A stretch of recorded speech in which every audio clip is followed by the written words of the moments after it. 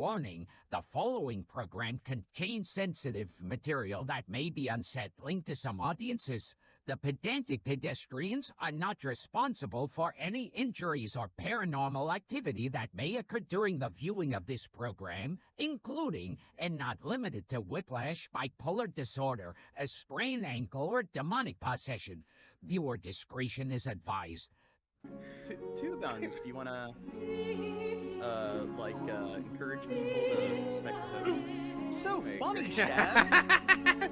But you see people laughing.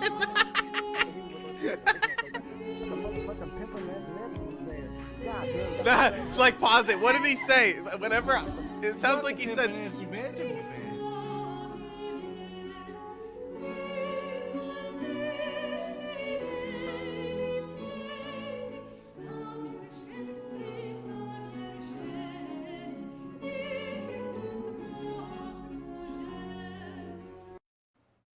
So, are we live?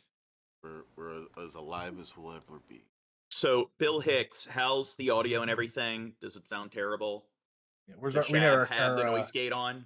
How fucking quality awful do we assurance sound? And Bill Hicks, do you like the clicking of my mouse? yeah, because Shab's got really good stream etiquette. Now, You gotta do that more. everyone, It's like ASMR. Can you move your mic? how closer to your mouth? often is Shab going to get up during this stream? Because he really needs to. That's why only Shab does it, and no one else does it. Hold on, he'll be So- If you right have back. if you wants do to not act value like- your health at all, Yeah. go ahead. Well, Shab wants to act like he needs to do it, and it's unreasonable to act like he shouldn't be doing it when he is the only one who does do it. So, I don't know. Gene, I don't know what you're talking about, okay? Stop taking over the stream. The Dirt stream. Go Dirt. Yeah. Yes, stop gaslighting people on But my hey, channel. so what do you guys want to start with? Donald Trump? That Seems sounds like reasonable. that's probably the best. That's Okay, not a fun so sentence to hear on a Saturday night, but yeah. He's the best. Trump He's the orders to clear out all of the homeless encampments. Executive order aimed at cracking down on Oh, homeless boy. encampments. Finally. KTLA's Annie Rose Ramos live in downtown LA with the details. Annie Rose, good morning. Hi, Frank. Good morning to you. Yeah, that new executive order from the president aimed at making it easier for cities and states across the country to remove homeless people. Now, did you know that it's actually cheaper to provide them with some kind of residential housing as opposed to, letting them just be homeless because they end up going to prison or they end up getting hospitalized? And overall, that's a much greater drain on the taxpayers than just providing them with some kind of social care. But why do people on the far right seem to not really care about trying to enforce policies that are more pragmatic when it comes to taxes and wasting less taxpayer money when it's things like this? Seems kind of odd. They seem very disproportionate when it comes to not wasting the taxpayers' money. You just want to give out handouts, Gene. I think, why don't these people work for their housing situation like everyone else? Maybe they could if they had extra support, and maybe people Goddamn who are liberal John Morgan. well, maybe a developmentally disabled person with severe schizophrenia who is sitting in their own waste under a bridge muttering to themselves. Maybe somebody like that isn't in the current condition to go job hunting and pull themselves up by the bootstraps. Maybe that is the kind of person that needs aid and assistance.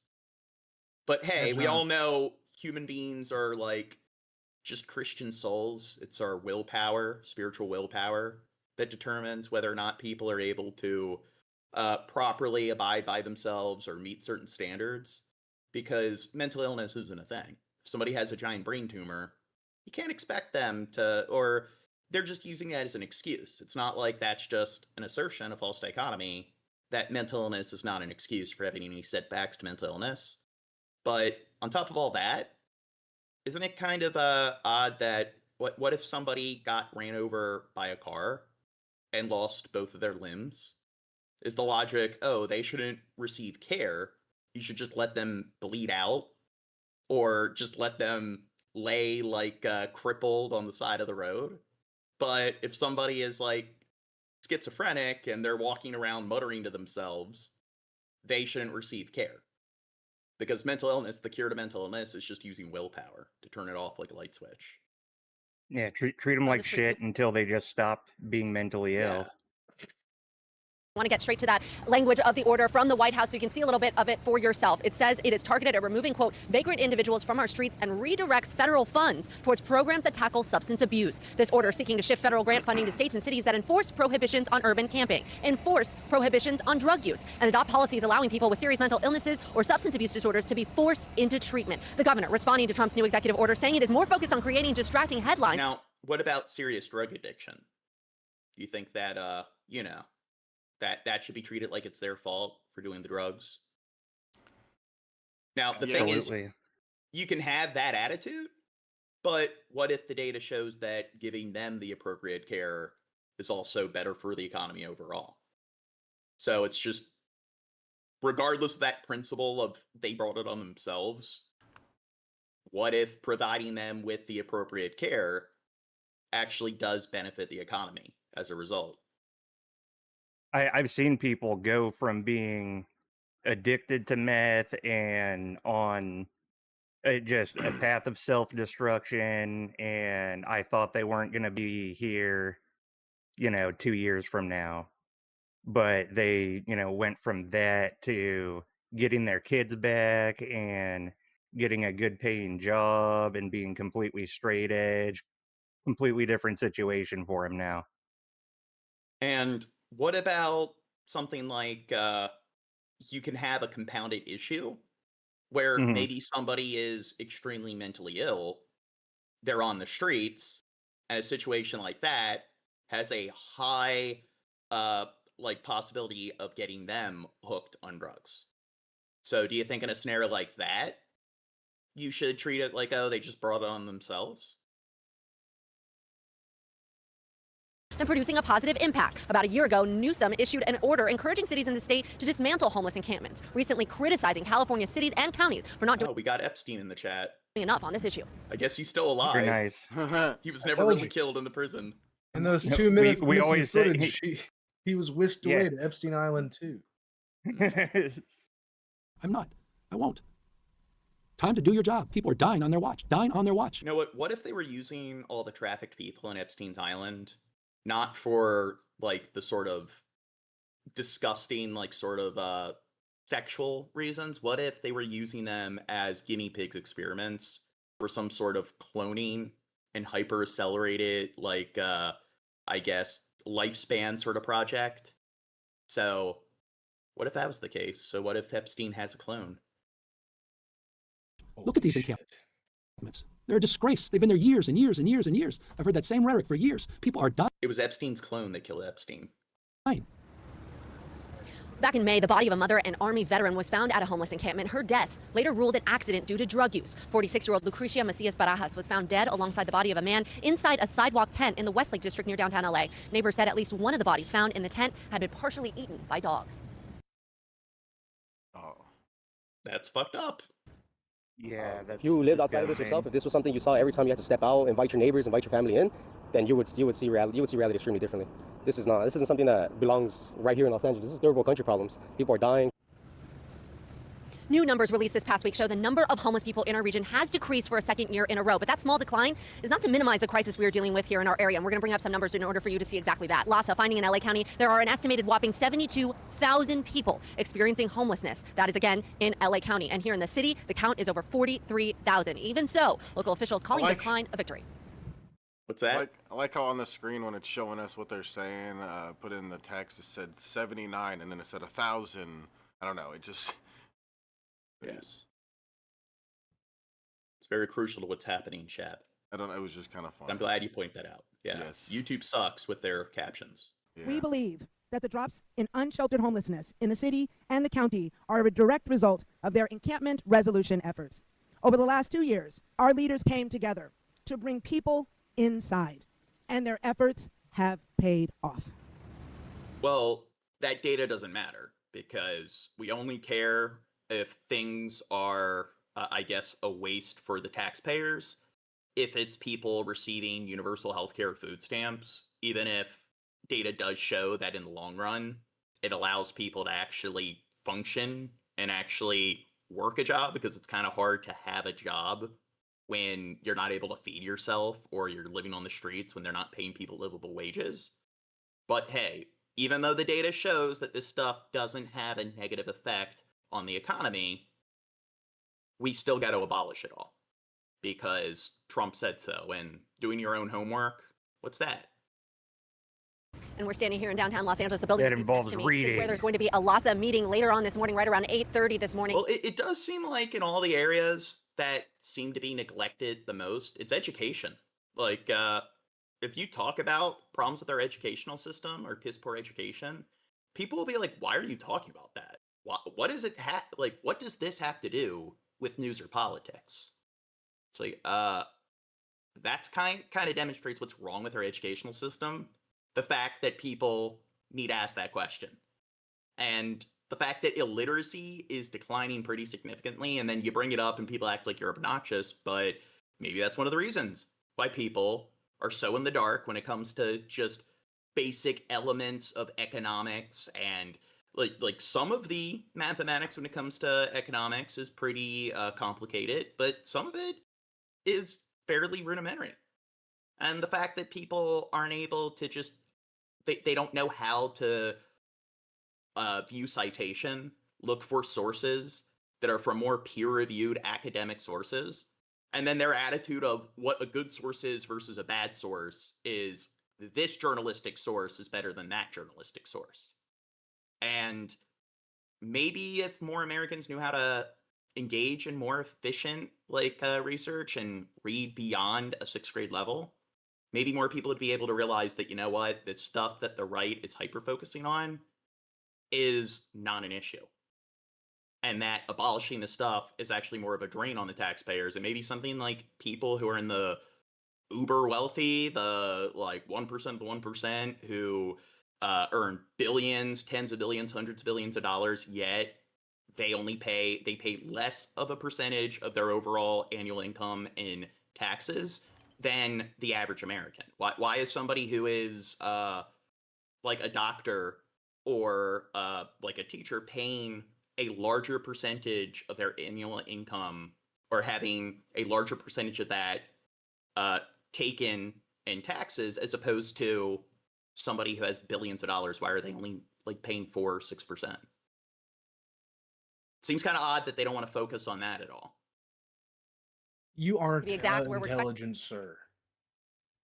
Mayor Karen Bass. Yeah, well, when somebody words something that way, it shows that clearly they're literate and they're intelligent. To attend and hope to hear more. Do you realize, John Beer, you're actually not intelligent. You are not. Yeah, and that when I was discussing issues with illiteracy, clearly they don't kind of prove my point. You're a dumbass, John. Welcome to Democracy Now!, democracynow.org, the War and Peace Report. I'm Amy Goodman. Gene, you were Hospitals not in Gaza are reporting 7. Sir, you were not an intelligent air breather like he that didn't say one dude we were debating it's against. Not intelligent. You're not intelligent, sir. Intelligent, sir. You aren't intelligent, sir. Yeah. Did I state I was intelligent? It's kind of odd that these people come in and want to point that out. Seems kind of like, I don't know, they're very interested in my intelligence for some reason. They're projecting their own intelligence onto you, Joe. Oh, maybe. Famine and malnutrition as Israel continues its starvation campaign against the Palestinian territory. Gaza's hunger-related death toll is now at 154, with at least 89 children among the dead. Palestinian officials say Israel allowed just 109 aid trucks to cross into the Gaza Strip on Tuesday, with most of them looted amidst escalating security chaos. The UN says 500 to 600 trucks. Okay, it's mistitled. Oh no, it took us away from the playlist. Trump signed a new executive order. I don't know why it keeps doing that. Earlier this year, the Trump administration scrubbed CDC guidance on birth control from government websites and froze $65 million in Something's been changing about the YouTube website. I thought it was just on one browser at first, but something's changing about the player and everything, and I don't like it so far. Yeah, it keeps taking away from the playlist, even though you click the next video. That provide free or low-cost contraception. Despite the president's campaign statements that he does not support a ban on birth control, the moves are seen as part of a growing effort to restrict access to certain forms of birth control and... So, I mean, I can understand people taking issue with abortion. That's one thing. But if you take issue with people getting abortions once they're pregnant, why do they take issue with birth control? It seems like that's a way to prevent somebody from finding themselves in that scenario where they would need an abortion or they would want to get an abortion. To curtail reproductive rights. For our new series, The Next Frontier, special correspondent Sarah Varney reports on where the anti-abortion rights movement is focusing its efforts after the fall of Roe. Reeve, you know you're supposed to have a helmet. Saturdays are a whirl at Ashley Key's home in his Houston suburb. With 3 young sons and 4 dogs, someone is always coming and going. Growing up an only child, Ashley says she always wanted lots of kids. I love being a mom. I genuinely feel like this is a calling of mine. She first started taking birth control pills as a teenager to treat chronic migraines. But as Ashley got older, she says it allowed her to safely navigate relationships. I got to explore dating and, deciding who I wanted to have sex with, who I didn't, and who I trusted to make that decision with. Today, nearly 47 million women in the U.S. use some form of contraception, and 89% of Americans support access to the pill. If I weren't on contraception... Do you think this is fake liberal news? Yes. Well, if we do look into it, and if we do find out, we cross-reference this information, these statistics are accurate, do you think people on the right are still going to support, banning contraceptions? Or goddamn liberal propaganda, just like the female orgasm. I could have been a teenage mom, and that would have been insane for me because I had huge goals for my life. Modern contraception has been central to advancing women's equal status. For example, since the pill was introduced in 1960, female labor force participation increased from 37% to more than 57%. See, look, they had that particular woman of color in a lab coat engaging in some sort of formal sort of STEM research, and now they're trying to give people pills. Proof we got to go back to the golden age. We white men is getting replaced. God. Bill remained uncontroversial with broad bipartisan support. We are the post-Roe generation! But once anti-abortion and conservative legal groups secured a major victory overturning Roe v. Wade, they shifted their focus beyond abortion, just as social media has brought once fringe ideas about birth control into the public debate. Most doctors do not tell us the truth about what can happen to us when we're on the pill. That's honestly psychotic. Trump and conservative YouTubers like Ben Shapiro and Steven Crowder, they're the ones that tell you the truth, not doctors. Like people who have medical degrees or chemists and so forth, they're not the ones that know anything about medication. It's Donald Trump and YouTube political commentators. That our medical system is pretending like you can just temporarily change everybody's cycle. One of the most influential activists is Lila Rose, founder of the anti-abortion group Live Action. With just over 2 million subscribers to her social media accounts and YouTube channel, Rose is an icon to many young pro-life activists. Contraceptive methods are all massively unhealthy. Rose tells her followers, yeah, they're unhealthy because they're unhealthy. Control brings all sorts of dangers, health risks, divorce. So, okay, any medication is going to have positive and negative side effects. Dude, she's even going as far as condom use. Oh, God. So lame. Look, this bitch wants to make pulling out illegal. I'm gonna say the pill is awesome because, do you guys even realize how awesome it is to cream pie somebody? Come on. Okay, but when it comes to medications, there's always going to be a list of negative side effects, and what you'll find is a lot of them go away after taking it for a certain amount of time. It's just when your body's adjusting to the new medication. And a lot of side effects are pretty rare. They're less common than others. And then a lot of times when you're taking medication, you need to go through trials where you might take one medication, it doesn't work well, so then you titrate off that and you try another. Because not all people experience the same symptoms or side effects. So this attitude is, hey, we're going to engage in selection bias and hyper-focus on the negative side effects, and we're not going to pay any attention to, the percentages of how many people are actually affected. So it's like with vaccines. Let's focus on people who have allergies to vaccines and the most extreme negative cases. It's not like there's nuance, and we're talking about probability. Does it overall affect people's health? If yes... Alex Jones blamed the vaccine when Ozzy Osbourne died. Oh, God. Yeah. Of course, yeah. The old guy that did drugs all his life. Dude, I have to say... Totally died because of the vaccine. I gotta say, that's one big red flag. A chick that one of her values is, oh, I don't mess with those condom things. I'm against that. And Like, what are the negative side effects there? I don't want your pussy then, bitch. Fuck. Just fucking. Somebody clip that. Somebody clip that. Just raw dogging And encourages the everybody. culture, Nasty which she says hoe. can lead to abortion when contraception fails. To be clear, there is no scientific I evidence. mean, I'm that the down use of for it hormone if there's some other form of birth control involved. control leads to divorce or encourages sexual promiscuity. I think That's why I said what I said earlier. I wasn't just trying to like fuck around. Like I was being serious. Yeah, This bitch but really wants to make pulling out illegal. no, but the big thing, like she's saying that it has a correlation with divorce. How I half agree with her. How do you test that, and how do you measure that? So, I don't know. Maybe she's citing a study in these scenarios, but that seems like something that's very dubious. Like, how do you even like determine that there's a correlation there? That is true, Brian. Brian said that some women have latex allergies. I have been with a few women who that was the case. That's why you need to use sheep intestine. So nobody should use it because, hey, since Nobody should be allowed. Gluten should be banned from all food products I because don't think that's what certain Brian people would have say. celiac disease. No, not them, but Yeah. I'm saying people Yeah, like yeah, this woman the here. people who are against condom use at all. They use that Yeah. black and white logic, and they're too dumb to see how you can apply this black and white all or nothing logic to pretty much anything to make the argument that you shouldn't do it. And based on if you apply the same standards that they apply here, then there isn't any medical treatment that anybody should try to use. To reject the hookup culture and to reject kind of this promiscuity, laissez-faire attitude about sex, and to say, look, sex is amazing, sex is special because I'll it's just amazing and use a special, it king belongs in size life- Snickers wrapper instead. loving, committed relationship, aka a marriage, where if there is a child that comes into the world, there's not this panic, oh, let's go get an abortion. Instead, it's saying, oh, now we can build. Now, here's the thing. What happens when a person does have a kid?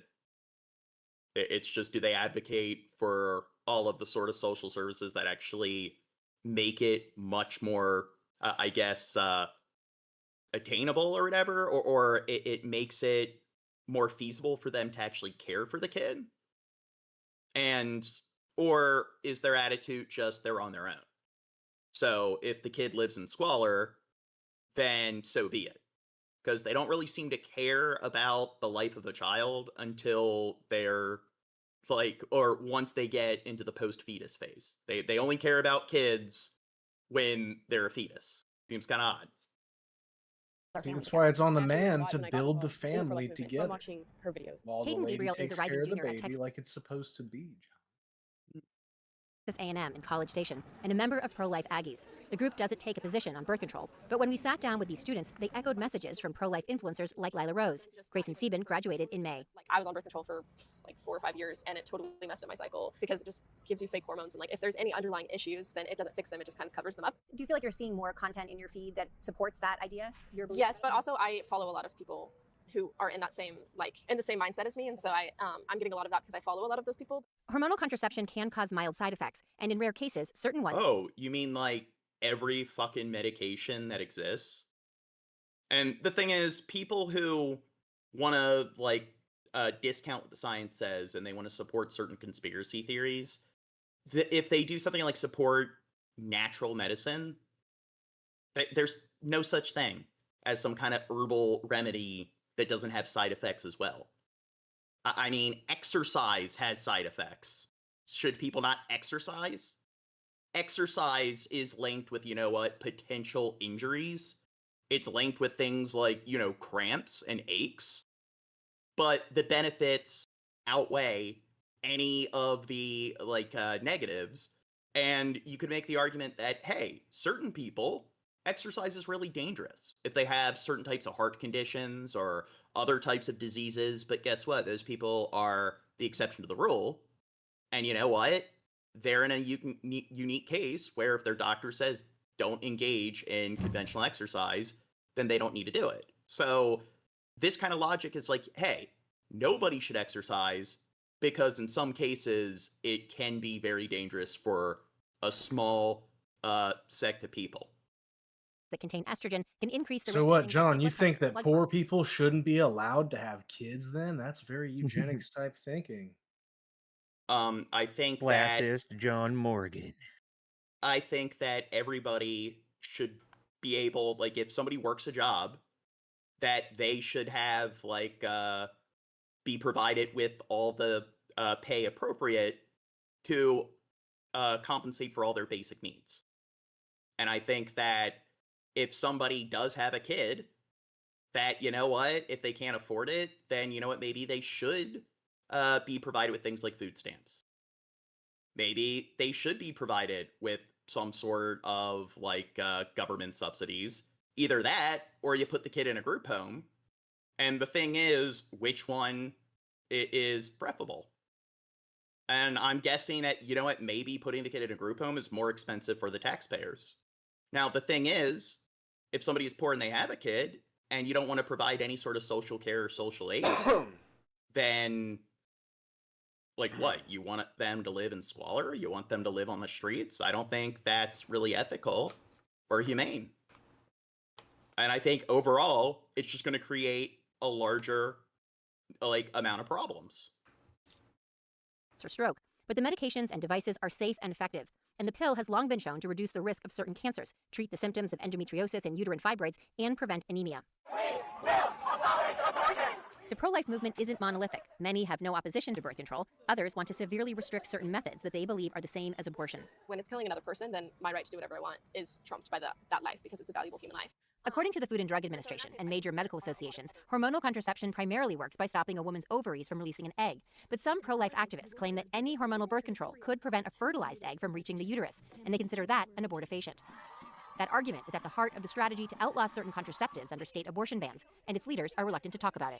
If abortion is illegal, for instance, in the state of Tennessee, Texas, a bunch of other places from the moment of fertilization, then therefore, by this logic, there would be vast amounts of birth control that would no longer be legal in the state of Texas. Or Yeah, again, if it's a contraceptive, I don't think. And the thing is, she's going to focus on the negatives of birth control. Like, oh, it can cause nausea and stuff. Now, what about the negatives of somebody not using birth control where they're a teen or an adult right out of high school, and then there's unplanned pregnancy? Maybe we should look into the statistics of the long-term negative consequences when it comes to the parents' quality of life, the outcomes of, like, their like potential, like, future, like 18, 20 years of, like, from that point, and the quality of the child's upbringing and what kind of problems that kid is likely to have being raised in a situation like that. So it doesn't really seem like they care about that, but they care about somebody having, like, mild nausea from taking a pill. There's any issue with having it But illegal. I'm saying If it's designed as an abortifacient, then it is a problem. But It's if- an abortion. I guess what I'm saying is by your logic. It's not my logic. This is just the birth control pill insert says it. My itself. So by your antidepressants logic, make me those nauseous forms of birth control would then sometimes. be illegal because they would be considered abortifacient. Nobody should be allowed to take them So now. the IUD, emergency contraception, birth control pills would then be illegal. Again, if they're designed as abortifacients, yes. The very meaning of abortion has been to stabilize. Mary Ziegler is a law professor at the University of California, Davis. She says states now not only can ban abortion, but also decide how soon after sexual intercourse those criminal laws apply. We've seen more than 12 states change their definition of abortion in their state statutes since Dobbs. So I think the more people in legislatures are willing to acknowledge that they Oh, are boy. changing what abortion means, the more space that creates to include contraceptives in the definition of abortion. Further introduction by Senator. Now, are you putting that person on silent? I ban them. They were hidden. Cash to amend the They code. have Are you multiple hiding them? accounts. Could relate to definitions related to Yeah. abortion. A number of states have tried to restrict access Oh, so they're coming back with sock accounts. to contraception from Wow. reclassifying They seem like a person who's got, like, quite a life. used methods of birth control as abortion to allowing pharmacists to refuse to provide birth control medication on religious or moral grounds, and excluding emergency contraception from state health insurance and sexual assault programs. But anti-abortion victories, like the 2021 abortion ban in Texas, have emboldened activists to go further, focusing on emergency contraception and IUDs. Texas is known as having a big ego, but we do think that we're critical to the pro-life movement. At the state capitol in Austin, John Seago, president of Texas Right to Life, says his group treads carefully when it comes to birth control. There is not some big grand scheme to go after birth control. There are plenty of other areas right now that we want to prioritize. The pro-life movement is built on, our principles informed by science of when individual human life begins, and that's where we want the legal protection. This is not a show. So, Vlad and other mods in the chat, I would like if you just put that Adolf dude and if you just hide his channel whenever he Yeah, surfaces. I just took care of it.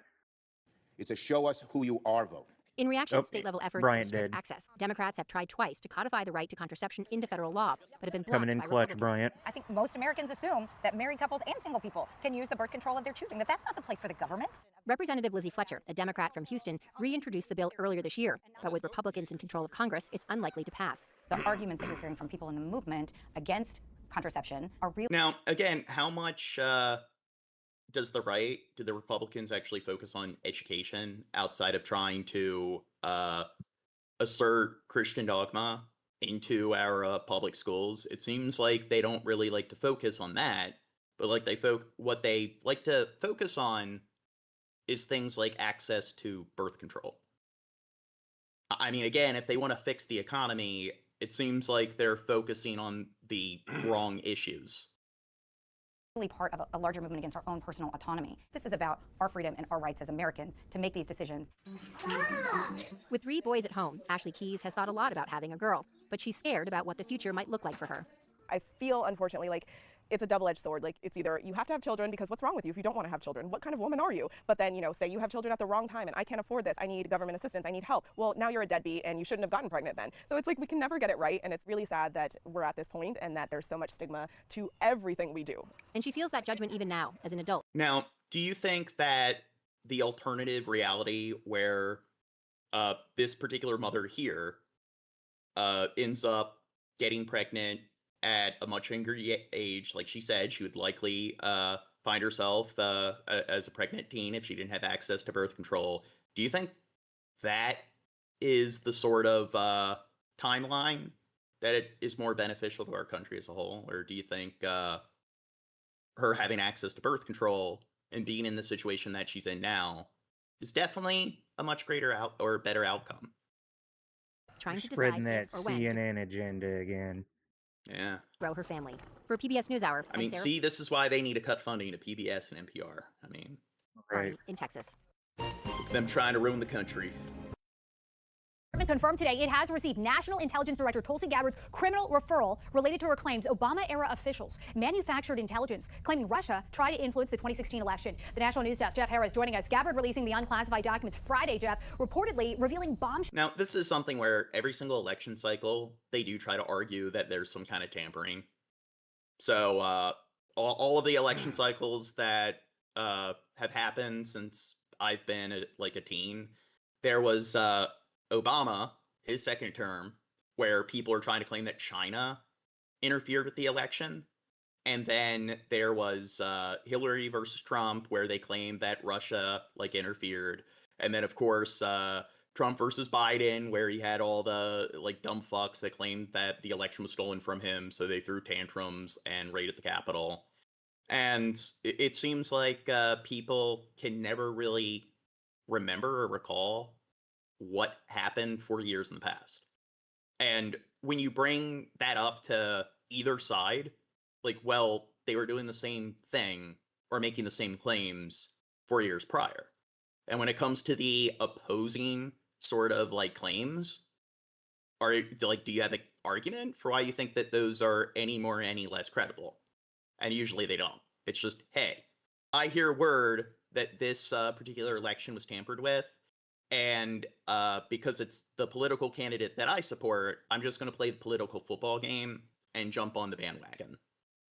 Information, break down what was found. Over 100 documents were released, Dee Dee, that Gabbard says reveal overwhelming evidence. President Obama and his national security cabinet members manufactured and also politicized intelligence for what would become the years-long Trump-Russia collusion probe. Gabbard publicly addressing the documents Sunday, saying the implications of these findings are nothing short of historic. Really detail and provide evidence of how this treasonous conspiracy was directed by President Obama. The documents claim there was no evidence of Russian interference, but at President Obama's request, intelligence community leaders were tasked with creating a new assessment, detailing the, quote, tools Moscow used and actions it took to influence the 2016 election. The effect of what President Obama and his senior national security team did was subvert the will of the American people. Among those named in the documents, then Director of National Intelligence, James Clapper, National Security Security Advisor Susan Rice, Secretary of State John Kerry, and former CIA Director John Brennan, now under criminal investigation for potentially lying to Congress about the decision to examine claims in a Steele dossier alleging coordination between the Russian government and Trump campaign. They clearly had a more favorable view toward Mr. Trump, and actions they were taking were trying to increase his prospects. President Trump, appearing to be responding to Gabbard's claims on Truth Social, posted this montage of Democratic leaders saying, quote, "No one is above the law," followed by an AI-generated video of Obama being arrested and then thrown. Oh, God. That's where we're at with AI. In jail. Now, Senate Judiciary Committee Chairman Chuck Grassley also announced he will release documents related to the Now, what if they find out that it is completely legitimate? That election was completely stolen because of Russia's collusion? Do you think people that were trying to make the argument that Trump's election was stolen from him are going to actually abide by what the hard data says? I don't know. Never do. They're not exactly known confirmation for bias doing so. for the win. Basically discounting information you don't like without actually looking into it. General report focusing on the department's handling of the investigations related to the 2016 presidential election. Reporting for the National News Desk, I'm Jeff Harris. Welcome back. If you're concerned about keeping your job, you are not alone. Job loss anxiety is rising for some in the American workforce. This is according to a new survey out this morning from Bankrate. 27% of workers are more worried about the security of their job now than they were back in January. But one generation is more concerned than the rest. So here's the thing. Isn't Trump making America great again? Do you think he's doing a great job with improving the economy? Damn right. Well, I'm fairly certain if you look at all the numbers, it's showing that it's kind of going in the opposite direction. That the job market hasn't improved since he's been in office. That he definitely hasn't done a good job with foreign relations with all the tariffs, and the tariffs have kind of shown that they're causing a greater loss in jobs than they are creating jobs, and inflation has continued to rise. But hey, I guess all of that is just the administration before Trump, because if there's data that shows that the person that you pander to isn't doing a good job, engage in confirmation bias and basically discount that information because you don't like it. Senior economic analyst Mark Hamrick is here to talk about which generation and why that is. Good morning, Mark. So why are more people worried now than in January? I'm sure various individuals there will have their own unique reasons, at least to some degree, for feeling more anxious. But it is interesting in the sense that this anxiousness prevails more predominantly among millennials, as well as those who are making under $50,000. We also see a political sort of bent to it, where this concern about job security rising has become more so for Republicans, or rather, I should say, for Democrats than Republicans, and more so for independents than Republicans. When we think back about where the job market was a couple of years ago, it was widely described as red hot when we saw the nation's unemployment rate in the mid 3% range, historically low. And in a way, that was a suboptimal situation in the sense it was also associated with high inflation. And so what we've seen since then is that the job market is normalized. It hasn't fallen out of bed, but job search times are taking longer. And obviously, people are feeling less secure about where they are with their jobs. That generational divide is interesting to me. Why is it that my generation, I guess I'm a geriatric millennial, why are we more concerned about job security now? I guess that's people from early 30s to mid to late 40s. Well, we live in, I don't have to tell anybody this, but it bears underscoring, and that is we live in highly volatile, dynamic times, and the pacts that existed to some degree between employers and employees decades ago have largely ceased to exist. That was somewhat associated with unionization, where that was a more prevalent factor in our society. It wasn't that unusual for people to spend many years with one employer. Now, do you think Trump, his policies are benefiting the unions? It tries to strengthen policies surrounding union protection? Because I'm pretty sure that if you look at the positive effects of union, joining a union in this day and age, I'm sure that isn't really improving either. And you would think that whoever the candidate is who cares about the people, you think that that would be a type of paradigm that they would want to support and bolster. And of course, that has gone by the wayside. And so you really are sort of out there to fend for yourself. And younger workers, both members of Generation Z as well as millennials, are those, fortunately, in the best position to improve their lot. That's the good news. And perhaps seize upon opportunities in this innovative, dynamic workforce. And so I don't want to be, let's say, discouraging people in the current environment. I think there's tremendous opportunity out there, but perhaps we just need to level set our expectations to think about the fact that this isn't the job market of a few years ago. Right. And we're still at a 4.1% unemployment rate. Well, Mark, folks are getting ready to head out to their jobs that they might be concerned about right now. So in our last couple seconds, what can people do to kind of give them some hope? Make sure your skills are where they need to be, not only for today, but for tomorrow. Make sure your networks are activated on a place like LinkedIn in the virtual world, and maintain your contacts, not only when you absolutely need help to find a job, but maintain those contacts while you're still employed. And then it's easier to make a transition. Yeah. Now, do you think Trump laying off all those federal employees, do you think that's helping the job market? Because I'm pretty sure when they're not working those particular jobs in the social sector, and then they have to find employment in the private sector, that does take more jobs or job opportunities away from people who are also looking for jobs in the private sector. So I'm pretty sure it causes inflation in that area. Social network, your friends, people you know, is golden for Probably life. just Mark Hamill, fired a thanks so bunch of much. libtards anyway. See you soon. Tonight, with recent photos showing what appear to be swelling in President Trump's ankles and bruises on his hands, this announcement from the White House. In the effort of transparency, the president wanted me to share a note from his physician with all of you today. Press Secretary Caroline Leavitt reading a letter from the president's doctor revealing he's been diagnosed with chronic venous insufficiency, a common swelling of the legs. Now, it's a doctor that diagnosed him. So, I mean, the doctor isn't a billionaire or like some kind of like trust fund baby. So, you know what? Chances are it's not legitimate. Caused by blood pooling in the veins. In recent weeks, President Trump noted mild swelling in his lower legs. Bilateral lower extremity venous Doppler ultrasounds were He was a performed peasant and revealed doctor. chronic venous That's what you're insufficiency, saying. a benign and common condition, particularly in individuals over the age of 70. Importantly, there was no evidence of deep vein thrombosis or arterial disease. That physician letter, which the White House released, noting an echocardiogram was also performed and confirmed normal cardiac structure and function. No signs of heart failure, renal impairment, or systemic illness were identified. Adding, the president remains in excellent health. The White House says the president, who's 70. I don't think he remains in exceptional health because I'm pretty sure he's fairly overweight. And this kind of condition is usually developed by older people who are overweight. 79 is not experiencing pain or discomfort. Chronic venous insufficiency is actually quite common. It occurs in about 40 to 50% of adults older than the age of 70. We spoke to vascular surgeon. But I'm pretty sure there's a strong correlation between that and being overweight. Because the more you weigh, the more pressure is put on like your circulatory system when you're standing. So that most likely is contributing there.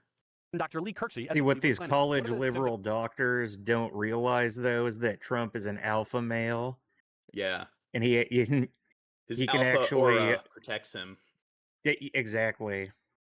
Typically, those patients with mild symptoms may simply have occasional leg swelling. In the most severe instances, patients may experience discoloration or even skin ulceration. As for the bruising on his hand, seen here during a meeting with French President Macron in February and appearing to be covered by makeup earlier this week, the White House physician saying it's consistent with minor soft tissue irritation from frequent handshaking and the use of aspirin, taken as a standard cardiovascular prevention regimen. Trump has repeatedly joked about the amount of handshaking his role requires, including after this lengthy receiving line during his recent trip to the Middle East. I shook more hands than any human being is capable of doing. Yeah.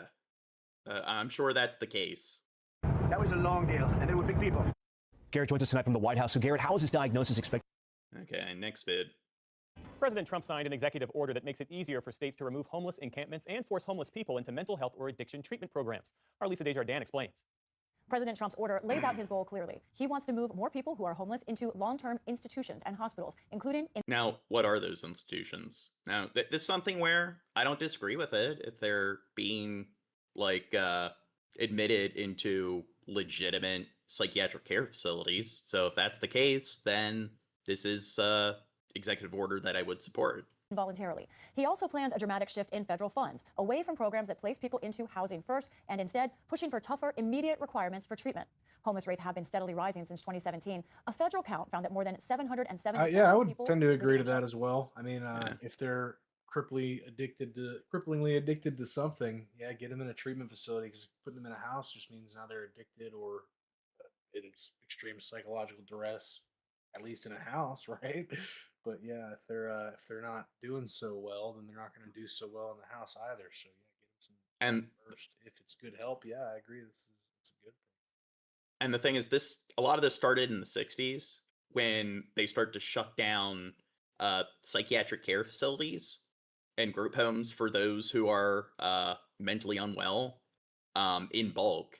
And then the Reagan administration, after he dealt with the assassination attempt by John Hinckley, he started pushing all these bills and signing these executive orders that cut all of this funding to mental health care, shutting down even more psychiatric care facilities out of spite that John Hinckley was found innocent by means of insanity. Now, that kind of shows that he's a pretty distasteful human being, where he actually, like you would think that somebody who's the president would be more altruistic. Like when they're asked about the recent assassination attempt, it's, you know what, I hope that person gets the help they deserve. But instead it's, fuck this, people need to be punished, mental illness is never an excuse, so let's just make it harder for people to get care. And pretty sure the numbers show that that sort of urge of psychiatric facilities and treatment has not helped the country and has caused even greater issues with homelessness.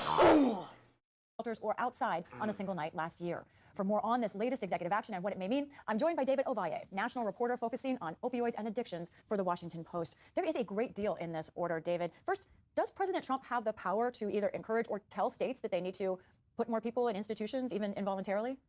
Well, no, not specifically, and that's one of the interesting things about this order is that they're really trying to incentivize and push states to do this. Remember, states set their particular laws, they set their criteria for how they handle involuntary commitments. So really, this is a state issue, but the federal government certainly has a lot of sway, and they can, for example, in the executive order, they talk about prioritizing grants for states or jurisdictions that comply with this order and crack down on open air drug use and other things to combat quote unquote vagrancy on streets. So certainly there are sort of incentives they can do to kind of push states to doing this, and certainly Trump has a lot of sway, particularly among red states. So if states feel like they're going to benefit by implementing a more robust involuntary commitment program, then they just might. And again, where are they going to commit them? Because this is a scenario. Yeah, what I'm reading where- about here is that they're calling for more involuntary commitment, which. But where are wouldn't- they going to be committed to? That's the question. That's basically what decides how good or bad that actually is. President Trump say he is trying to do here, and how does that mesh with what we know? And I mean, a broken clock is right twice a day, but the thing is, this would be a form of socialism, and people on the right seem to really hate socialism, regardless of what the numbers show. And are they going to support their very vehement socialist views if he actually does follow through with things that do technically fall They'll within the realm support it. of- Well, Yeah. they'll support it as long as it involves criminalizing people with these problems. And that's something they don't get, is that the criminal justice system is like, there's private prisons, but that is a type of social institution. And you know what? That definitely is a massive Funded by burden on the taxpayers. Yeah. Yeah. And it's really fucking expensive to have people in prison, and they're all for it. And they tend to be fair, they'll support the death penalty, but they also support very long and draconian sentences and policies that make it where the person is much more likely to go back to prison. So they seem to not really, they're not consistent when it comes to supporting policies that result in them paying less taxes. And on top of all that, it's just, how come the social institutions that are actually shown to be pretty problematic are the ones that they want to support, like our prisons, but then things like Social Security that are shown to be very beneficial, or universal health care, those are the things they like to vehemently oppose. And it seems like they don't really think about it. And plus, a lot of them, if you talk to them about what is socialism, they're not able to actually explain it to you. And they're too dumb to realize, oh, public schools, that's technically a type of socialism. And there's no country that is 100% socialist or 100% capitalist. All countries are going to have a mix between capitalistic and socialist sort of policies and practices. about substance abuse and mental illness in this population in particular? Well, I think Trump's message is something that does resonate with a lot of people, particularly as we've seen in cities where there are people camped out on sidewalks, where there are people who are clearly grappling with mental illness in a very visible public way. And so, whether you're seeing it firsthand or you're watching it on TV, certainly this is something that concerns people, right? Oh, Ahmed says, it's been great, y'all. Be good, stay safe, and free Palestine. Good night. Yes. Right, Ahmed. But we need more people like Ahmed in the chat. Of course, in a very Trump way, it's also sort of loaded with very fear-inducing language, right? It's, vagrancy. It's people are, Dude, Thermal Chill in the chat really wants to talk about cannabis. having violent confrontations on the street. And We don't fuck with that shit around here. Yeah, never. They seem to really care about you, Shab. To advocates for the homeless. Advocates Now, here's the thing. I don't consume any cannabis, so if you want to be critical of anybody, it's I don't know, Zidane, how much cannabis do you consume? Get quite a bit, but I've been cutting back lately, to be honest. Yeah, I'm more about the uppers than the downers. With mental, who are dealing with mental illness, they point out that most people that are dealing with mental illness are not, getting arrested. They're not, violently lashing out at people. But it's when these things happen in a very high-profile way, like we've seen happen in New York City, for example. They tend to grab a lot of headlines. So these are real fears that manifest themselves in our cities, but it kind of gets really amped up by some of the rhetoric. Where are the advocates on the tension here? Obviously, there's a public concern. You talked about that, but what are their concerns about this idea of stepped up involuntarily moving people into hospitals? Yeah, it sounds like the problem that everybody has is the treating homeless people, drug addicts, and the mentally ill, or people who are a combination of any of those three, like criminals, and Well, it's no forcibly. excuse. Like, if Yeah. somebody has a heart condition and they're not able No, to, yeah. lift heavy objects and so forth, and they need assistance, well, that's no excuse. If somebody's a quadriplegic and they need assistance with bathing and so forth, they shouldn't get that assistance because it's their fault. It's no excuse for not moving their arms and legs. I mean, I'll if give point, somebody, Gene. Thank you for yeah. curing my libtardism. Yeah. I mean, if somebody is missing a large chunk of their frontal lobe after a car accident, it's their fault for not functioning as if they don't have trauma to that very specific part of the brain. And when they struggle significantly from being a victim of traumatic brain injury, well, that's not an excuse because we don't want to acknowledge that the brain is a organ made up of empirical, like cellular tissue, like any other part of your body. And we want to believe that all of human behavior is bound by soul and spirit.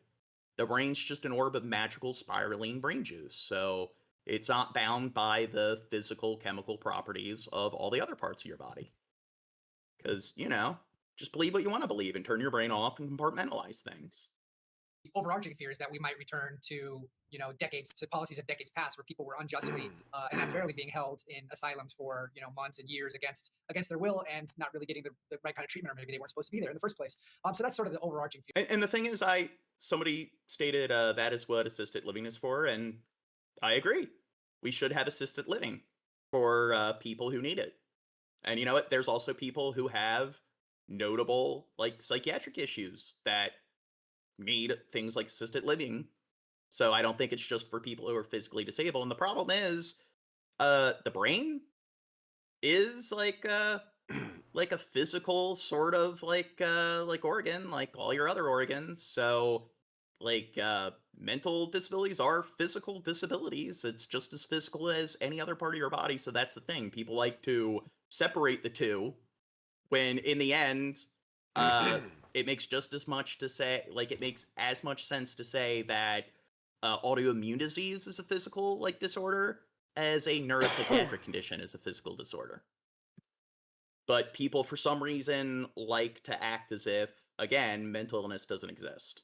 But I think the fact that there's a lot of public health dollars that are being cut right now, and so some of that money, they say, should be better spent on helping people in treatment and not just locking them away, sort of indefinitely. I spoke to a man who's almost 80 who's experiencing homelessness now, has for a long time.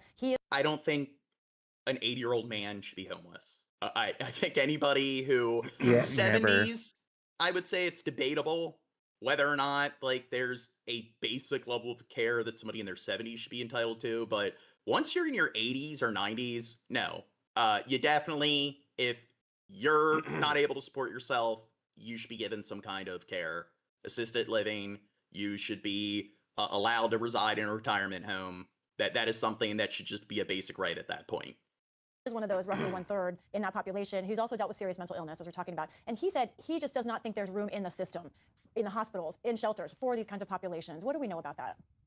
Right. Well, there is limited bed space, and in Florida, where I'm normally based, you see, there's been a lot of forensic hospitals that have closed because there has been this push in recent decades to get people out into the community and to get them getting treatment out in the community and not in a locked up facility. So there really is not a lot of bed space, and with budgets being strapped the way that they are these days, particularly with cuts coming from DC, it's going to states and communities are going to be hard pressed.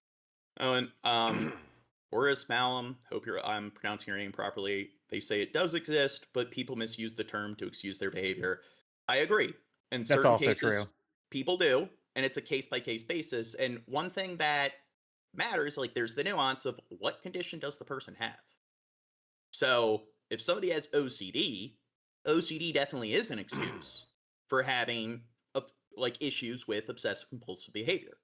Expecting somebody, even an adult who has OCD, to function as if they have no noticeable signs of OCD at all, you gotta give them some leeway. But the thing is, if somebody steals from a store and says, oh, I have OCD, of course, that has no connection with OCD. But then there's also the issue of, are we talking about a 30-year-old with OCD or a 6-year-old with OCD? So this attitude of, if a 6-year-old has OCD and they have issues with obsessive compulsive behavior, you should punish them because it's no excuse. At that point, I would say that's just child abuse and ableism. So, what behavior or what particular complications are directly associated with the condition in question? And then that's where they should be provided with the appropriate accommodations. To really build those facilities and be able to meet the needs of the people that are looking to be, that people want to put away. David Avaya, thank you for your reporting on complex issues. We really appreciate talking with us today. Thank you. So what do you think about Lady D, who says in the Speaking of chat that those men are women and child abusers, and that is why they're homeless? Angry. How do you know that that's the case with 100% This of person them? seems well adjusted. I mean, how do you determine that? Are there Right. studies or research that verify that? Because I think if you look into people who tend to abuse and mistreat their kids, like here's one notable statistic that people like to ignore. Did you know that if you're married to a police officer, you are more likely to be a victim of spousal abuse than if you're married to somebody of any other occupation? Cops really like beating the shit out of their wives and children. Not all cops, but there's plenty of data that shows that if your parent is a cop or if your spouse is a cop, you're at a much greater risk of being a victim of physical abuse. So, but I mean, here's the thing. When it comes to the people living on the streets, where's the evidence that they abuse their wives and children? A lot of them probably have never been married. I would say, I would guess, I mean, I haven't looked into it, but I would put my poker chips on the fact that people who are homeless are probably much more likely to have never really been in relationships. Because you know what? A lot of times it's hard for somebody who is significantly mentally ill or mentally impaired to find or to find somebody who wants to be in a relationship with them.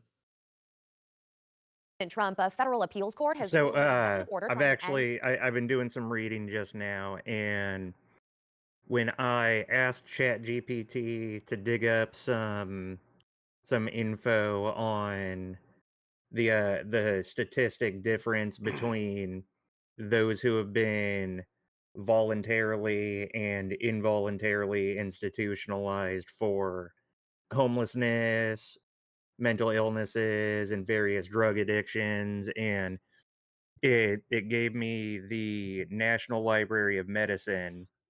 They That's did a a libtard source. systematic go libtard ahead. source, of course.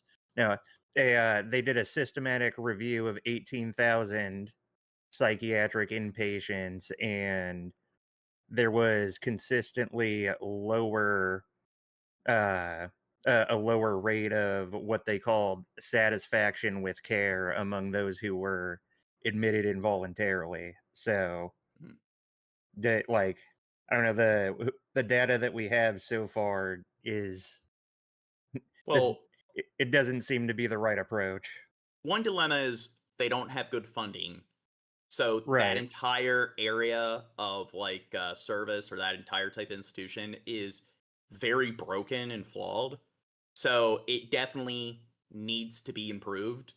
And it's just, is he going to support a policy that makes it easier to like force them through the treatment without actually investing in funding to improve that type of care?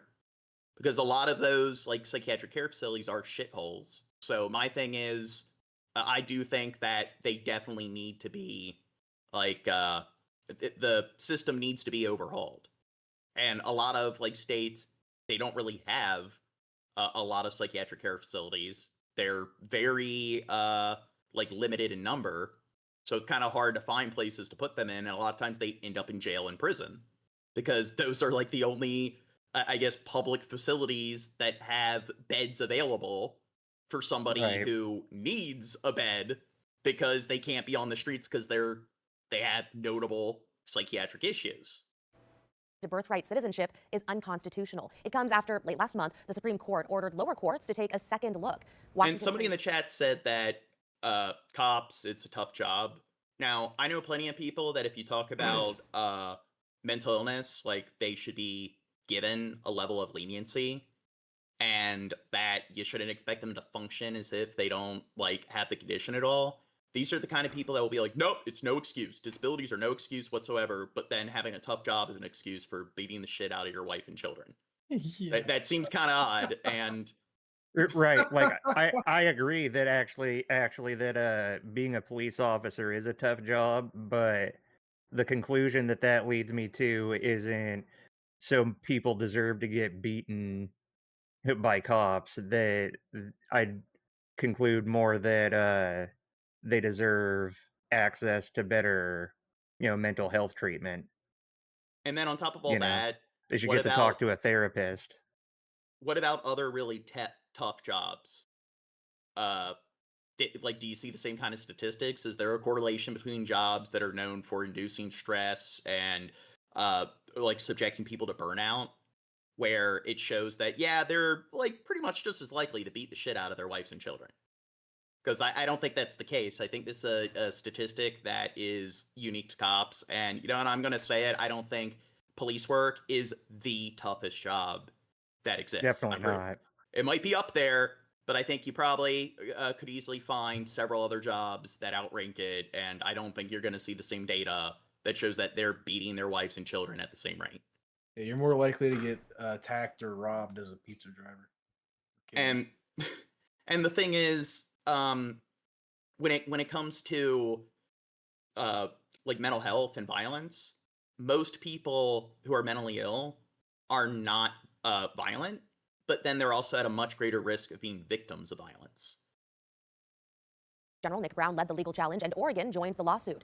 Brown calls the ruling a big win, noting this is the first time that a federal appeals court has fully concluded Trump's order is unconstitutional. He expects the Department of Justice to appeal and believes the case will return to the Supreme Court.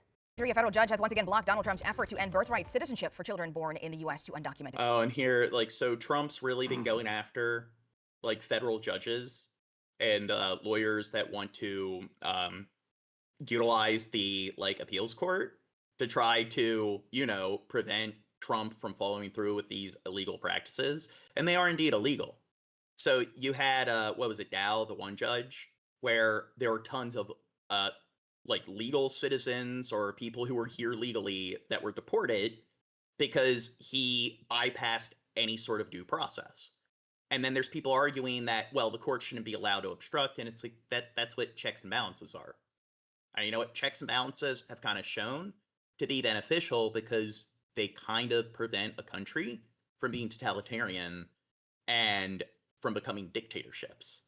So you know what? That's a good thing that there's other branches of the government that can decide that, nope, we're not going to allow this to go through.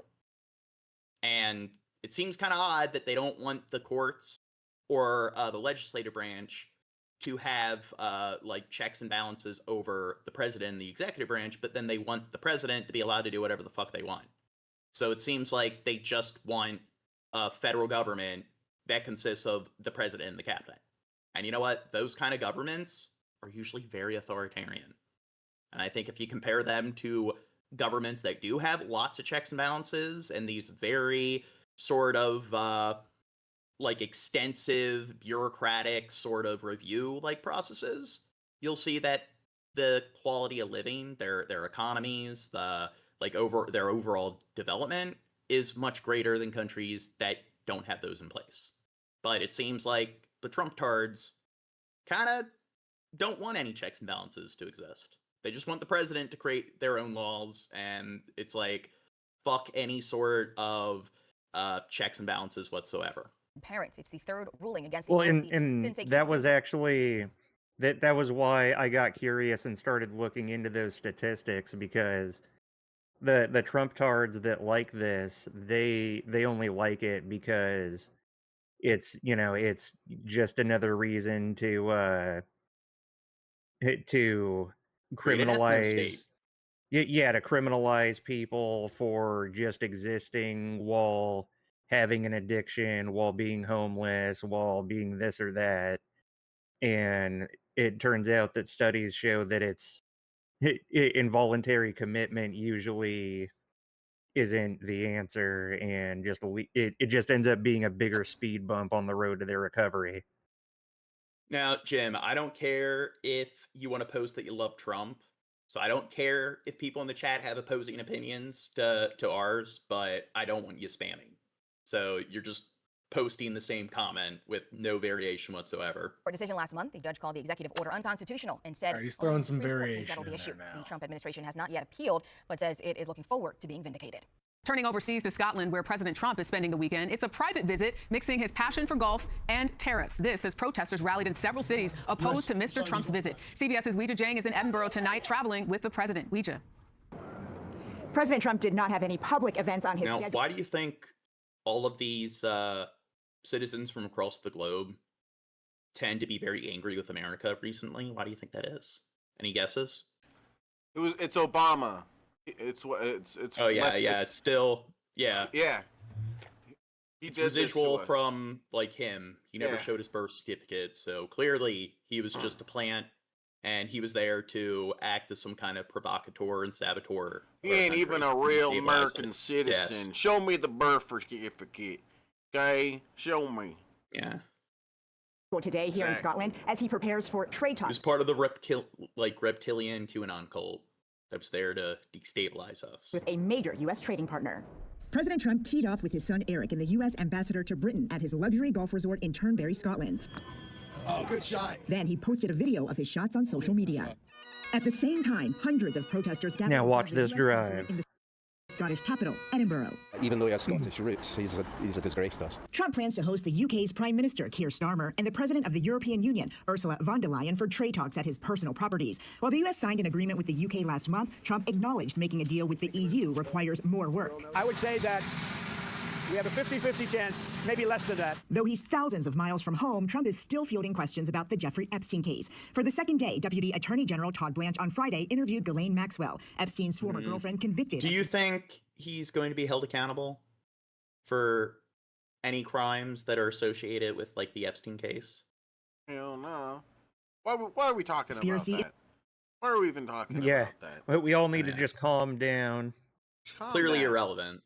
The repeated sexual abuse of young girls. I don't know anything about the conversation. The president did not rule out a pardon for Maxwell, who is serving a 20-year prison term. This is just not a time to be talking about pardons. Todd will come back with whatever he's got. Maxwell's defense lawyer said she is cooperating freely. President Trump was also working the phones today, speaking to the leaders of Thailand and Cambodia about the conflict at their border. And the King of Jordan says he also talked to Trump, stressing the need to end the war in Gaza and to provide more Nice aid. thermal chill. I like it.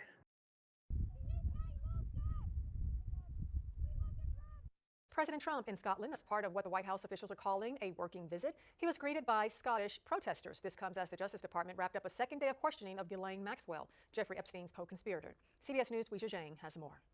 President Trump teed off with his son Eric and the U.S. ambassador to Britain at his luxury golf resort in Turnberry, Scotland. Oh, good shot. Then he posted a video of his shots on social media. At the same time, hundreds of protesters gathered in front of the U.S. consulate in the Scottish capital, Edinburgh. Even though he has Scottish roots, he's a disgrace to us. Trump plans to host the UK's Prime Minister, Keir Starmer, and the President of the European Union, Ursula von der Leyen, for trade talks at his personal properties. While the U.S. signed an agreement with the UK last month, Trump acknowledged making a deal with the EU requires more work. I would say that we have a 50-50 chance, maybe less than that. Though he's thousands of miles from home, Trump is still fielding questions about the Jeffrey Epstein case. For the second day, Deputy Attorney General Todd Blanche on Friday interviewed Ghislaine Maxwell, Epstein's former girlfriend convicted of conspiracy in the repeated sexual abuse of young girls. I don't know. Okay, next vid. This is Democracy Now!, democracynow.org. Among the millions who will be impacted by Medicaid cuts are people with disabilities and their families and communities. In addition, today... I'm very tentative on whether or not they've jumped us to another playlist. Being the 60th anniversary of Medicaid. Last week was the 35th anniversary of the Americans with Disabilities Act, the ADA. This is President George H.W. Bush speaking July 26th, 1990. Now, they want to argue, hey, they're people abusing the system. Now, what percentage of people do you think are concerned about that are going to assert that that's what's going on? Do you think actually look into it? To actually look at the data, see how credible it is that there's any notable percentage that are abusing the system, because most people who are on Medicaid, disability stuff do work. So that's the thing. They probably work part-time and so forth, but they are working. So that's one issue, is that most people using these services aren't even completely unemployed. And then you look at the ones that are unemployed, it makes up a notably small percentage of the country as a whole. And the thing is, look at data surrounding certain types of conditions like MS, conditions that are known for causing significantly or that result in very debilitating sort of symptoms and everything. So you just look at the number of people who are completely unemployed and are living entirely on disability. And then you look at the percentage of people that do have those very serious debilitating conditions, and it's pretty much a 1-to-1 sort of ratio. So it's are all of those people just being lazy? Or are they being leeches? This act is powerful in its simplicity. It will ensure that people with disabilities are given the basic guarantees for which they have worked so long and so hard. Independence, freedom of choice, control of their lives, the opportunity to blend fully and equally into the rich mosaic of the American mainstream. And legally, it will provide our disabled community with a powerful expansion of protections and then basic civil rights. I now lift my pen to sign this Americans with Disability Act and say, let the shameful wall of exclusion finally come tumbling down. God bless you all. Let the shameful wall of exclusion come tumbling down, said President George H.W. Bush. I mean, do you think George Bush Sr. was really, a rhino? Republican name only?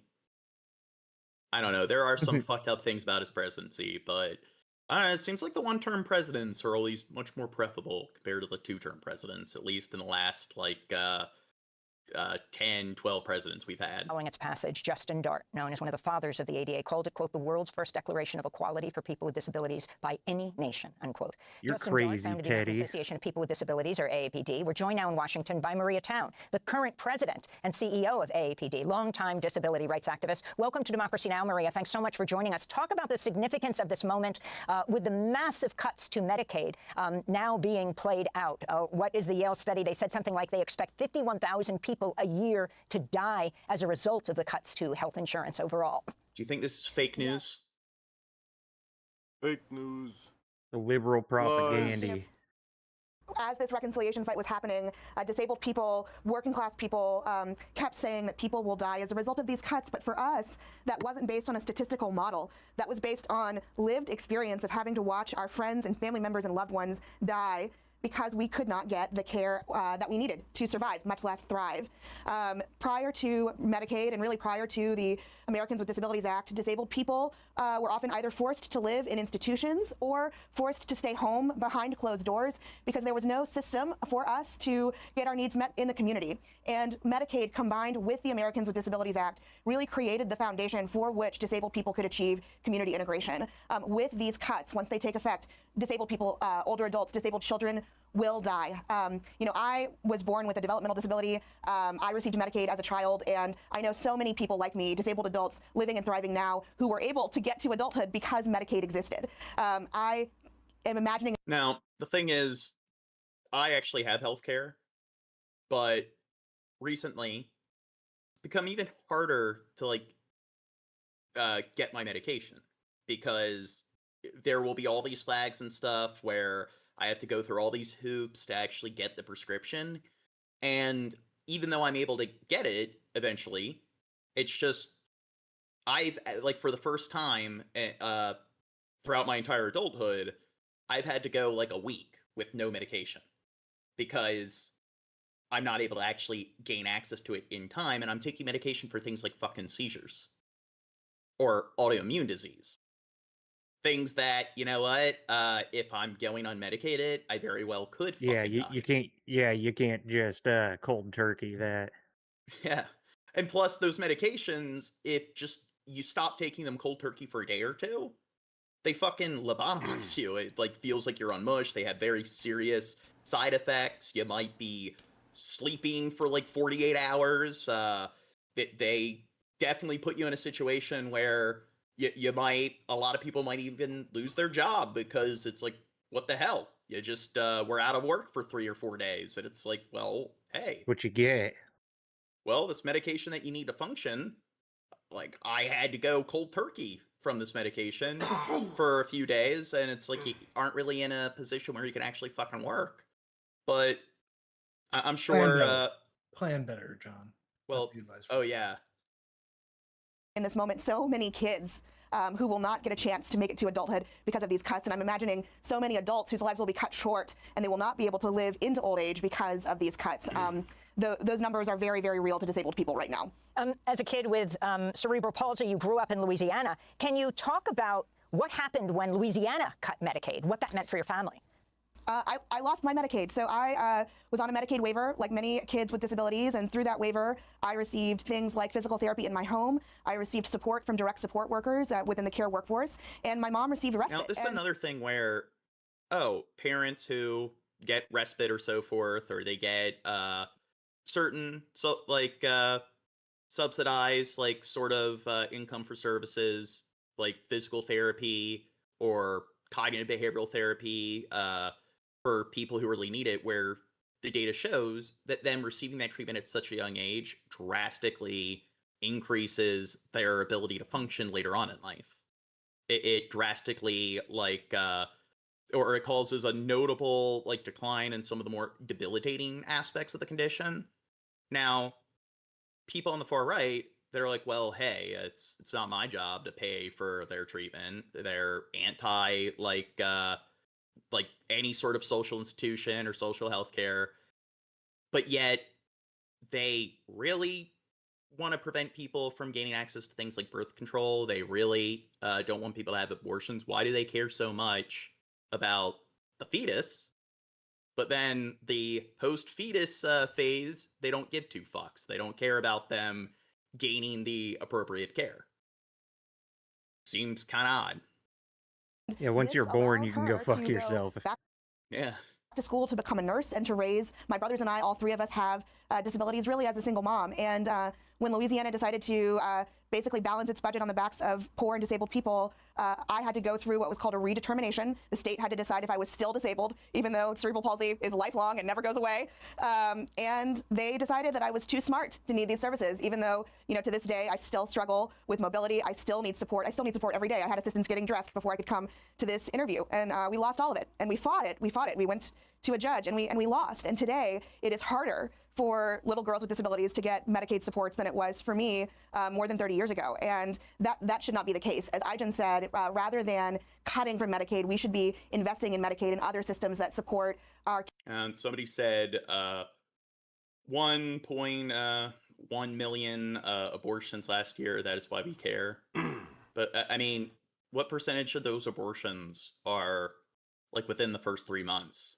And again, what about like if you look into the numbers on how many people are dying because of inadequate healthcare? When you look into the numbers of like what percentage like suicide rates are on the rise and so forth, so people who don't have access to adequate like mental health care, do you care about that? Because it seems like when you look at data that shows that a much greater amount of people are dying, if you want to consider a abortion to be a death of some kind, what about areas where post-birth large quantities of children and people in general are dying? It seems kind of odd that they don't care about that. And those are issues that they're likely to ignore and dismiss in favor of obsessing over things like trans bathrooms are a higher priority to them than people gaining like adequate health care. Kids, our families, and our older adults to really live with dignity and thrive in their communities. I want to go to a testimonial video made during the Medicaid vigil of Brian Coppola, who is legally blind and hard of hearing. My name is Brian Coppola. I am legally blind and hard of hearing. I rely on Medicaid or Mass Health as it is Massachusetts' version of it, because I can get transportation to and from doctors and facilities of medical nature due to the fact that I'm legally blind. I also depend on Mass Health to cover essential disability-related expenses, such as hearing aids and any other medical things I may... Do you think this guy's abusing the system? He doesn't need any support? What do you think? He seems fine.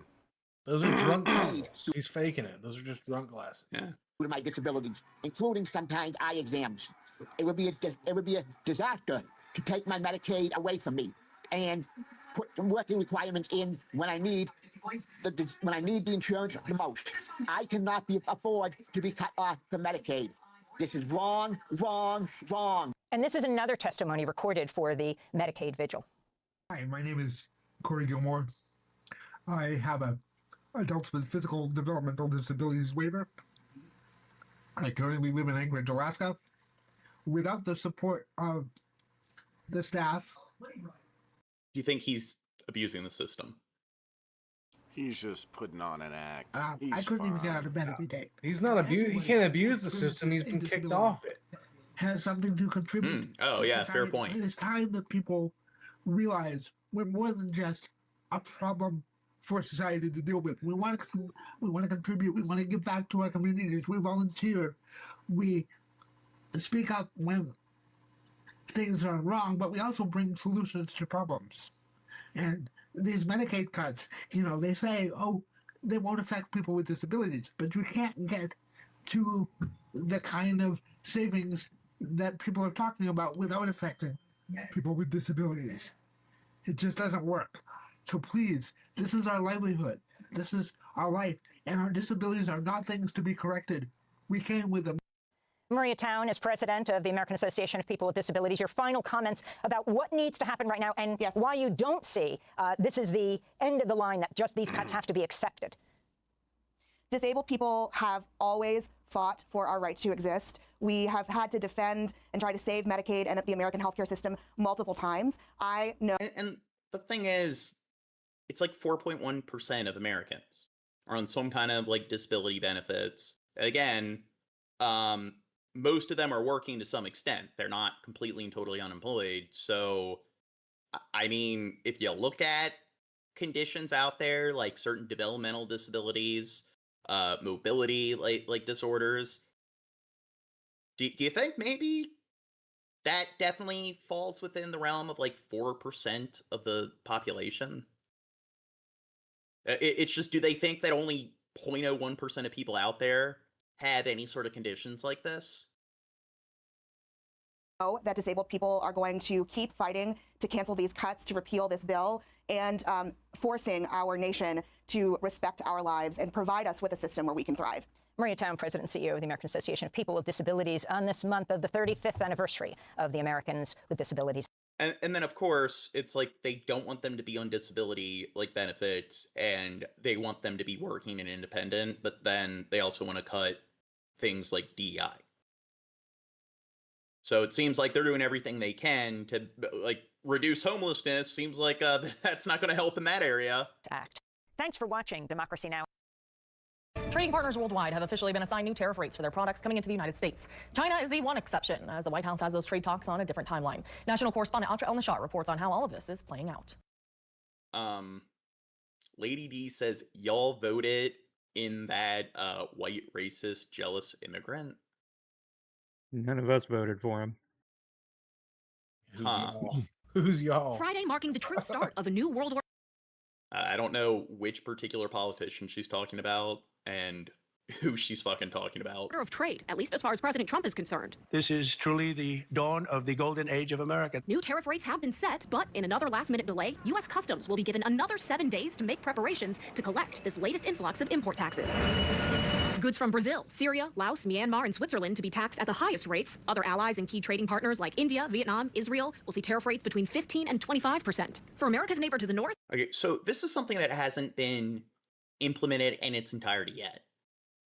So pretty much any like pundit in this area is raising like red flags. They're like claiming that this is going to have a significantly negative impact on not just the US economy, but the global economy. And the thing is, they don't understand how tariffs have not really been something that has been utilized like much at all since like the dawn of the industrial age, since like the 20th century. It's just something that isn't compatible with the modern age. And I've gone over this time and time again. You have compounded tariffs. A microchip is not like a good such as tobacco. Like tobacco in and of itself is just a single entity. Something like a microchip or a car engine, there are dozens of different components that go into building that. From various organizations from within the United States, outside the United States. And that means that if you put tariffs on like pretty much anything that's imported from that country, that something like as simple as one chip, one component within a cell phone, that one component in and of itself is going to be compounded by 30, 40 fucking tariffs. There's a reason why like sanctions are usually used over tariffs. If they are going to try to like cut some sort of like if they are going to try to limit importing or exporting goods with another country, this is just something that's antiquated and it's not compatible with this day and age. Trump has no fucking clue what he's doing. Trump hitting Canadian goods not covered by the existing USMCA trade agreement with 35% tariffs. And after his Commerce Secretary said this Sunday, no extensions, no more grace periods. The president granting Mexico a 90-day extension during which its product... Yep, and Evolved Monkey says, plus the counter tariffs, don't forget that. Yeah, and don't also take into consideration that when it comes to deporting all the illegals, that whether you like it or not, they are entrenched into a lot of the local economies on the border states. And like the numbers show that importing them in bulk or deporting them in bulk is pretty much going to crash those economies. Then there's him cutting disability services. You're going to have all of these people that aren't able to work because they don't get the support there. And then you also have him laying off federal workers in bulk, where now they're going to have to find jobs within the private sector, causing inflation in those particular job markets. So a lot of fucking things are happening all at once, where it's just these haven't even been put into full effect, and there's probably going to be major fucking collateral once it is exercised fully. So all of the economists are all of the experts are sounding the alarms. If there are certain things you want to invest in them now, because things are gonna skyrocket in terms of their prices. But then it's the Biden administration that's at fault. Even though, like, again, I hate Biden, don't think he was a good president, but that's probably what they're gonna do, is claim that, oh, all of this is the result of the previous party. Will be tariffed at 25%. How have we made this relation? Well, like I've said here, with a cool head, understanding the arguments of the U.S., giving our own arguments. During the months countries had to strike trade deals, negotiating became less important to Trump. As of Friday, just 7 bilateral deals had been announced, instead of the dozens that were expected. The rest of the countries either found out their tariff rate through letters like these, or from this online post by the White House Thursday night. This is making our country very rich and respected again. Not all see it that way. Trump's tariff negotiations, tariff threats, tariff chaos is making first a fool of the United States in the eyes of the nations of the world. Americans are watching how tariffs impact their budgets. The president claims exporting countries and companies in the U.S. will not pass the new costs on to customers. Economists warn after these tariffs take effect, it's only a matter of time before they show up on price tags. In Washington, I'm Atra Al-Nashar reporting. Well, prices were high now. Just wait. I mean, who in the chat, who on the stream currently is having issues affording basic items, basic groceries and utilities because of current, like, the inflation that we're dealing with currently? Imagine that doubled or quadrupled. Do you think we're fucked? We're definitely not in a good position. A recent report shows stocks are tumbling and jobs are limited due to the new tariff rates proposed by the Trump administration. The new rates are set to take effect on nearly 70 U.S. trading partners in the coming days. Erica Brown has the details. President Trump's new tariff rates will affect dozens of U.S. trading partners, with import taxes on goods from some countries topping 40%. Somebody mentioned chicken and rice. Yeah, apparently chicken's the cheapest meat and rice is the cheapest grain. I don't know if I'd go that route. I'd say potatoes, chia seeds.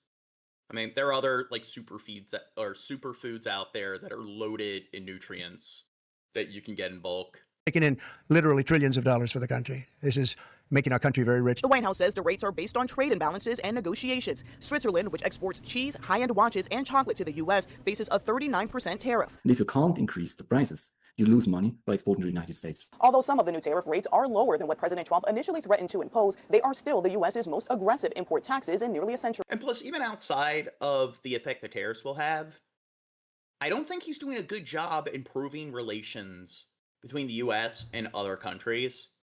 So I think this is going to do a good job making the rest of the world fucking hate America even more. And that's probably not going to benefit our economy. I mean, like different like European countries are warning not to visit the United States and so forth. And people are moving out of the United States because of like all the shit Trump's doing. So again, where's the data showing that he's actually benefiting our country at all? The chickens are coming home to roost on Donald Trump's destructive trade war, and the American people are paying the price. You sow chaos, Donald Trump, you reap chaos. Top Democrats say the tariffs are already having an impact on the economy, pointing to July's weaker than expected jobs report. But Republicans praise the president's plan. The tariffs are working perfectly. It's driving lots of manufacturing jobs back home. I talked to a big pharma company recently that's overseas, and they're going to bring. Oh, Heather says it's usually called negotiating. Duh. I think he's tried doing that, and look at all the tariffs that are going into effect. So in the end, what happens when they are in effect and the prices skyrocket? He can negotiate to like eradicate, abolish the tariffs, but then the damage is going to be done at that point.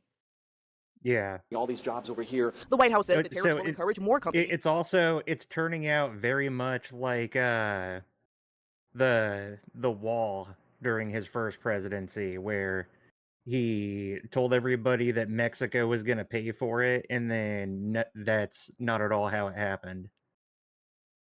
Oh, and this other person would get arrested. Stoker in the chat says, "Nope, you're wrong." God, what stellar discourse. They're really a well-educated person. No, you're wrong. Who is this because Kimberly Chameleon in our chat? Get out of here, lady.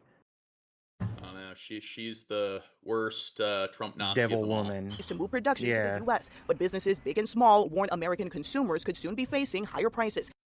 Right now, leaders are talking with Mexico and China about trade proposals. President Trump increased the tariff on Canadian goods to 35%, citing lack of cooperation in curbing the flow of fentanyl. Night, raising tariffs on about 70 countries. It happened one day before his so-called reciprocal tariffs that he originally announced in April were supposed to go into effect. They would have charged nearly every country at least a 10% tariff, with some significantly more. Trump suspended them from going into effect twice while his administration worked on trade deals with each country. But despite his trade... I know there's roughly like a couple hundred countries, but the UN, I believe, has around 180 something members. And usually, though, those are the countries that aren't like your small island chain microstates.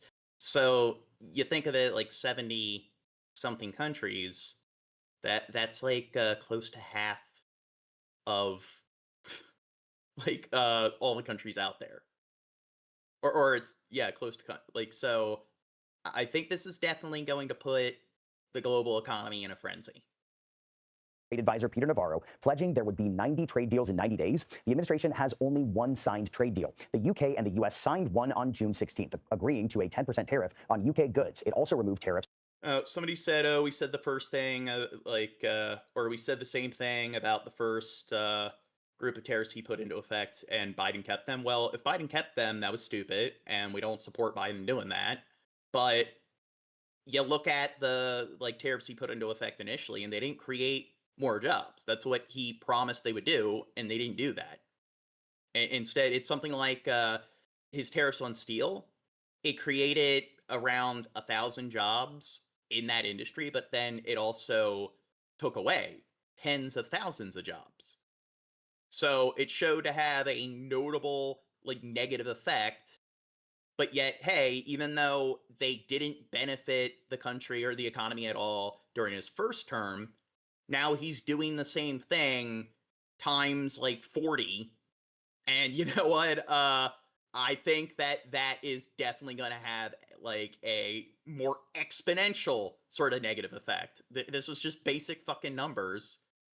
But hey, let's just turn our brains off and ignore all of the hard data.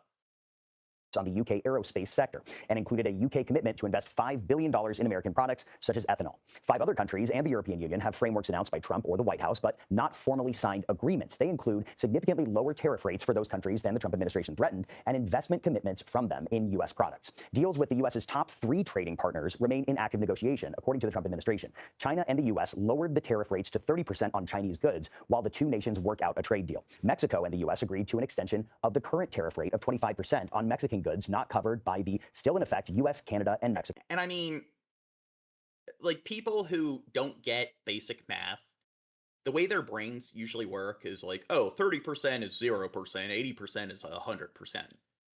And they don't understand that 30%, that's close to a third. So imagine a 1/3 increase in prices overall. That's pretty significant.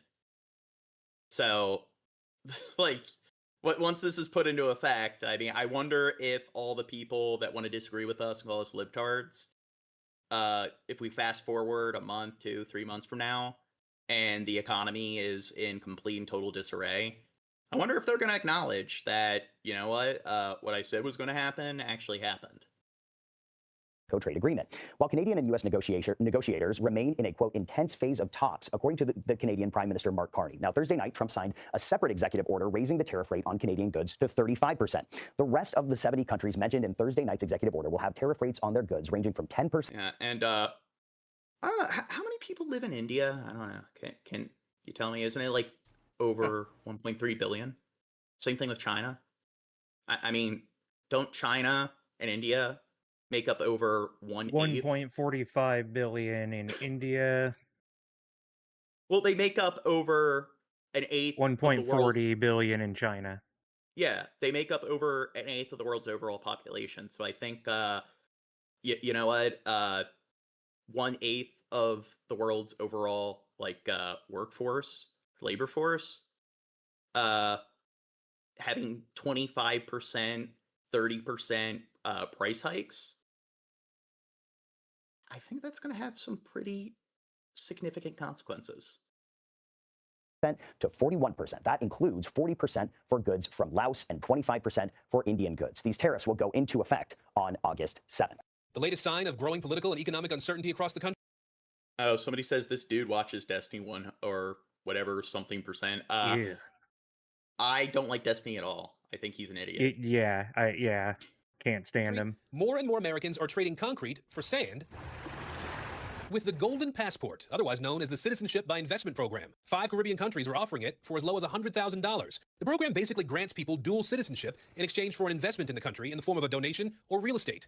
One Antigua-based luxury realtor says Americans have become her primary client. It's incredible. 99% of my buyers are from the USA, and inquiries are coming in, daily, multiple inquiries looking for that citizenship program. Another migration consultant. So do you think these people buying property in other countries that aren't America is helping out with the U.S. economy? Because I think when these people move over there and are buying property in other countries, they're not buying property within the United States. And then if they're moving, they're not contributing to our economy. I don't think that's going to help America.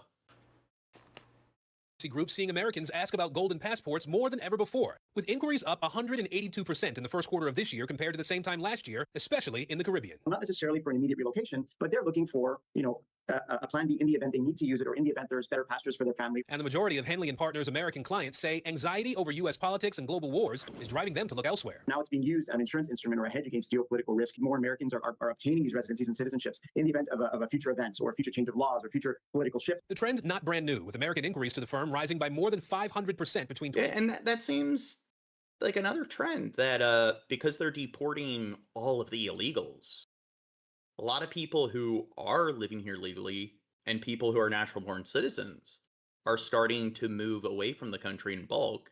So I don't think that's really going to help. But hey, all these numbers, they're from libtard sources. 19 of course. And 2023, the pandemic travel restrictions giving a boost to the industry. They just want a safe place to come if borders close. Our government did a great job allowing people to come and visit Antigua. So people that were locked down could have used their Antiguan passport and come and had a really nice time. Okay, Lady D says, do you think that white immigrants... Okay, so... What points has she been making in the chat? I'm seeing a lot of comments. I'm not following along. I don't know whether she's criticizing us, arguing with others in the chat. I've been seeing a lot of stuff that just looks like it's coming from bots at this point. Yeah. It's more than an island getaway from political panic. They point to tax benefits and some visa-free... Okay, America is not the safest country.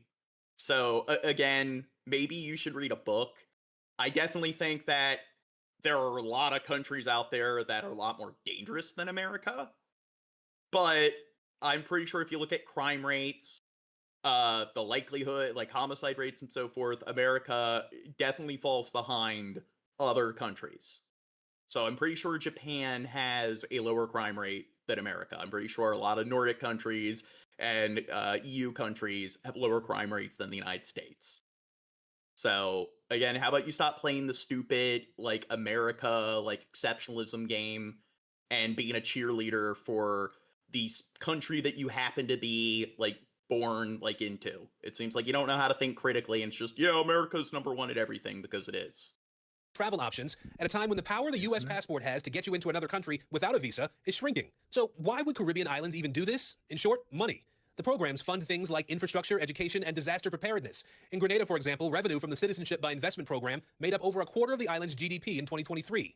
And it's not just the Caribbean, European countries like Portugal and Spain offering long-term visas in exchange for investments, a practice increasingly controversial in Europe. And Portugal and Spain, how about you look at what their particular crime rates are, homicide rates are, compared to the United States?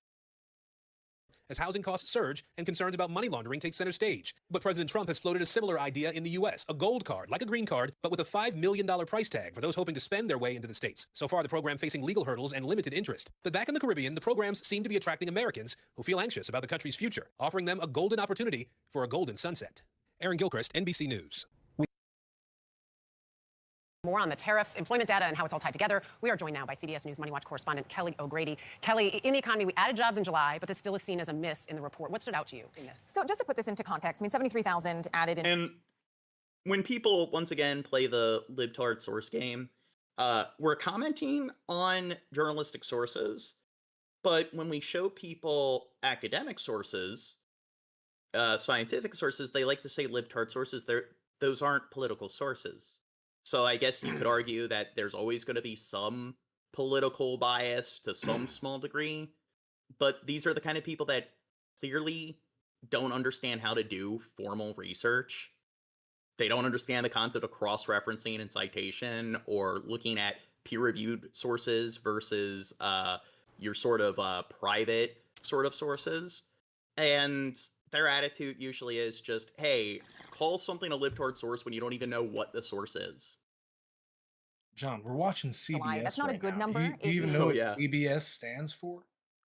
The Central Broadcasting Station. Oh. Commie bullshit. Oh, okay. Paling in comparison there we to the first go. 3-month average, where we added Dirt 111,000 set us if you look straight. at that of how it shakes out. But I don't want anyone to panic over their coffee right now, because we didn't see mass firings. The unemployment rate still stood at 4.2%. It ticked up a little bit, but that's still within a healthy range. The two things that really stood out to me, though, is this confirms what we have been hearing, and just the feeling that there has been a labor market slowdown. People are taking longer to find a job. Less people are quitting because they feel, well, I'm not going to be able to go out and find something else. And so it really showed up in the data. And then where you did see the job growth, which was healthcare and social services, there's a skills mismatch. If I get fired, I'm not going to be able to go get a job in healthcare, right? So where the job openings aren't necessarily matching up with where people are looking. Well, the president has been steadily asking for lower interest rates. Do you see that happening at any point? This is very possible. We had a Federal Reserve interest rate meeting this week. They didn't change rates. Right. And the whole idea was, well, we don't know what's going to happen with the tariffs, and we have to make sure that we keep inflation in check while also keep the labor market growing. But you mentioned those job revisions. And so what that tells you is this July thing, it's not a one-month thing. This has been happening month after month at this point. And so when I think about... And I mean, this is basic economics, supply and demand. So when prices are more expensive, and you're going to see scenarios of companies going down under because they can't afford it, you're going to see the fact that because they're less affordable, there are going to be less products on shelves, and then there's going to be less supply to meet the demand that we already have. So if people don't like inflation as it is currently, I'm pretty sure, like, if you understand how basic math and economics works, it's going to make inflation worse. But hey, if you go to any sort of university website and you download all of their like any PDF documents from their public libraries, that's all just bullshit, libtard sources. I mean, what do economists know? What the Federal Reserve is going to do, I go back to September 2024. That was when they did the half-point rate cut. It was the first rate cut after all of that inflation. It came after 3 months of low job growth. Now we have the wild card of And tariffs. Tiffany in the chat says every so-called economist has been wrong repeatedly, and I'm sure you read a lot about economics. I'm sure that if you're asked what was the last book you read about economics, you'd be able to tell people. I'm sure you have a notable education and you've taken some college courses on economics, and you've really done your fucking homework. It's not just you making a declarative statement. It's almost like intelligent people recognize their own ignorance. And it's like, hey, I'm just going to act like I know what the rate of like inaccurate claims are from people in this particular field when I've never looked into it at all. So I don't know. I'm having like, if you are somebody who's read a book or two on the subject, maybe I'm wrong, but I'm going to predict that, you know what, maybe you've never done any research on this topic at all. And if you've never taken any time out of your day to evaluate something, why do you think you even have knowledge on the topic at all? That is S-tier levels of fucking stupidity. And how that's going to impact inflation. And we've got an inflation and a jobs report before they cut again, so there's going to be a lot more data. You mentioned the tariffs, and I said to you while we were watching, this has just been going on for a year, and it's the same thing. Like, prices could go up and the market may go down. What do you expect to see right now with where we are in regards to tariffs when it comes to market and prices for us? Yes, well, and I'll just correct myself because I said before they cut again, before they make a decision again. When it comes to the market volatility that we just saw, it was because Tiffany has a degree in finance and owns her own business, John. Yeah, okay. Tiffany's been wrong before too. She's not afraid to admit that. All of these so-called economic experts have. Well, I'm just going to take a guess and say that the statement she made there is inaccurate because I'm pretty sure if you look into it, you're not going to find that 100% of them have been wrong 100% of the time. Yeah, at least one time. Oh yeah, because one time equals 100%. And then things shifted. And the thing is, that argument people Let me use work on when that. it comes to scientists can be wrong. Well, no shit. Any source, any person is not going to be wrong or right 100% of the time. So there's no such thing as a perfect source. So when people use that argument that can be applied to any information out there, any source or platform out there that it could be wrong, therefore it is, that's pretty dumb, because you can use the same logic in regards to anything. And then it's just confirmation bias. I don't like something, it can be wrong, so let's just assume it's wrong. It's probability and plausibility you should care about. What's the likelihood of these particular sources being right as opposed to these sources over here being right? And then there's also quantity, in terms of if there is a very large percentage of people from much more credible sources presenting certain types of data, it's probably more likely to be true, as opposed to the much smaller percentage of data being presented from a select few less credible studies or sources. But there's no nuance, it's just it could be wrong, therefore it is wrong. On Thursday night. And then you had this weaker than expected jobs report. So if we see more uncertainty, more bad data, you're going to see more market volatility. In terms of prices, it takes a few months for that to flow through to me and you. And we have those price increases, tariffs coming in a couple of days. It's also about who is going to absorb it. Do businesses just say, hey, I'm going to take the hit? We still don't know. Right? Are you and I going to get it? Or are No, Debbie says, no, it's just fake news. Just say it's fake news, then you don't have to think about it. Yeah, exactly. companies that are selling goods into... You know what? I don't really like the fact that 2 + 2 = 4. I don't really like 4 as a number. I would prefer if it equals 5 instead. So, hey, if I just make the declarative statement that it equals 5, now it does. And if somebody argues that it equals 4 instead of 5, if you just laugh and roll your eyes at something, that magically invalidates it. Because logic, what's that? That's pretty basic. America going to lower their input prices. So a lot of different dynamics happening. You know, a lot during the last administration, we heard the R word. We haven't heard so much about the possibility of recession. Will these economic trade wins thought you meant signal that? retarded. So there was a lot of discussion about that. What's that? She said the R word, and I'm like, thinking retarded? In April, when the reciprocal tariffs that the White House was calling it were put in place. First thing Shab has had to say for the last hour. And then they were walked had back. plenty You to aren't going to say. see That got his real attention. possibility in the discussion R word. unless we see that R job going growth there on continue to slow over the next CBS. few months, and we see consumer spending really slow down, because economic growth, 2/3 of it in this country is driven by consumer spending, and that's where the recession comes in. Kelly O'Grady, we so appreciate. The Corporation for Public Broadcasting will shut down its operations after a massive federal funding cut. The Trump administration says taxpayers should not fund what he calls, quote, biased media. But that cut... Oh, yeah. It's biased against Trump because it says things that are negative about Trump, and clearly none of those things are true at all. I mean, Trump's not biased when he claims that it's all fake news. But these sources are biased because he says it is. Could have wide-ranging impacts. Our Chad Mills found out what it could mean right here in the Bay Area.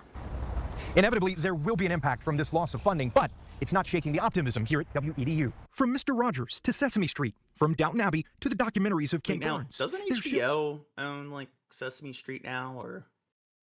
I think so. Shows we love, and they were broadcast on local PBS stations thanks to funding from the Corporation for Public Broadcasting. It's content that is good for your mind, makes you smarter. But the future of public media is now in question. Friday, the Corporation for Public Broadcasting announced plans to shut down after a $1 billion cut in federal funding. President Trump and other Republicans believe public media is left-leaning. This is one of the most important programs for us in the community. It's a cut that will have a direct impact in Tampa Bay at both WUSF, Tampa's NPR radio station, and at WEDU, the area's PBS station. Paul Grove is president and CEO. The gap that we have is a huge gap. He said the funding cut will leave WEDU's budget with a roughly $3 million hole. WEDU has been around. I don't know. Sesame Street tries to make kids less literate or less illiterate. And I don't know. I don't think the Trump administration or the right really want people to be literate. For 70 years nearly, and we expect to be here for another 70 years. Paul is optimistic, but the cut will have an impact. WEDU might have to buy less national programming. Local programs it produces might be delayed. He also can't rule out a reduction in staff. We don't know just yet. WUSF is facing a roughly $800,000 loss in funding. Its GM says the radio station will continue to serve its listeners, but it'll need them to donate to help fill the gap. Same for WEDU. It can't just be a small bump for a short period of time. It has to be something that people believe in long term. Only with that support will this station be able to continue its mission, a mission that Paul says does is without political agenda. I don't believe PBS and WD was left-leaning. He says the only agenda here is to educate, to document the area's history and culture, and to inform Tampa Bay. Ew, educating is gay. During emergencies. As you heard there, your donations are now vital to public media in Tampa Bay. We'll show you how you can donate on our website. I don't know, PBS, like when I was younger, I was a kid and cable would go out, so you don't have like Cartoon Network and shit, and you're just left with PBS. It's like, oh man, they don't have any kid shows that aren't for like kids that are 5 years old and under. ActionNews.com. In Tampa. PBS, John, you know what that stands for, right? What's that? Public broadcasting like station? Pussy bullshit, John. Fair point. News. President Donald Trump's self-imposed deadline for dozens of countries to strike new trade deals with the U.S. has arrived, and that means new tariffs are on the horizon. 27 News Washington correspondent Raquel Martin has more for us. Business leaders are scrambling. Stocks dropped on Wall Street following the president's executive order formalizing his trade policy and on the heels of a lackluster jobs report. Liberation Day. 4 months and 2 extensions later, President Now Donald with Trump... Tiffany, she says we don't need publicly funded television in 2025. I don't know. I do kind of agree. So I don't want to cut. Get him a YouTube channel. Well, yeah, like I do watch content from their YouTube channel. Same thing with like NPR. I do follow them with Feedly and read their stuff, but I don't know. I kind of feel that they probably could find ways to be funded privately, but out of all the shit that's being cut, it's not really the thing I'm most concerned about. Is making do different forms of public broadcasting, you know, other than television, which is kind of outdated at this point. That's really the only issue with it. Well, I don't know. A lot of old fucks love to act like, oh, the internet, Oh, that's everything on true. the internet is wrong, because not everything's true on the internet, you know. See, I know modern tech, But then I'm going to television- go and watch TV and just believe everything that Fox Right. News or CNN tells me. Because clearly everything on TV is true. on his campaign promise to enact sweeping tariffs on nearly every country. I also liked the like Luddite logic of when we were younger, video games were like the most devious sort of witchcraft imaginable. Video games were causing all the mass shootings. And it's like, oh my god, a kid is playing a game for 2 hours. Oh my god, we can't allow this. And it's like, but then when the average American watched 5 hours of TV, it's like, how are they that fucking dumb? Or it's like you're watching hours of TV, but then a kid browsing the web for a couple hours or playing video games for a couple hours. That's where spending a few hours on some kind of sedentary screen-based activity is some serious fucking like crime. Across the globe, countries like Switzerland got a rude awakening. The president's new executive order slaps the Swiss with a 39% tariff rate. Brazil faces a 50% tariff rate. Meanwhile, 40 other countries. Oh, and Lady D, I was joking when I said that because we have lots of Trump tards that come in and their criticism for something is to just call it gay. will grapple with a 15% rate. These are all tailwinds for the economy. The White House is billing the tariffs, set to go into effect next Thursday, as an economic win, capable of raising billions in revenue. Republican Senator Josh Hawley says he's working with the president to get American citizens a share of the profit. Blue-collar families, everybody ought to get, say, $600. But Democrats warn the tariffs will only hurt working Americans. The chickens are coming home to roost on Donald Trump's destructive trade war. Walmart, Ford, and Best Buy are among U.S. companies already hiking their prices, and a new jobs report showed U.S. employers slashed hiring in July. On Truth Social, President Trump ordered the firing of the commission. So here's the thing. Do you think people on the right want to support like your local family businesses? Yeah. Yeah. Now, do you think that this is probably going to cause a lot of local family businesses to go down under? That's why we got to double down on our support for local family businesses, John. Well, I'm pretty sure Yeah, that this will have immediate effects. I'm pretty sure that a lot of family businesses, it's like one bad month could be the thing, the catalyst that causes them to lose their business. So I think you're going to see a lot of the like sort of your local sort of private sector collapse because of these tariffs. I've worked for a few family-owned businesses, and not just as a common worker, but at the supervisory level most of the time. And I can tell you that the people who own, like at one point I worked at a video game shop. At another point I worked at a pizza place, and yeah, they're a lot of them will tell you that they're never that far from having serious issues with paying people or even paying their bills or whatever fees are associated. So that's been a problem for a while.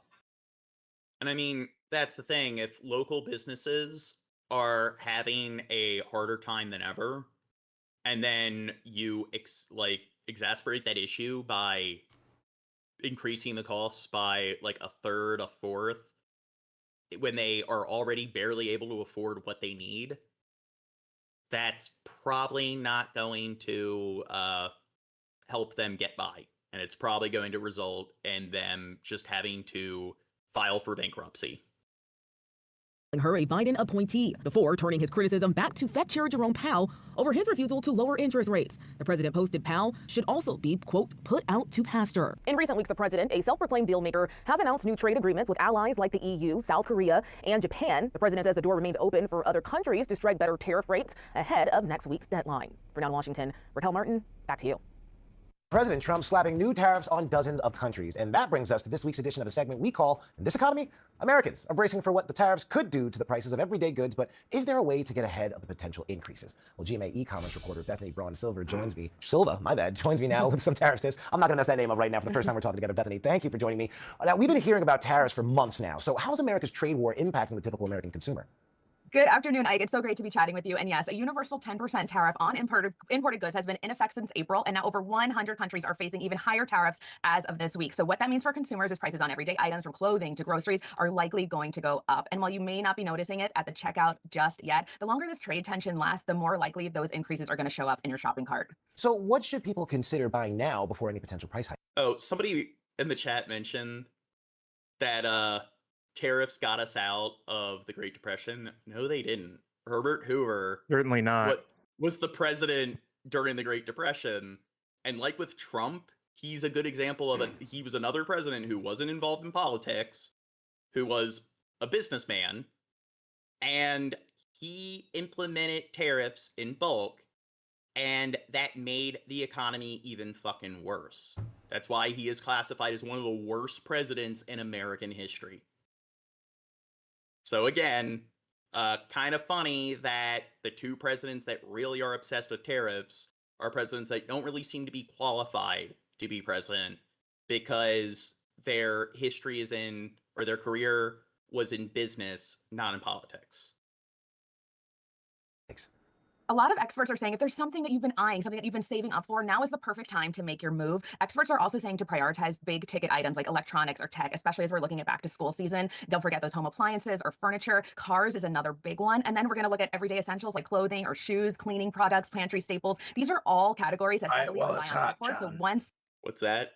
Buy all the electronics while they're hot, John. See, that's another thing. The job I work, place I manage, we deal a lot with technology. We build things, John, with technology.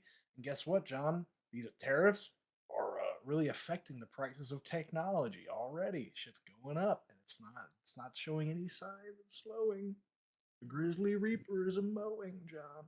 those current warehouse stocks run low, we can expect to see those prices rise. And Bethany, we're going to need some help here, okay? Do you have any tips for how families can save money if prices do start to climb? Yeah, I would say act fast on those big purchases. We don't exactly. So now we got some other, I guess, Trump tard in the chat. So Biden was better. We've been nothing but critical towards Biden when he was acting as president and post-presidency. So we've never supported Biden. And it's like, wow, pure ignorance here because you say that it's pure ignorance. So again, X is true because I just say X is true. You know, you're talking to a very well-educated person there. And they're like, oh, but yet it hasn't gotten worse. They haven't fully implemented this yet. So the whole point is that it's expected to get worse once it's fully implemented. And So, as for again, how we covered Biden, just watch any episode from during his presidency. know There when you those go. price increases are going to roll out, but while retailers still have that pre-tariff inventory, you're definitely going to want to act. You can also look for U.S.-made alternatives, but please keep in mind that domestic products also may rise because the cost to import the materials that need to make them might also go up. Definitely look for price trackers, comparison apps. There's lots of really great browser plugins you can use. And then also, if you have a favorite brand, watch for those brand announcements. A lot of companies are already warning about higher prices, so use those signals as a time to start buying right now. Bethany Braun Silva, thank you so much. Thanks, Ike. Yeah, you got it. President Donald Trump's tariff war is about to start a new chapter.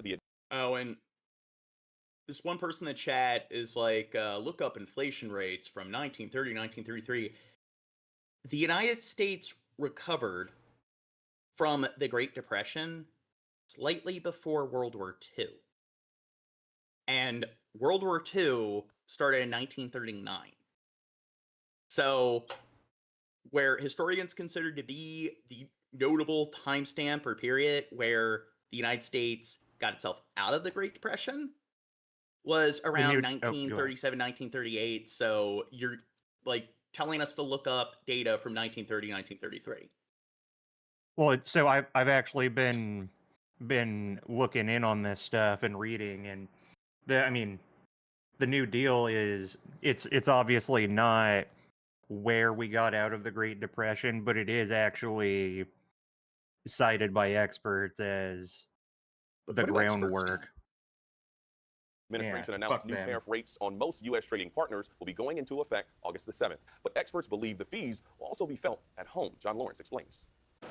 Consumers across the globe are given fair warning. Expect to see higher prices. What we are seeing.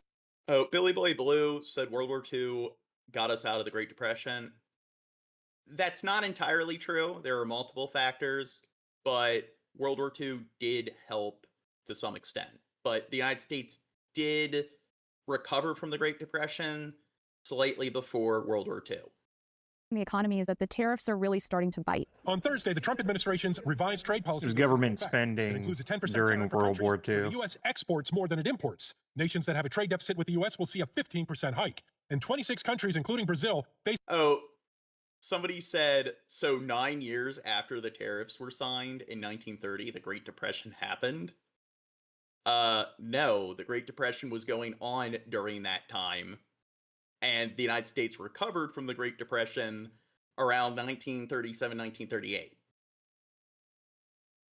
levies that reach 50%. People know what the lay of the land is now, both on the trade front and on the tax front. And so, we expect, we expect things to get materially stronger from here now that our policies are starting into place. As for the U.S., economic analysts say Americans are going to be picking up some of the tab from these worldwide tariffs. The result of these tariffs is that the average American household is going to face price increases of around $2,400 per family. The National Retail Federation reports nearly 70% of back-to-school shoppers in the U.S. hit the stores early in an attempt to save money. I'm definitely seeing an increase in the prices. We're trying to get ahead of time because we don't know what's going to happen. I'm John Lawrence reporting. Breaking news, former special counsel Jack Smith is now under a federal probe over whether he violated a law that restricts partisan activities by federal employees. It comes after Republican Senator Tom Cotton requested an investigation into Smith's prosecution of President Trump. Here's ABC's Washington Bureau Managing Editor, Catherine Falders. Tonight, Jack Smith, the former special counsel who investigated and prosecuted President Donald Trump before his return to office, now under investigation himself. The Office of Special Counsel. Do you think we're kind of entering the sort of authoritarian realm of the purge? Let's go after people that went after me. I don't know. Do you think Trump has anything credible to hold over this guy? He's just being an alpha male. Investigation into Smith, which is not criminal in nature, but they're looking into whether he violated the Hatch Act, a law barring federal employees from using their office to engage in political activity. The agency investigating Smith is typically tasked with fielding whistleblower complaints, and it's unheard of for it to probe the actions of DOJ prosecutors. The announcement follows a referral from Republican Senator Tom Cotton, who 3 days ago encouraged a probe of Smith over his actions after charging then-candidate Trump with unlawfully possessing classified documents and for his efforts to overturn the 2020 election. Cotton writing Jack Smith's actions were, quote, nothing more than a tool for the Biden and Harris campaigns. Just days before President...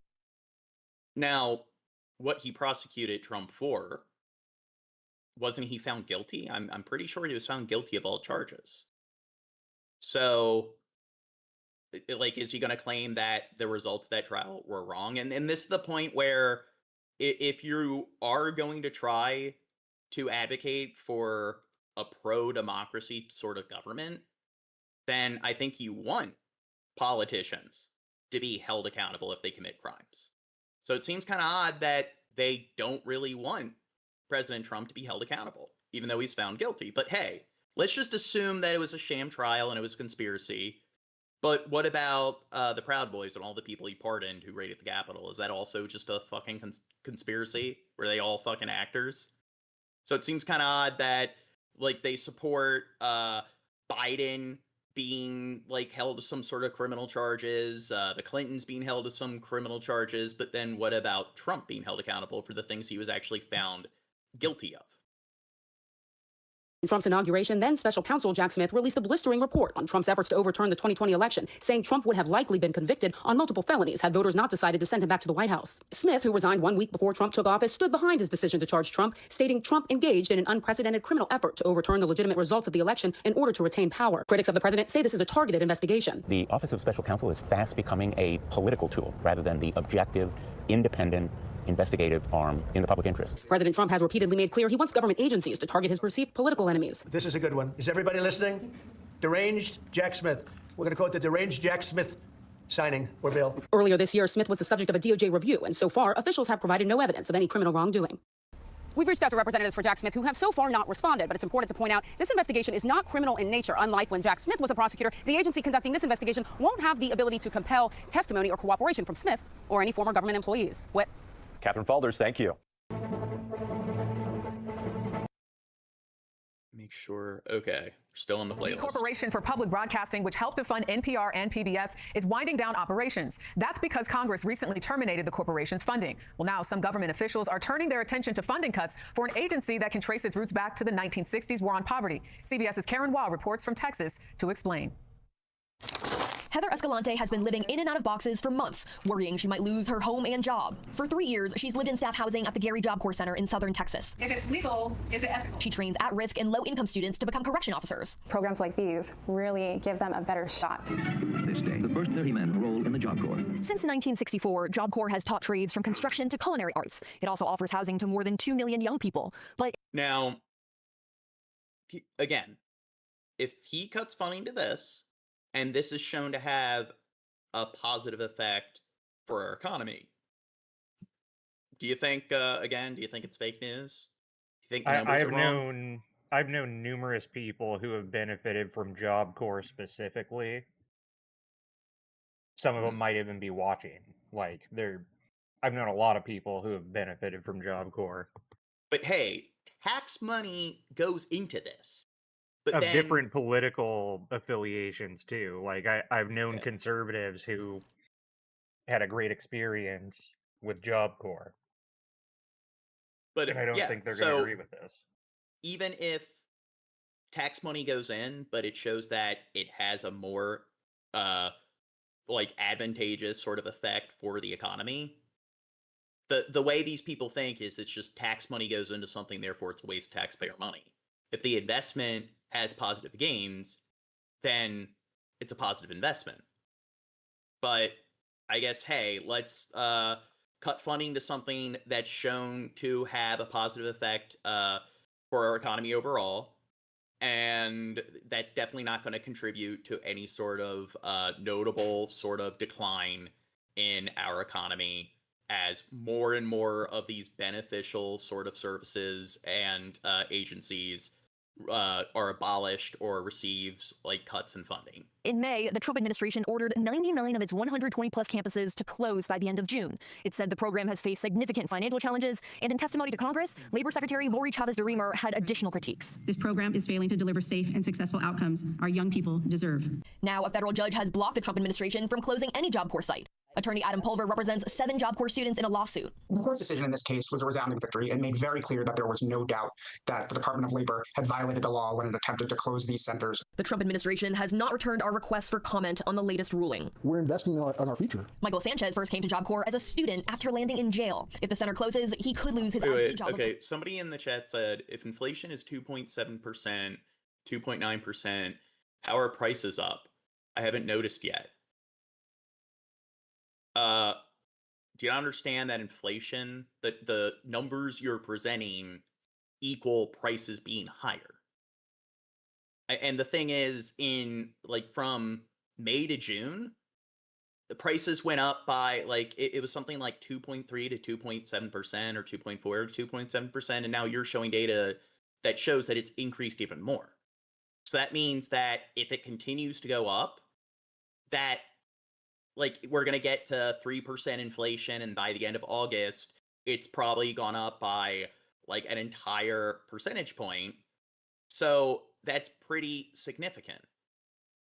And the thing is, this could be like exponentially sort of like accelerated by these tariffs that are about to take place.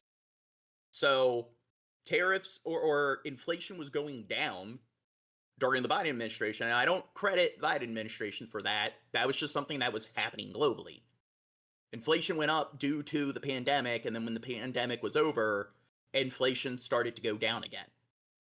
And that was just kind of incidental, but now inflation has started to go up since Trump has been president. And he's only been president for like 7 months now. 20 years. I believe President Trump's mission is to bring manufacturing and skilled labor back to America. Job Corps is directly set up to do that. Escalante is also a Job Corps alumna. She says she grew up in foster care, struggled with narcotics, and was trafficked for sex. Who would you be without Job Corps? I believe that I would be dead. What's been the most rewarding part of working here? Watching my students grow in confidence when they finally get to graduation day and obtain that job, like there is nothing that compares to that. She hopes Job Corps survives so she can keep helping students trade lives of poverty and crime for ones that build a better America. Karen Hua, CBS News, San Marcos, Texas. Well, President Donald Trump's tariff war is about to start a new chapter. The administration announced new tariff rates on most U.S. trading partners will go into effect beginning August 7th. But economic analysts say the financial pinch from these fees... Yeah, again, people are like, yeah, but yet inflation hasn't increased. Like, it has, but if that's the case, this hasn't been implemented yet. It's like, how come they haven't increased yet? Maybe it's because the thing that's estimated to cause them to notably increase hasn't been implemented yet. God, basic logic? What's that? Also be felt at home. John Loring reports. Consumers across the globe are given fair warning. Expect to see higher prices. What we are seeing in the economy is that the tariffs are really starting to bite. On Thursday, the Trump administration's revised trade policy goes into effect. It includes a 10% tariff for countries where the U.S. exports more than it imports. Nations that have a trade deficit with the U.S. will see a 15% hike. And 26 countries, including Brazil, face levies that reach 50%. Again, I'm pretty sure the global economy suffering, it's not going to help the U.S. economy. And a lot of Trump tards don't understand that we don't live in medieval times anymore. We have this thing known as a global economy. So it's tied to trade in other countries. So if the economy starts to decline in other parts of the globe, it's going to affect the entire global economy to some effect, including the United States. So it's beneficial for all countries on the fucking planet for there to be a healthy global economy. And global economies have existed since the Renaissance. So it's just they don't understand that it's like, do they want us to be like North Korea, where even North Korea doesn't have a completely insular economy, but it seems like that's what they want. It's just to have a country that's walled off and excluded from the rest of the globe. We'll know what the lay of the land is now, both on the trade front and on the tax front. And so, we expect, we expect things to get materially stronger from here now that our policies are starting to sort into place. As for the U.S., economic analysts say Americans are going to be... Tiffany says that tariffs don't cause inflation, but inflation objectively is just corporate greed and its effect on the economy overall. Well, I don't know if you actually have a degree in finance, because I'm really questioning that. And you're saying tariffs don't result in inflation, they cause prices to go up. I mean, that's pretty much what inflation is. Yeah, it doesn't take an expert to see why that's objectively false. The result of these tariffs is that the average American household is going to face price increases of around $2,400 per family. The National Retail Federation reports nearly 70% of back-to-school shoppers in the U.S. hit the stores early in an attempt to save money. I'm definitely seeing an increase in the prices. We're trying to get ahead of time because we don't know what's going to happen. Okay, I'm John I think we Lawrence just saw reporting. this. The Corporation for Public Broadcasting will begin shutting down. The CPB, funder of NPR and PBS, announced the decision weeks after Congress canceled previously approved funding that slashed over $1 billion in a spending cut package requested by President Donald Trump. The administration has repeatedly accused NPR and PBS of liberal bias, which the organizations have repeatedly denied. Currently, the CPB helps support more than 1,500 locally owned public... Okay, let's try to find something that's covering something a bit more novel.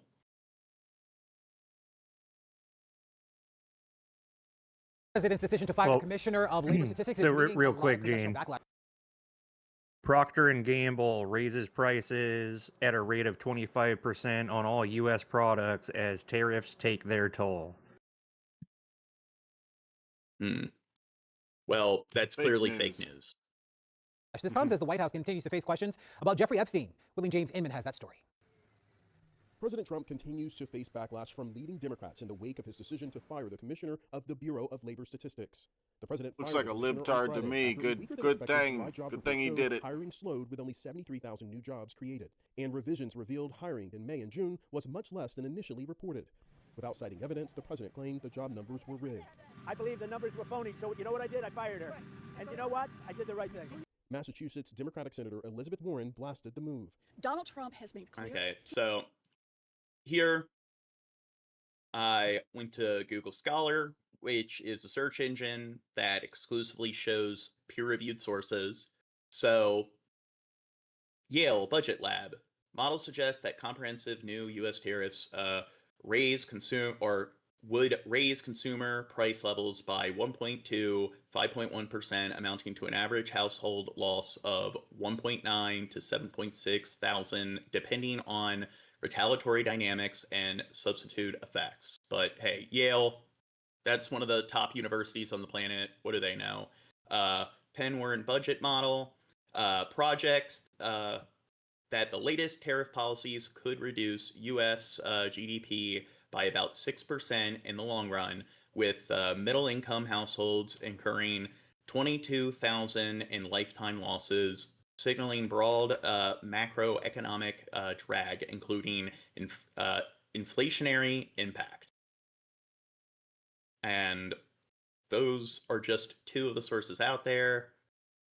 The Journal of Economic Perspectives, the study examines the 2018 U.S. tariffs and finds full pass-through into domestic import prices, leading to reductions in U.S.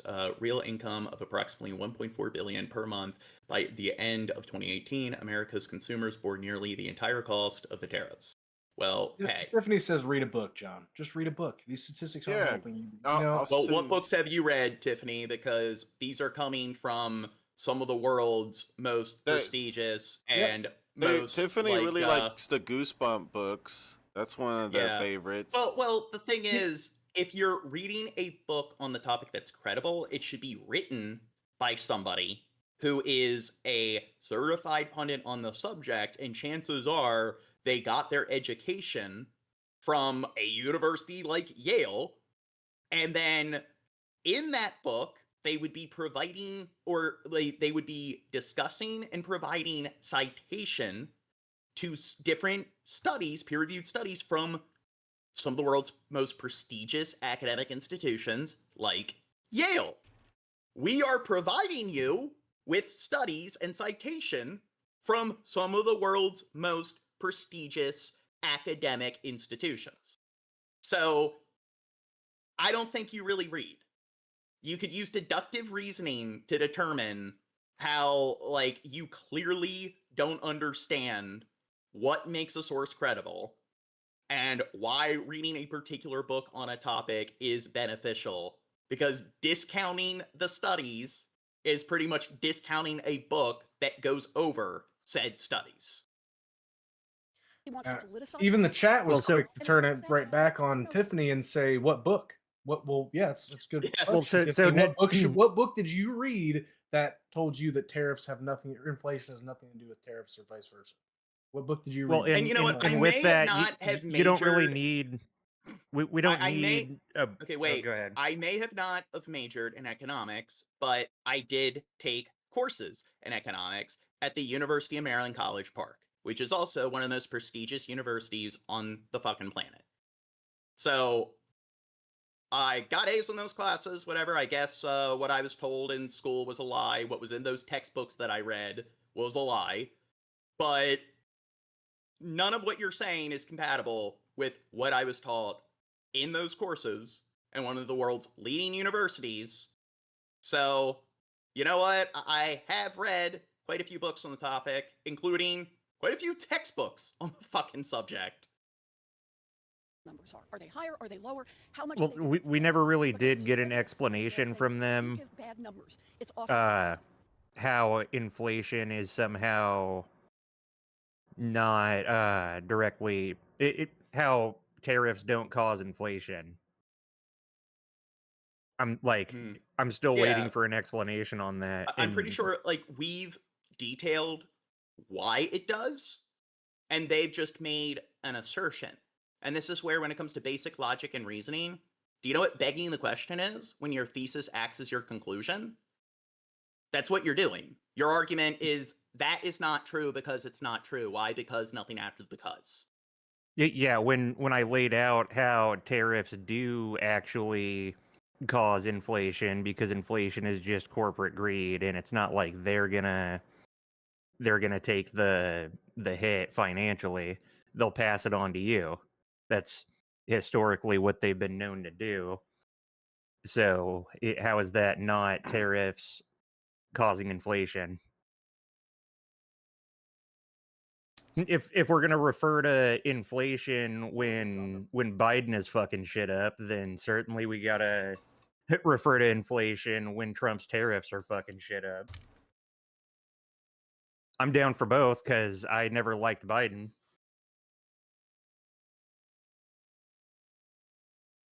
Okay, I guess let's get to the next topic. Hi, everybody. I'm Brittany Lewis, a reporter here at Forbes. Joining me now is my Forbes colleague, staff writer John Hyatt. John, thanks so much for joining me. Okay. Thanks for having me, Brittany. 18 minutes, next vid. We move next here to new developments in Tiffany, we're not going to acknowledge anything you have to say in chat until the next thing you put in chat is the title of a book you'd like us to read. Thank you. And I mean, I've read books written by like Emil Durkheim, like his like the divisions of like labor forces in America. I've read books written by Max Weber, and he's written several books on economics. So, I mean, his books have pretty generic titles, like The General Principles of Economics for Max Weber. But I'm pretty sure if you asked her who Durkheim is, or asked her to explain what Durkheim theory is, which Durkheim's considered one of the founding fathers of sociology and modern economics, I don't think she'd be able to tell you that. Longtime associate and convicted sex trafficker has now spoken with the Justice Department officials for a second straight day. Capitol Reporter's Forrest Sonder is in Tallahassee with the latest. These interviews come as political and public pressure continue to mount for more transparency around the Epstein files and new criticism about conflicts of interest. In fact, critics now demanding third-party independent oversight. In Tallahassee, behind closed doors and under intense scrutiny, Glenn Maxwell met with federal investigators for a second day in a row. It's part of what the Justice Department calls a push for transparency in the sprawling Jeffrey Epstein case. Round two, ready to go in for... Oh, and I don't know if that's perplicit, but she says, right, because those certified pendants, do you mean pundits? Pendants. Yeah. She doesn't even know how to properly spell pundits, but she clearly knows what she's talking about. We're hoping for another productive day. Maxwell, now serving a 20-year sentence, has not been promised any deal or clemency, according to her legal team. Attorney David Marcus telling the press it was a thorough interview and that his client was, quote, asked about every single possible thing you could imagine. We haven't asked for anything.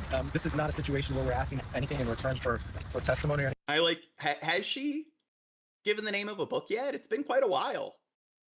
Alternatively, an explanation as to how tariffs don't cause inflation. She can't even give the name of a fucking book. Any book.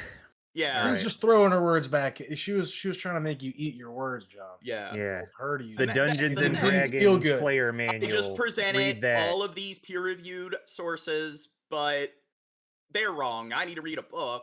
I've mentioned multiple different books that I've written. Plus, I've taken courses on the subject, but clearly, if you talk to the average person about how much research they've done in their own time regarding economics, clearly, I'm below the average there. Like, you know that most people would be able to, like, tell you that they've conducted as much or even more research than I have done on the topic.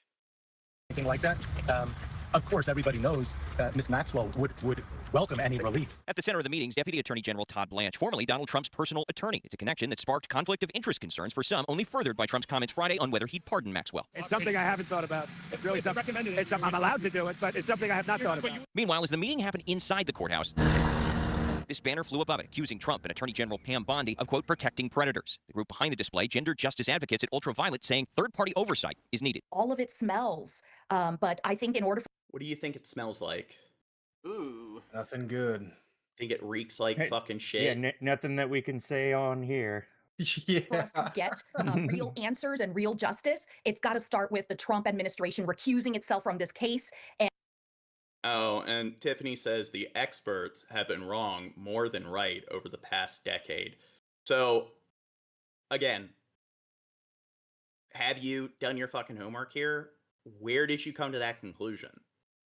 Her gut. Are you able to present, like, various different experts that have been wrong about certain notable, like, issues?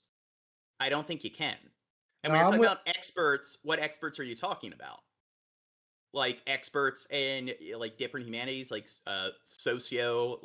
economics? Are you talking about experts when it comes to the more hard sciences, like things like meteorology or chemistry? And having a third party And just like how she can't even name one fucking book that she's read on these subjects, I'm sure that she's done her homework and read up on the various different claims and studies and theories and stuff and publications from all of the leading pundits surrounding these particular topics. Maxwell is next set to be formally deposed by members of Congress on August 11th, the House Oversight Committee saying it's planning to visit the woman at her Tallahassee prison. Now, how exactly all of that is going to work at the prison still remains to be seen. Perhaps lawmakers will choose some third. President Trump is in Scotland, but he cannot escape. But I'm just going to stop entertaining her. The mods in the chat can Probably for the argue with best. her. Questions about Jeffrey Epstein and Ghislaine Maxwell. A lot of people have asked about pardon. This is just not a time to be talking about pardons. Todd will come back with whatever he's got. Deputy Attorney General Todd Blanche questioned Maxwell for 2 straight days. You think they're going to pardon her, John? Deputy Attorney General. No. What's that? You think they're going to pardon Ghislaine Maxwell, John? Oh, that would be hilarious. There have been no asks and no promises, and nothing like that has been made. Sources tell ABC News Maxwell requested the meeting and was granted a limited form of immunity so she could answer questions without fear her responses could later be used against her. She was asked maybe about 100 different people. She answered questions about everybody, and she didn't hold anything back. Attorney General Pam Bondi reportedly told Trump in May his name appeared multiple times in the Justice Department's Epstein files. Trump denied it this weekend. No, I was never brought down. Being named in the files is not evidence of wrongdoing. Bondi has refused to release the files despite previously promising to do so, with a clamor for Why do you think she's not releasing the files? I mean, if there's absolutely nothing Everybody just needs to incriminating- calm down. Yeah, but if there's absolutely nothing incriminating towards Trump, then why is she reluctant to release these files? Epstein information refusing to cease. The Justice Department's number 2 official met in Florida with the woman who helped Epstein recruit, groom, and abuse girls over the course of a decade. Of course, everybody knows Ms. Maxwell would welcome any relief. She's been in very difficult conditions for 5 years, and so she would welcome any relief. The president is not ruling out a pardon. Would you consider a pardon or a commutation for Ghislaine Maxwell if It's something I haven't thought about. It's really something.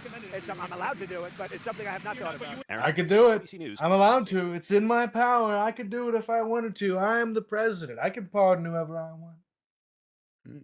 Including the Proud Boys. The Trump administration is facing renewed calls for full transparency regarding files in the Jeffrey Epstein sex trafficking investigation. Epstein's accomplice wrapped up 2 days of interviews with a top Justice Department official and the president's former attorney, Todd Blanche. Her attorney says she answered questions about 100 different people yesterday and that she did not hold anything back. Scott McFarland has more. As he emerged from a second day of interviews. They're going over the same shit. Okay, let's just get to the next topic. A lot of wonderful things are going on between Thailand and Cambodia. Thailand and Jab, Cambodia. where's Cambodia? Where's that? Dirt, where's Cambodia? It's over there somewhere. Over near there. Thailand. Okay. Yeah. Good job. So Cambodia is part of Indochina. So do you know what 3 countries make up Indochina? Indonesia, China, Now, and so they were like French colonies. It was Cambodia, Laos, and Vietnam.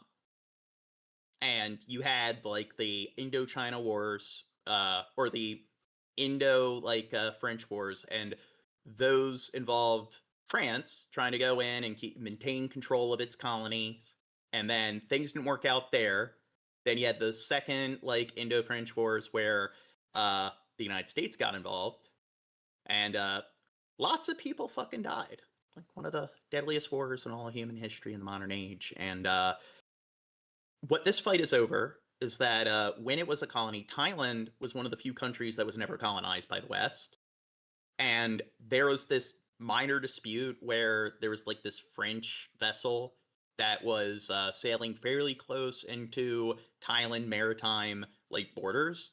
So the Thailand government ordered them to fire warning shots, and then France got pissed off and everything and forced them to cede a notable chunk of their land that bordered French Indochina. And then when they seceded from France, they still have maintained part of that control of that land. So there's been a lot of fighting over this, and this is yet another example of the post-colonial age of conflicts that are going on because of meddling from European powers in that region. And it's similar to Pakistan and India, how that's kind of been that's a byproduct of British colonialism. And Cambodia, a really fucked up sort of genocide went on. There's a really evil dictator that controlled that place for a while. Do you know who he was? Hitler? Pol Pot? Yep, Pol Pot in the killing fields. So that was associated with the Vietnam War and stuff. Like Nixon ordered airstrikes on the Khmer Rouge. That was the regime and everything that was involved. And one thing a lot of people don't know is, so when the United States backed out, there were the Sino-Chinese Wars because Pol Pot was psycho, and he attacked Vietnam because he felt like, oh, they're going to invade us any moment. And then Vietnam went in, and they overthrew the Khmer Rouge, and Pol Pot went into the jungles with the remaining Khmer Rouge militants, and they hid out there for decades. But one of the things that happened is China didn't like how, okay, now that all of the European colonial powers have kind of been expelled from the region, we want all these other countries to acknowledge us as the big authority within this part of the world. So they didn't like that Vietnam went and invaded Cambodia, which was an ally of China. So then China sent troops in, and Vietnam was able to fight back the Chinese forces back to the Chinese border while fighting a 2-front war while half of their military was occupying Cambodia. So if you think the United States got its ass kicked, China kind of did a lot worse. And one of the reasons why we didn't invade northern Vietnam in the Vietnamese War is because we were afraid that China might get involved. And then they got involved, and we weren't even there, and Vietnam was able to fight them back while being occupied with another military confrontation. But looks like bloodshed is continuing. So yeah, a friend like me and a friend of the show, I don't know if he wants to be named or not, but we've been paying a lot of attention to this conflict over the last week, and when shit first kicked off, some of the footage that we saw first was civilian structures getting hit with artillery. Ooh, yeah.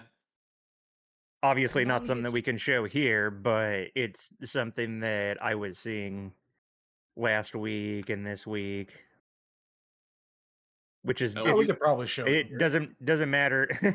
Yeah, of course. It doesn't matter what side you're on. Hitting civilian infrastructure, or even just anywhere that civilians are living, just kind of fucked up. You guys mentioned never Indonesia. Justified. Do you know which country was controlled by Indonesia Which country colonized them? Spain.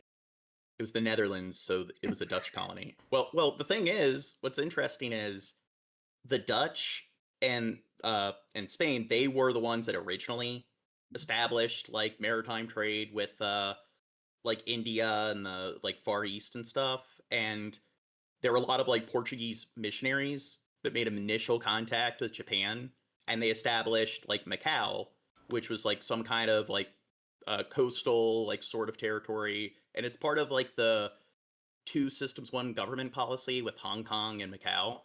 And then Hong Kong came to be because there were the Opium Wars, and France and Britain associated with each other, where they were trying to like smuggle opium in mass to cause instability in China. And then they ended up like seizing control of a bunch of territories in that region, and China essentially became a satellite state of all of the like major European powers. And then there were the 7-Year Wars, and that was in the 18th century, like a few decades before the American Revolution. And that was when Britain pretty much expelled the Spanish and France from India, and then they ended up annexing India. And India was the like, was it the Mongol Empire at the time? Can never pronounce the name properly. But you had the Carnatic Wars, where this one particular like kingdom within the Mongol Empire wanted to secede. So Britain ended up supporting them, and France supported the empire as a whole. And then Britain and Portugal allied with each other because Spain invaded Portugal in the 7 Years' War, and there was all the fighting in the Americas. The American Indian Wars took place during the 7-Year Wars, and that's when Britain went in and annexed Canada from France. That was like the First World War. And then essentially after that, during like the 1800s, that was known as the Century of Humiliation for China, where you had the Opium Wars, but there was also the Sino-Japanese Wars, where Japan went in and annexed Taiwan and Korea from China. And we all know where that led. World War II, Japan went in and annexed all of those territories from like not just like America had colonies like Guam and stuff, and the Philippines, and they annexed those from Spain during the Spanish-American War, and then Japan went in and occupied them in World War II. And then Thailand allied with Japan because they were pissed off that they lost some of their territory from France. Of border tensions had largely remained stable since a deadly conflict in 2011. The latest dispute erupted in late May, with troops exchanging gunfire in a disputed border area. One Cambodian soldier was killed. The border standoff continued as diplomatic efforts failed to ease tensions. In mid-June, then Thai Prime Minister Paetongtarn Shinawatra attempted to defuse the situation in a phone call with... What's that? I thought Tiffany might be a troll, but she has a whole channel. She has 11,000 subs. Stuff. Wow. She has a lot of videos. But how many bunnies does she really have in her game? I see a lot of bunnies right there. I need to do more than just like 2 streams a month, and I need to start uploading video essays. About bunnies. I need to get my subscribe count up. With former Cambodian Prime Minister Hun Sen. Days later, the call was leaked. In it, Paetongtarn appeared to criticize the Thai army. That sparked a sharp rise in nationalist rhetoric in Thailand. And I'm kind of going to history nerd mode, but do you know what was considered the what is the deadliest military conflict outside of World War II? Second World War II. The American Civil War, John. No, it was the Taiping Rebellion in China. And that happened like in the 1880s. And there are higher estimates or like casualty counts where it could possibly have been deadlier than World War II. If the lower estimates of World War II are true in terms of their casualty counts, and then the higher estimates are true, it could potentially have been even deadlier than World War II. And a lot of that was over issues with all the European like encroachment in China. And then you had the Boxer Rebellion, which was the first major military conflict of the 20th century. And that was where America and all the European powers went in to be like, listen, you guys don't like us here, but we're staying. We're going to occupy you. And then You're Or right, never John. changes. The chat is right. You're all over the place, John. We've barely even begun to talk about. Okay. Let's get into what's going on in the present. Streets of Bangkok demanding the Prime Minister's resignation. A Thai court later suspended Phay Tong-tan, pending an investigation into allegations of ethical misconduct. This week, military operations across disputed border areas escalated rapidly, with reports of F-16s, missiles, and artillery strikes. Each side is blaming the other. Both Thailand and Cambodia have now downgraded bilateral. They did it. Gaza did it. Or Hamas did it. Yeah. Diplomatic relations. Dude, India and Pakistan, when they were butting heads just recently, both of them were like, "Yup, it was 100% the other side. We shot down all of their planes and everything. They started it." Avril Hong, Bloomberg News. Let's get an update now from our Bangkok bureau reporter, Papicha Tanakas in PPAT. So Papicha, what's the latest? Paul, Thai and Cambodian forces clashed early yesterday, and fighting is still ongoing well into the second day across multiple frontiers along the two countries' long shared border. The latest toll from Thailand is that 13 civilians and 1 soldier have been killed, while many other 3 or 4 dozens have been injured. While on the other hand, Cambodia has not yet released any official numbers for casualties or fatalities. This, of course, was a dramatic escalation following incidents. Wait, John actually has his facts wrong about that? I don't know. People are challenging whether I'm providing accurate information. Where Thai soldiers stepped on landmines twice in a span of 1 week, with Thailand accusing Cambodia of planting mines and Cambodia. What's that? I said time them out. Start banning people. No, I don't ban people unless they spam. Cambodia denying those claims, and this, of course, followed a very long simmering border tension between the two countries since a skirmish in May and the subsequent buildup of troops along the borders, as well as tit-for-tat measures to restrict border movements. Yeah. Okay, next vid. Video shows civilians running for cover and taking shelter in 7-Eleven. Look at that Western encroachment. eastern Thailand after armed clashes broke out in a disputed area along the border with Cambodia. Thailand's military accused Cambodian troops of firing at a Thai army base in the south of Thailand's Surin province. A Cambodian Defense Ministry spokesperson said their troops acted in self-defense after an unprovoked incursion from Thai soldiers. Thailand has launched airstrikes against military targets along their disputed border following the armed clash. The latest incidents have inflamed tensions between the two Southeast Asian neighbors, with relations collapsing. Now, I know in Burma, Russia was providing a lot of bomber jets to the junta, and they've been going over towns outside their capital and just bombing civilian territories. So I don't know. Well, hey, we support Israel, and I guess it's okay for Israel to murder hundreds of people at a time in one airstrike. So why can't they do it? To their lowest level in years. Thai and Cambodian soldiers have fired at each other in multiple contested border areas after the nations downgraded their diplomatic relations in a rapidly escalating dispute. Video from Thai broadcaster TPBS showed people running from their homes and hiding in a concrete bunker Thursday morning. Okay, somebody says Civil War is the deadliest war the U.S. has ever fought in. We're talking about the deadliest wars ever on the planet. Globally, yeah. Yeah, But so that I is true. actually... Well, that is true that more I have a Americans list died here. in the Civil War than any other war. But what's that? So, top 10 deadliest wars in history. I guess we could just read the top 5 here. Number 1, World War II, 70 to 85 million.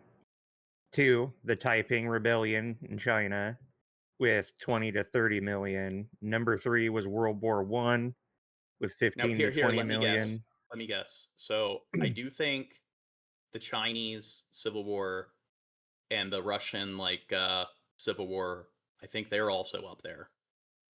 So, the An Lushan Rebellion in China is the 4th with 13 to 36 million. And the Second Sino-Japanese War is number 5. Well, that's part of World War II. 50, yeah, and the Russian Civil War was number 6. That's with 7 to 12 million. What about the Three Kingdoms War? Is that up there? Let's see. I do not see it here. Not on the top 10. And gunfire. 3 civilians were injured in the exchanges of fire. Clashes were ongoing in multiple areas. Both Thailand and Cambodia accused each other of firing first.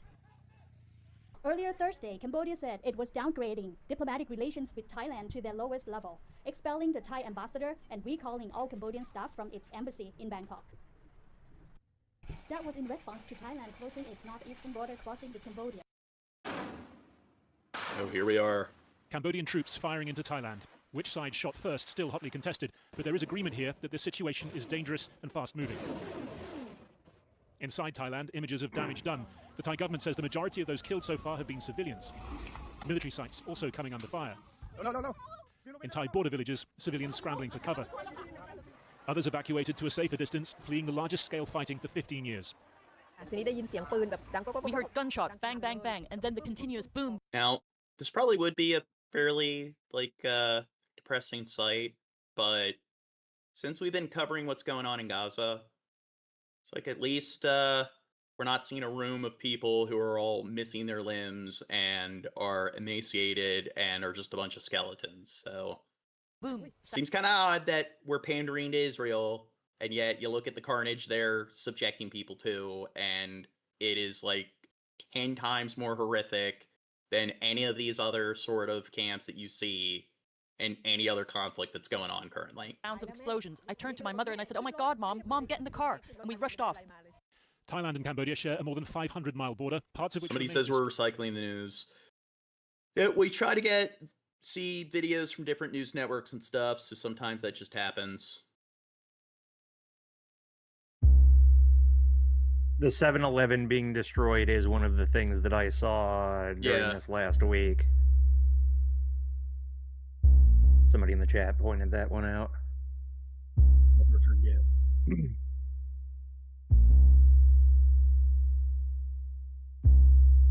Something people ignore is that it's just the rebels in Myanmar relied heavily on drones to deal with the junta, and they've actually gotten to the point where they've seized all the territory surrounding the capital.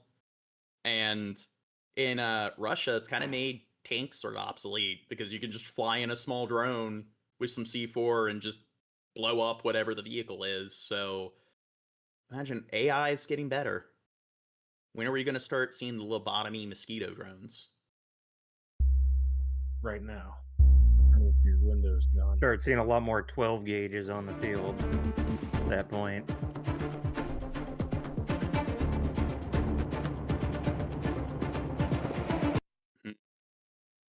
Who do you think gave the F-16 jets?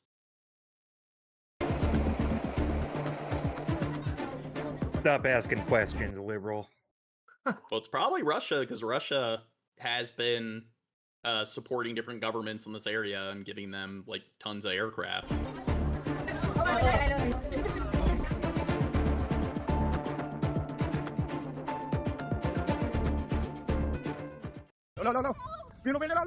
Okay, we've seen this. Next vid. The tension between Thailand and Cambodia has long historical roots, right back to a 1907 map drawn up when Cambodia was under French colonial rule.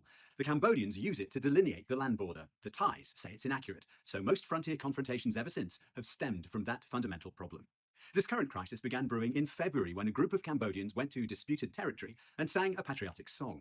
Well, yeah, I know tanks aren't completely obsolete. And I'm not talking about artillery. I'm talking about your conventional, sort of offensive tanks.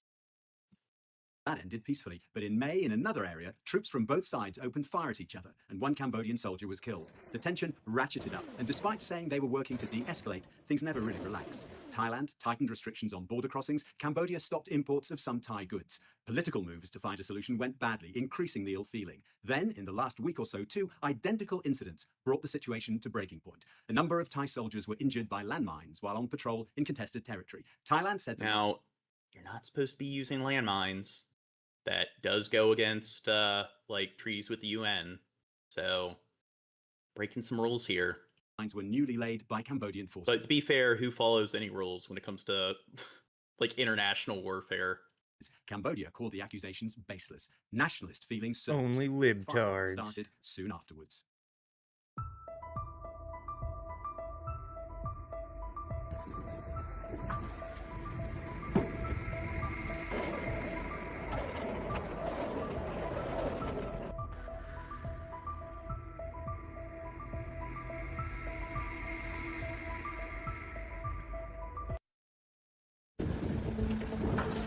Next vid. We're following a developing conflict in Southeast Asia this morning. Thailand and Cambodia have exchanged fire, leaving several dead. Relations between the neighboring countries have deteriorated sharply since a Cambodian soldier was killed back in May.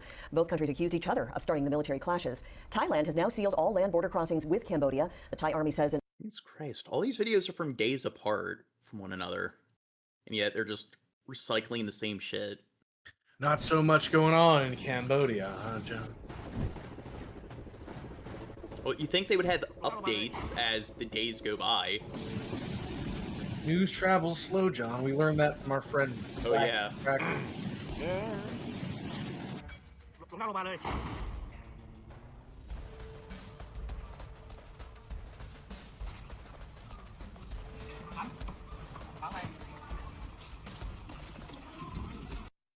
There's the gas clashes are station going along the again. border between Thailand and Cambodia. Reports say at least 12 Thai civilians are dead in the attacks over a long-standing border dispute. The Thai army says new video shows fires burning at a gas station and convenience store after the area was attacked by Cambodian weapons. ABC's foreign correspondent Britt Clennett has the latest. Hi, Britt.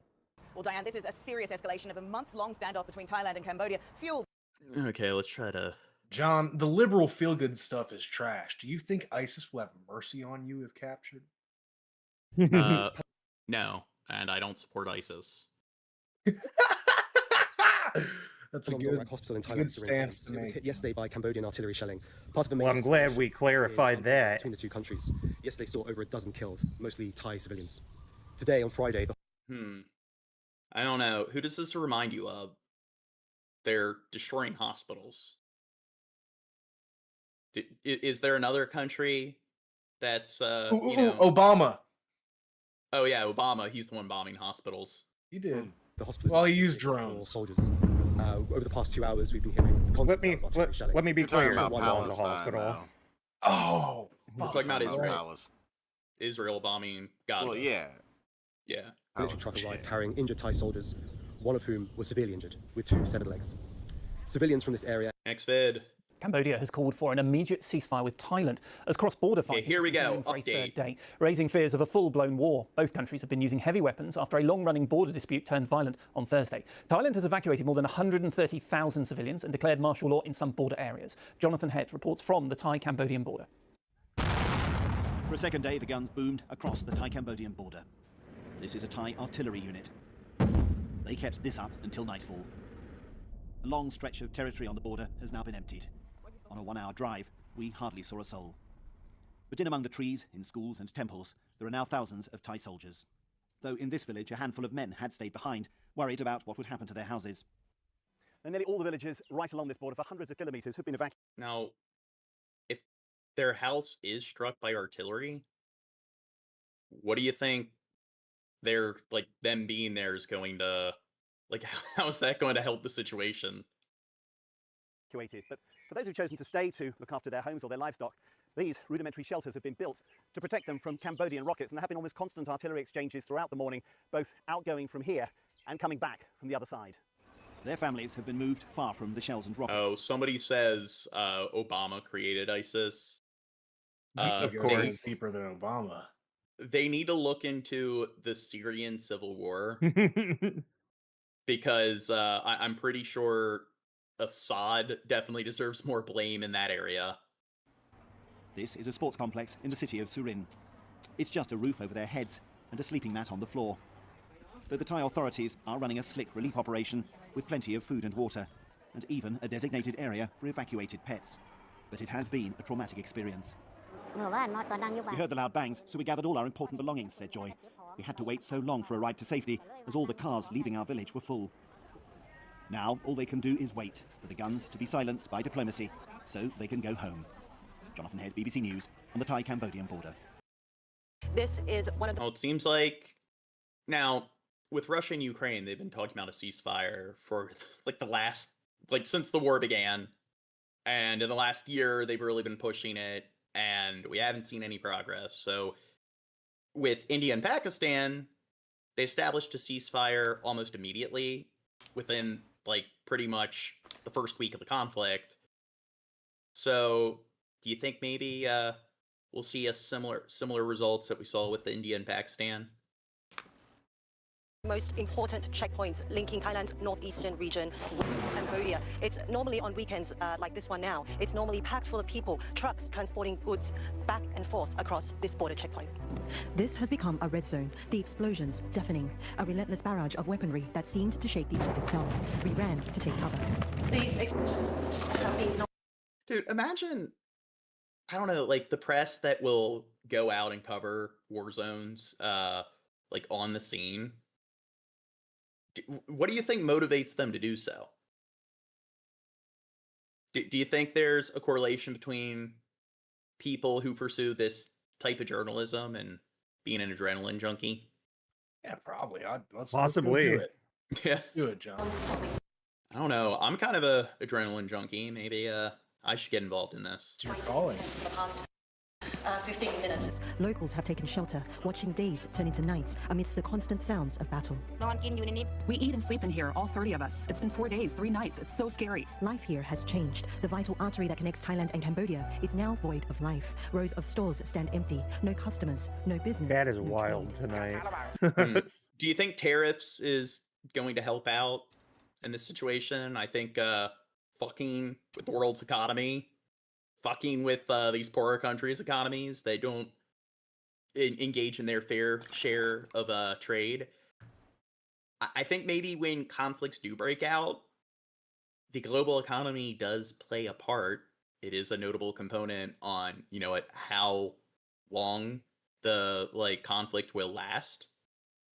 So I think that might also exacerbate the issue. But hey, things having more systemic, tangential effects, no, that's not a thing at all. The trade between the Thai and Cambodian borders in Surin province is worth about $9 million per month. But when the border was permanently closed on July 23rd, when there is no trading, they have no job. There is no income at all. It is difficult for them. Because right now... And do you think tariffs on top of that is going to help? And the logic is, so what? It's not our country. Well, guess what? What affects the fucking global economy affects all fucking countries. But hey, basic logic and common sense, what's that? The very communities that once depended on this border crossing for their survival. Who needs it, John? I know what my gut tells me. Checkpoint. You don't trust your gut, John? You have an unreliable gut? Wait. This is the Onion? Oh no, this is One India News. What makes just the symbol? You thought it was the Onion? Yeah. Well, I'm not wearing my glasses. I'm like.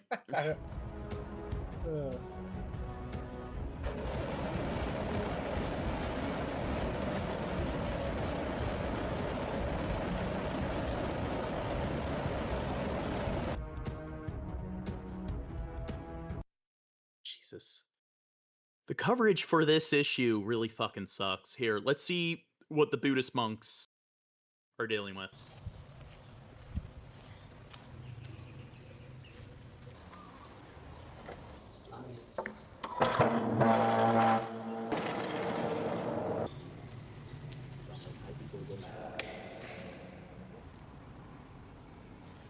Are they going to interview them? Jesus Christ. Fuck Western media.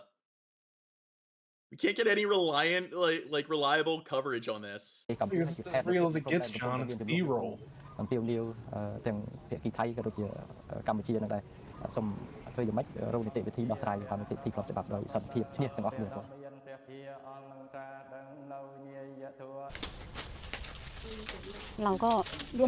Okay, I guess I've gone over what we can. I've given people some history on the issue.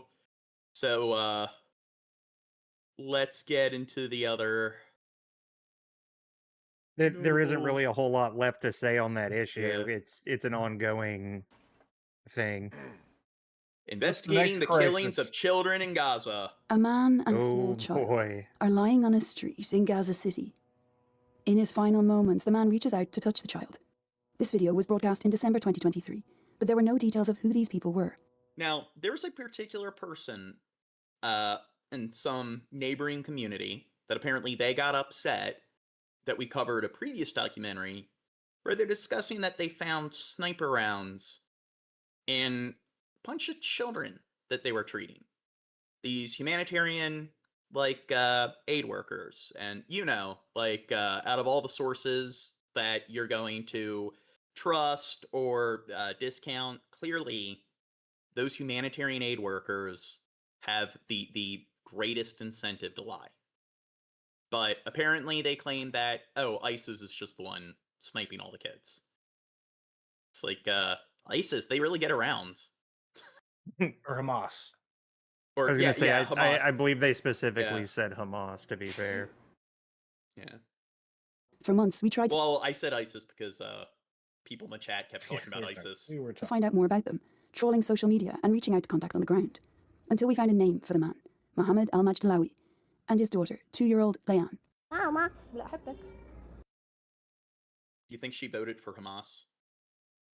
It's likely if she's not a Hamas agent herself, this child here.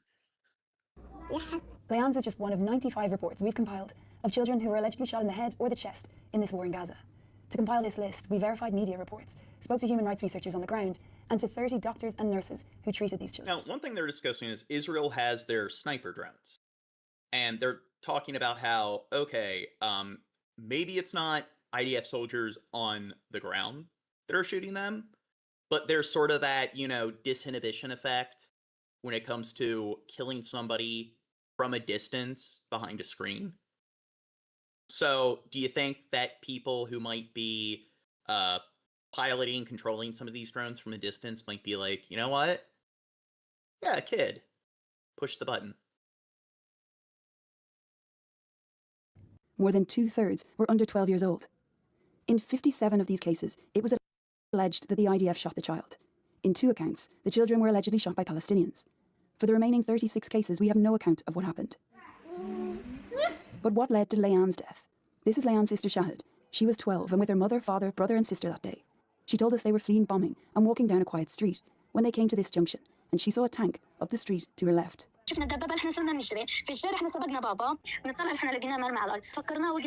said they ran back to help and realized their father had been shot. Now, how do we know that he wasn't an armed Hamas militant? And this is where when people make that argument, so I was talking to a relative who they like their Fox News. And I asked her, you know what percentage of people in Gaza do you think are actually involved, like actually militants of Hamas? It's like, I don't know, like 10%. And it's like, again, you look at just basic numbers, like logistics when it comes to like active military personnel in any military, and it always makes up like less than 1% of the country as a whole. The most militarized countries on the planet, like Andrea or North Korea, barely get beyond like 1%. So it is incredibly rare that you even get into the single digits when it comes to the number or the percent of people within a nation who are actively participating in the military. So the fact that people want to sit there and be like, oh yeah, they're a Hamas militant, that person's Hamas militant, maybe some of them are, but I think when you just look at the basic numbers, it's just not fucking possible. It's just completely unreasonable to say that every single time a civilian is killed, or at least a adult male is killed, that, yeah, they were clearly a militant. They fled and never saw Mohammed or Layan again. We found a satellite image taken 2 hours before the shooting. We don't have permission to broadcast it, so we've recreated it here. In it, we can see a tank along the same street where Shahid says she saw one 2 hours later. Military expert Stuart Ray examined the image and pointed out many other tanks, armoured vehicles and defensive sandbanks, and these tall buildings, indicating this was an IDF fortified position. We presented our findings to the IDF, and they said IDF soldiers operate against terrorist organisations in complex urban environments, and unintended or erroneous harm may occur in the course of combat. They said the details of Layan's case have been recorded and will be examined by the competent authorities. Now, I'm fairly certain if you look at the casualties and the percent of civilians per militants that are being killed, it is significantly higher than any other military conflict that's been going on in the last few decades. So this is where, oh, oops, it was an accident. I understand there's always going to be civilian casualties to some extent in war, but there's no fucking way to justify this. But I guess I'm just appealing to statistics and numbers. I mean, yeah. What did the IDF in Gaza Well, in so 2024? and also for the record, I don't think I'm out of line in saying that we don't exactly support or defend Hamas here, right? Yeah, what they did on October 7th is inexcusable. I mean, but two wrongs don't make a right. Right, And yeah. Oh, go ahead. Yeah, it's okay to just like turn neighborhoods into parking lots and kill hundreds of fucking civilians at a time. A lot of times it's children being killed in the fucking hundreds or the thousands, but that's okay because Hamas, another bad group of people, because they killed like over 1,000 people like a year ago, that justifies just bombing block after block, district after district, again and again, killing hundreds and hundreds, tens of thousands of fucking people. Why? Because, hey, let's treat people like they're a Borg in a hive mind. Well, right, and what I really wanted to say for the record, people in the chat, is that we've had people get angry at us for not defending the IDF and everything that they do, but it's the same principles that cause us to not defend Hamas and the shit that they do. The exact same principles. In which his unit killed unarmed people, including 2 boys he described as young teenagers. Anyone you see off the humanitarian road, shoot. Shoot to kill. That's what we were told. Our commander qualified that. Of course, if it's a woman or a child, don't shoot. Try to detain them. Don't be stupid. Do you think there's a lack of accountability? I would definitely say there's a lack of accountability. When we lost some people in a firefight, it was just it. Destroy everything. Kill everyone you see. We put this soldier's allegations to the IDF, and they said the IDF remains committed to minimizing harm to civilians as much as possible. Well, hey, they obviously are abiding by what they preach. Yanina Dill is a professor of international law at Oxford University and reviewed our findings. It's often very hard to come to a definitive, even a preliminary legal conclusion from far away where you never have all the evidence. And in this instance, the available evidence points so directly towards a very serious violation of law, potentially even a war crime. That's quite rare. Leanne and Mohammed's remains lay on Hamid Street for days as their family fled from the Oh, chaos his arm moved. He's acting. of this brutal war. And until we contacted the family Everything's over a a year conspiracy. later, they had no idea that this video... We turn now to the crisis in the Gaza Strip, where Israel's partial pause in fighting will end in a few hours. Our Elizabeth Palmer has the latest. In an abrupt reversal, Israel cleared the way for more aid to Gaza. Overnight, the military airdropped food and supplies. But those pallets are... Oh, and Taylor Were says, but how can you trash Israel for defending themselves and Hamas? Yeah, I was just about to started address the this. war and are invading Israel towns, kidnapping kids and people. Well, here's the thing. This conflict between these two territories has been going on much longer prior to... It didn't start with that. The attack. And when it comes to defending yourself, you know what? There's a thing known as appropriate levels of self-defense or just defense in general. So what if 3 criminals go into a building and hold like 80 people captive? Does it justify a police force going in and bombing and blowing up the entire building? And then not just killing the 3 criminals, but killing 70-something innocent people in the process. So when Israel has the means to put boots on the ground, clear out buildings, occupy said buildings, if they think that there's 2 or 3 militants in said building, but yet they decide to drop a bomb, some sort of cluster fucking bomb, that when they have more like precise munitions, where even if you're going to blow up the building, they have the weaponry available to make sure that that one building is hit and collapses into its footprint, but instead they level an entire block. I don't think that is justified. That is not defending yourself. That's also an example of what I was talking about earlier when we were covering Thailand and Cambodia, and when I was talking about civilian targets like that 7-Eleven that got blown up, and the footage that I've been seeing, that it doesn't matter if it's the side that I agree with that's doing it. I'm still gonna think that's fucked up. Fraction of what's needed. The bulk of the aid is on trucks waiting to go. And in what could be a game changer, Israel says it will establish secure routes through the war zone so the trucks will no longer be shot at or... Oh, Tiffany, again, she comes up with a really stellar counter-argument. That's just dumb. Yeah, Tiffany, your channel is cute. I like the bunnies. I saw some of the videos, but it sounds like we are not going to agree on a lot of things. Yeah, Tiffany, I would still love to hear an explanation how tariffs don't cause inflation to get worse. Nothing to do with it. Also, like, Tiffany, how much... The floor is still open.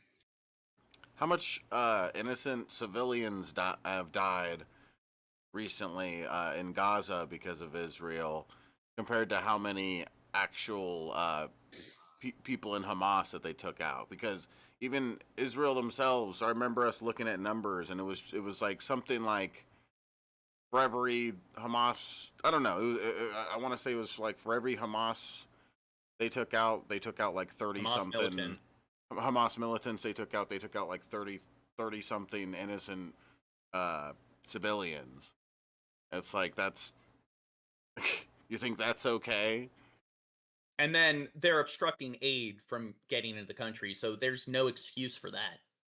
I mean, currently they're like dying in mass of malnourishment and starvation, and how do you justify that? There is no way to justify that. And it's just, are all of these humanitarian aid organizations lying? Like, what incentive do they have to lie?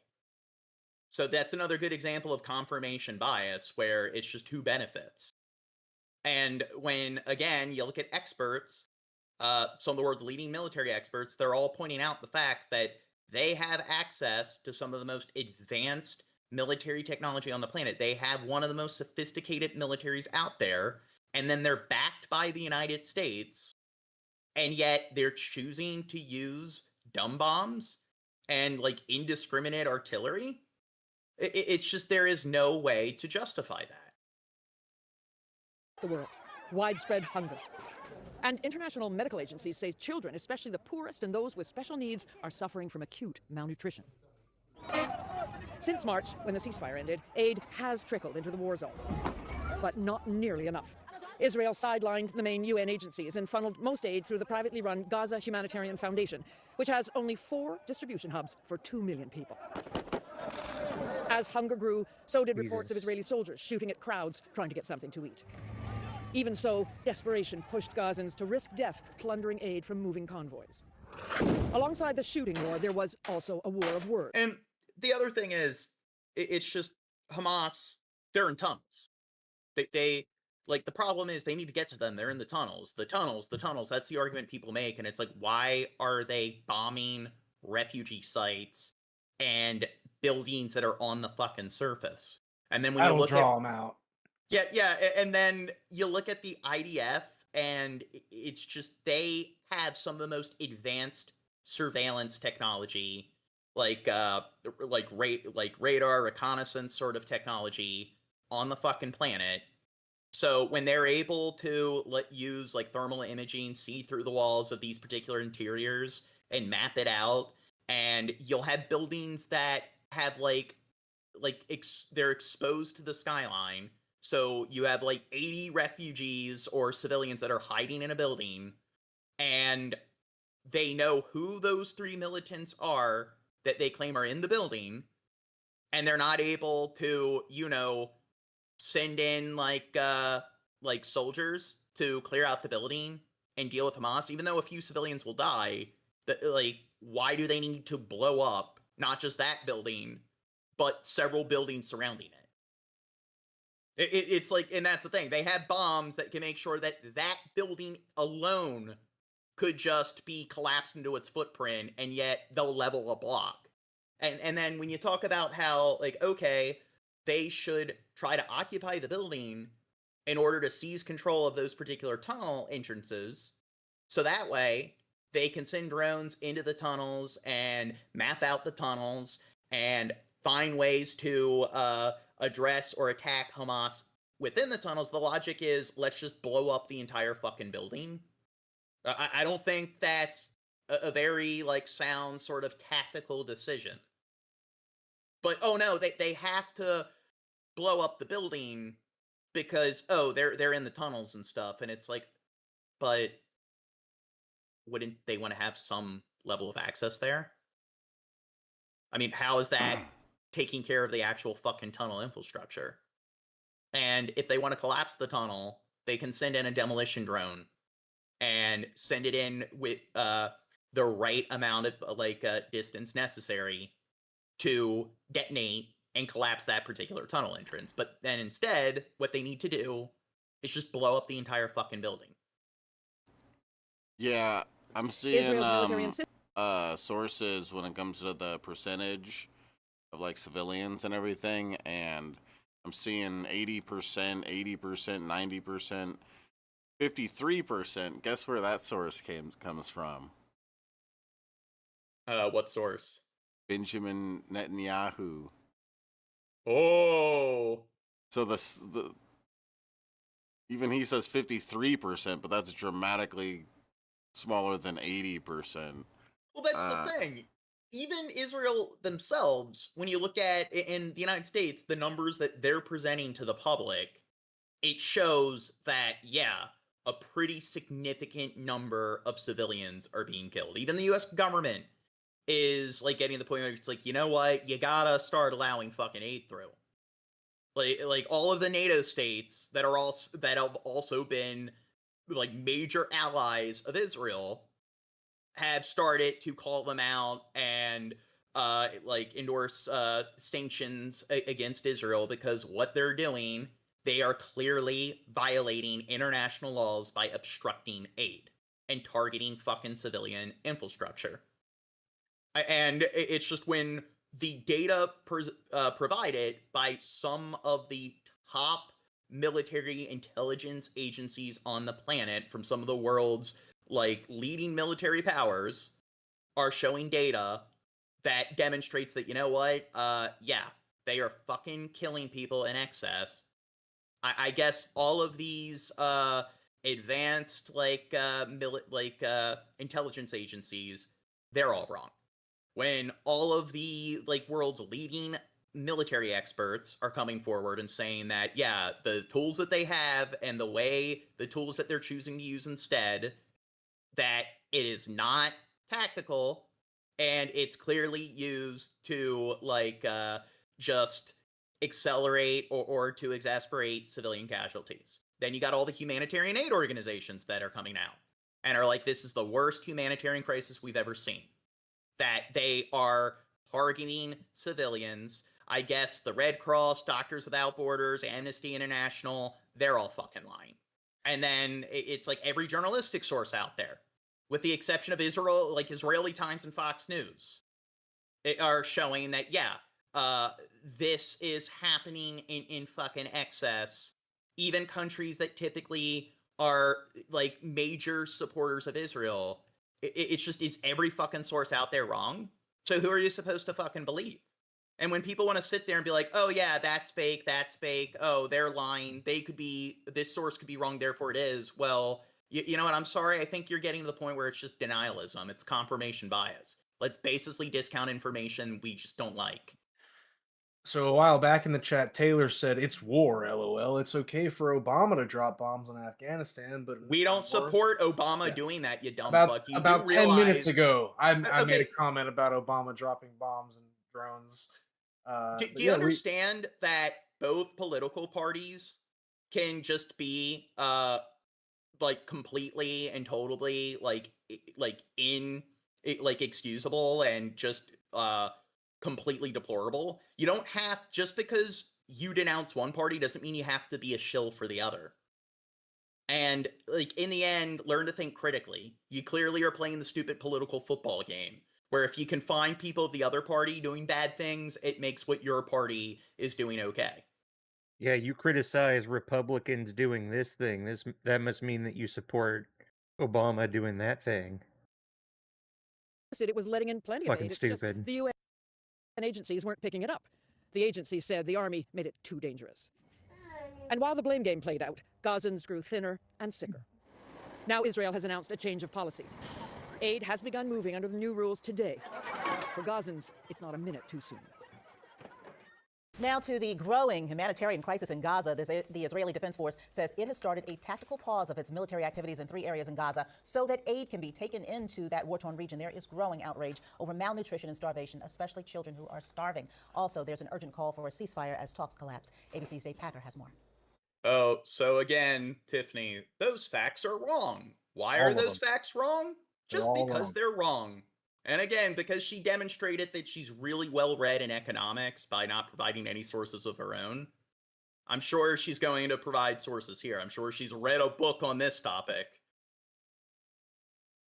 Starting to get the impression that she's a dumb bitch. Whoa. Just because she's whoa, too far. Too far. Airdrops are the most inefficient way to get aid into the territory, humanitarian groups say. Verified video showing crowds swarming a pallet of food on a beach fighting over items. Before the drops, only a few aid trucks were allowed in, forcing thousands to walk for miles for a single meal. I have come all this way risking my life for my children, this woman says. My children have not eaten for a week. I brought flour for the children, this man says. Israel banned the media from entering Gaza. Aid groups say tens of thousands are on the brink of starvation. Israel's foreign ministry says there will be a pause in fighting in civilian centers and humanitarian corridors to allow for the safe passage of aid. More than 125 people, including children, have died from the starvation the Hamas-run Gaza. God, look at all these Hamas voters and Hamas sympathizers. The health ministry says Israel and President Trump accuse Hamas of looting and obstructing aid routes. But a report by USAID says officials found no evidence of widespread aid diversion by Hamas. The State Department in Israel pushing back against that report. Recently, Israel and the U.S. pulled out of Gaza ceasefire talks. President Trump telling Tiffany, quote, finish the job and get. Do you have Discord? Do you know how Discord works? Do you want to entertain us for a little while? You can come and talk to us on Discord. You are at a disadvantage arguing with us one text message at a time.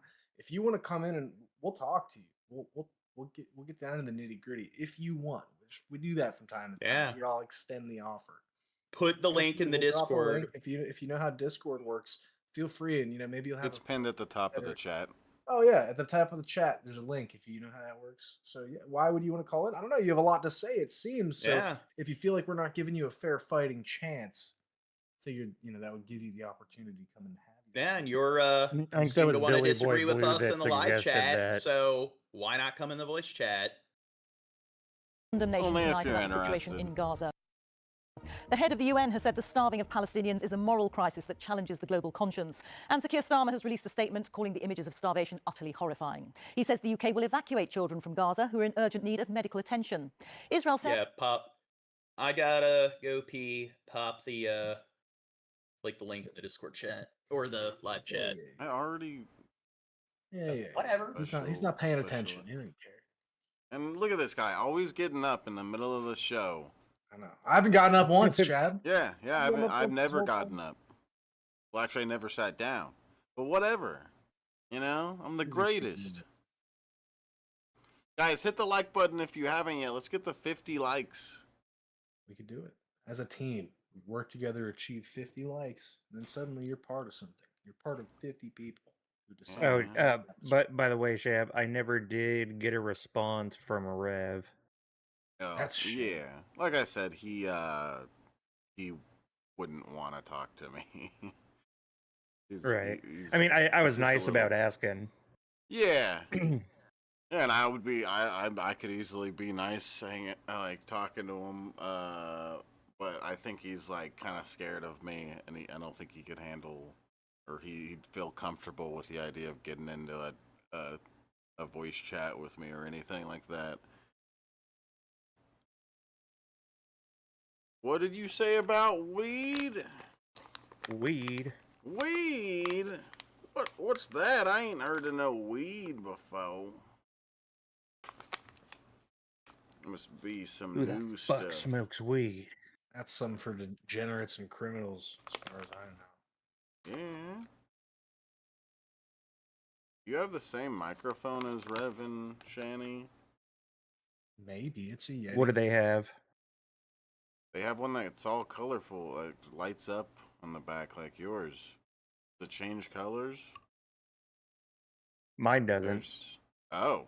Mine just glows red. I think theirs changes colors, like they choose what colors, but I don't know. I don't really know. There is a color changing version of this, Mike.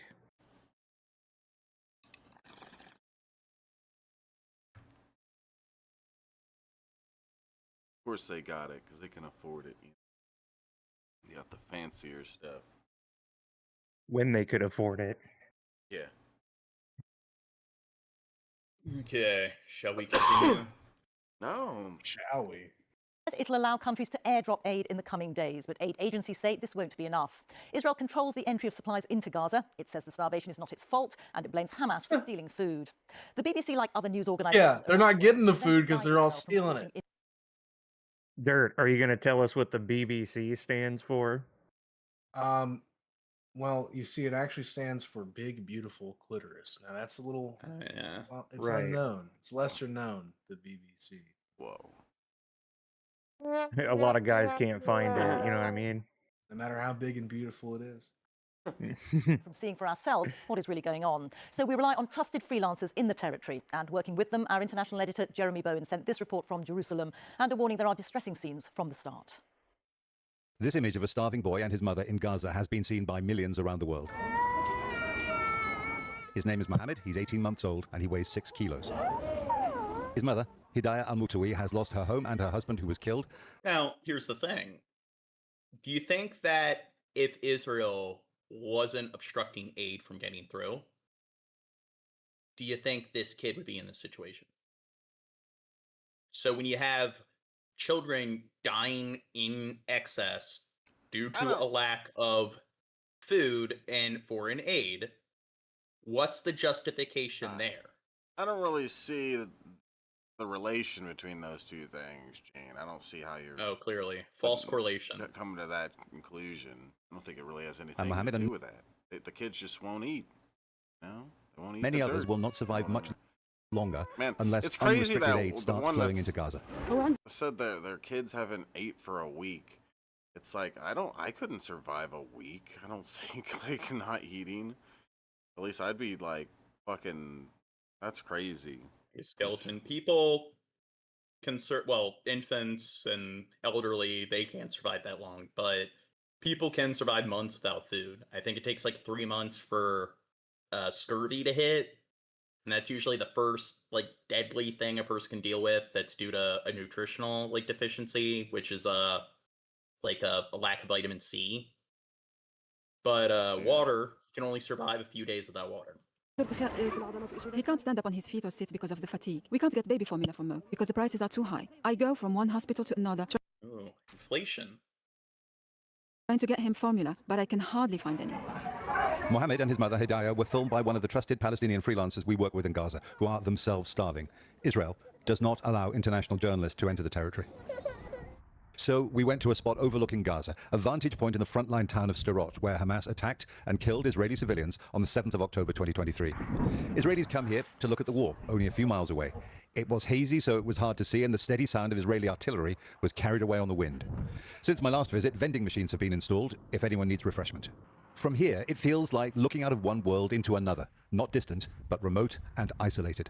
So, from up here, there are essentially two visions of what's happening in that world. Israel, supported by the United States, says there's plenty of food in Gaza, and if people are going hungry, that's because Hamas has been stealing it, and because the UN and others have not been distributing. Oh, but when all of these humanitarian aid organizations, once again, are saying that they're not being allowed in, that they're turning away, like, trucks because they claim that there's chocolates on the truck, and that's a luxury food. So they'll turn around the entire truck, which doesn't just have chocolate on it. I don't think that that's reasonable, but clearly not the first time that that's been done too. Yeah, there's toothbrushes, and they could be used as weapons because they could like shave down the toothbrushes and use them as like shanks and shivs. It's like yeah, I'm not buying it. And again, why would these humanitarian aid organizations be lying? What motivation, what incentive do they have to fucking lie? Like, we're getting to the point where it's just being a mindless asshole and engaging in confirmation bias. I don't want to believe that what this group of people is saying is true, so I'm just going to discount it. distributing it in the way that they should be. Now, the other version, which is supported by Western governments, including Britain and France, and by aid agencies with decades of experience of operating in war zones, is that Israel's restrictions... And Bandito says these are war crimes. You're absolutely correct. On the entry and the movement of food and other essential items in Gaza has created a humanitarian catastrophe that means that now people aren't just going hungry. The vulnerable, children, are starving to death. This is not a battlefield, though it might look like one. It's a food distribution point in Gaza. Bullets are kicking up the sand as men wait to get food. It's one of 4 sites run by the so-called Gaza Humanitarian Foundation, a joint Israeli-US scheme they say replaces the UN and keeps food away from Hamas. This video is of the foundation's armed American security guards opening fire. And there's been whistleblowers, like U.S. soldiers have come out and reported what they've seen. So I guess they're all lying as well. Everyone's fucking lying, except for the IDF and Fox News. I think you hit one. It was filmed by a US soldier who signed up for the operation in Gaza after he retired and left, he says, when he saw American colleagues and the IDF killing civilians. The soldier is Lieutenant Colonel Anthony Aguilar, a Special Forces veteran of the US Army's Green Berets. He's in Washington. I spoke to him from a spot just near the Gaza border. I witnessed the Israeli Defense Forces shooting at the crowds of Palestinians. I witnessed the Israeli Defense Forces firing a main gun tank round from the Merkava tank into a crowd of people, destroying a car of civilians that were simply driving away from the site. I witnessed mortar rounds being fired at the crowds of people to keep them controlled. As a professional soldier with a very long career, what was your professional opinion of what was happening? My professional opinion of how the sites were established was what I would describe as professionals. What do they know? Amateur, inexperienced, untrained, no idea of how to conduct operations of this magnitude. That would be my most benign assessment. In my most frank assessment, I would say that they're criminal. In my entire career, have I never witnessed the level of brutality and professional, like soldiers, military experts. I mean, yeah, they've never seen anything like this in their entire career. Yeah, they're clearly all lying. Same thing with all these humanitarian aid workers. They're all lying as well. Everyone's fucking lying. And use of indiscriminate and unnecessary force against a civilian population, an unarmed, starving population. I've never witnessed that in all of the places I've been deployed to war until I was in Gaza at the hands of the IDF and US contractors. Based on the knowledge you have, do you think that you were a witness then to war crimes? I think you're saying that very emphatically. Without question, I witnessed war crimes. I witnessed war crimes being held by the Israeli Defense Forces, without a doubt, using artillery rounds, mortar rounds, firing tank rounds into unarmed civilians is a war crime. People can resist hunger for a long time, but in the end, their strength ebbs away and deaths can rise exponentially, and that is what seems to be happening now in Gaza. Israel insists its forces have not targeted civilians. Now we have eyewitness testimony to add to the considerable evidence that they've done so as a matter of routine. Jeremy Bowen, BBC Well, News. clearly they're lying. Israel says it plans to allow airdrops of badly needed aid into Gaza, quote, in the coming days. That according to an Israeli security official. The shift comes as the humanitarian crisis in Gaza deepens by the day. Images like this illustrate the growing desperation for hungry Palestinians. The health ministry there says dozens have died from starvation and malnutrition just this week. And though ceasefire talks are ongoing, there's no end in sight for the people of Gaza. More now from CNN's Jeremy Diamond, and a warning. You may find the images in his report disturbing. There are no bullet holes or shrapnel wounds marking this man's body. His bears the signs of a far more silent killer. Oh wait, where's the guy who said he hasn't seen a man starving? You haven't seen a starving man in Palestine? Are you still here? Clearly this is AI. Clearly this is it's a wax figure. Yeah. Just everything's fake, everything's staged when it's information, evidence, or whatever that doesn't support your particular worldview. Old Mohammed al-Hassanat is Okay, so 45 Palestinians who have died of malnutrition. now that Shabisky is back, I wanted to ask a hypothetical question, and this is the perfect pause frame for me to ask it. God. Yeah.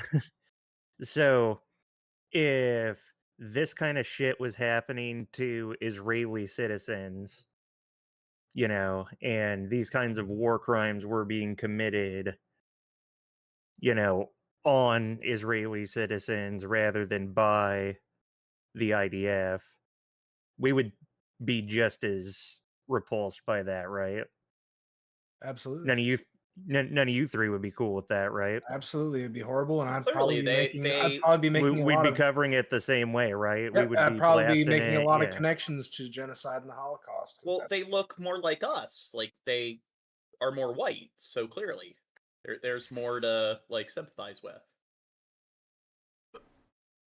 And I'm sure that's not an element with people who tend to want to be white knights for Israel. Last week, according to the Palestinian Health Ministry, I knew what answer I was going to get from all three of you. It just seems like the chat doesn't get it. In Gaza, But you now know reaching what the big unprecedented levels. difference The would question be? now Okay, is not not the whether shot. starvation No, will no, claim no. more lives, but Wait, who wait, will be. Okay, go ahead. See, you know what the real big difference would be? America, a lot more people in America would give a shit. It would matter a Yep. lot more. Well, a lot more people on the right would give a shit. Yeah. Next victim. Most food stocks have run dry. Malnutrition cases are skyrocketing, and there is only so much Gaza's under-resourced hospitals can do. At one of the few soup kitchens still serving meals, the growing desperation of Gaza's population of more than 2 million is clear as day. 28 Western nations, more than 100 humanitarian aid organizations, and top UN officials have all said Israeli policies are to blame for the starvation crisis now unfolding. That's because Israel imposed a total siege of Gaza between March and May. And since then, Israeli Do you think that's true, or is that fake news? Fake news. restrictions on the It was an Liberal entire month propaganda. of them not allowing any aid to get through. So we discussed, like, I pointed out a lot of the more covert like methods they use to obstruct aid, turning trucks away because they have chocolates on it or toothbrushes on it, but or they've even made the argument, oh, zippers aren't allowed. If anything's packaged with zippers, we're gonna have to turn it away.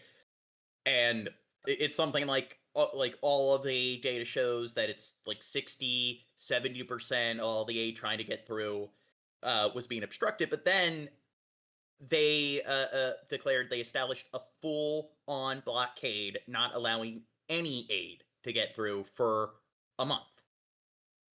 And why was that appropriate? What was the logic there? So this is where, if you want to play the stupid game, let's assume that all the airstrikes and stuff were appropriate and it's just civilian casualties, like, due to war. How can you say that this isn't just perplicit? Anyone that tries to argue that this is appropriate, you're just like an immoral person, or you just are somebody who is dishonest and you love engaging in compartmentalism. entry and distribution of aid have snowballed into an utterly avoidable disaster. I don't know what you would call it other than mass starvation. And it's Oh, someone mentioned 3 months, not a month. And that's very clear. And this is because of blockade. Israel denies it is using starvation as a weapon, pointing to hundreds of aid trucks inside Gaza awaiting UN pickup. The UN says Israeli authorities have repeatedly failed to authorize safe routes to pick up those stockpiles. But the reality of starvation is impossible to deny, including for Israeli news channels, which rarely broadcast such images. Fadia Abu Namus has been in line since 6 a.m., hoping to fill a pot of lentil soup to feed the 9 members of her family. We've had enough of starvation and oppression, enough of staying in the streets like dogs, where no one looks at us, where we can't find anything for our children to eat or drink. Signs of hunger are everywhere in Gaza. This man collapsed while... And Taylor says, regardless of who our allies are or who started it, Israel went too far regardless morally. Yeah. Well, yeah. Sifting through the wreckage of the latest Israeli offensive. He Yeah, said he hasn't eaten there you anything go. lately, but scraps That's of bread. right. Yeah, that Moments later, does sum it Hezbollah up. gives out on him again. He's simply too weak to go on. Jeremy Diamond, CNN, Tel Aviv. Horrible situation. That was why I asked that hypothetical, too. Well, the U.S. and Israel are condemning France's plan to recognize a Palestinian state. Okay, so why is France notable when it comes to them saying they're willing to recognize Israel or Palestine or Gaza as a UN state? Is it because after World War II they had something to do with the plotting and drawing out of the lines of Israel in the map? Well, no. It's Doesn't because have anything to do there with are 5 countries in the UN that have vetoing power, where even if there's a popular vote, those 5 countries are allowed to override it and veto it. and that's the United States, China, Russia, Britain, and France. So this is one Western Israeli ally that's now saying that, you know what, we're not going to use our vetoing power. And there have been cases where they have voted for like recognizing Palestine as a country, but there have been cases where every country has voted for it, with the exception of Israel and the United States. Israel does not have vetoing power, so it was the U.S. vote alone that discounted them being accepted as a UN country or a UN member state. So, America. President Emmanuel Macron announced the move yesterday, saying he'll formalize the decision at the UN General Assembly this September. Israeli Prime Minister Benjamin Netanyahu slammed the decision, saying it, quote, rewards terror. U.S. Secretary of State Marco Rubio called it reckless. Well, for more on this, I'm joined by CBS News senior foreign correspondent Elizabeth He's Pollard. afraid of other Thanks so much for joining G7 us. This is a nations pretty... doing the same thing. Yeah. Nazi! You're a Nazi! You're a goddamn Nazi! That's right! You're a Nazi! I see! That's why you cover your face! You're a Nazi! Oh shit! Where is this? What's this? Yeah, what's going on here? It's New York two City. grown men fighting over a difference in political views. Confrontations as hundreds march to stop starving Gaza in New York City. That's what it says. You attacked me! So I'm trying to see what his t-shirt says. Who's supporting, like, or who's supporting him? God, you fat freak! He called him a fat freak. I think he needs to look in the mirror. And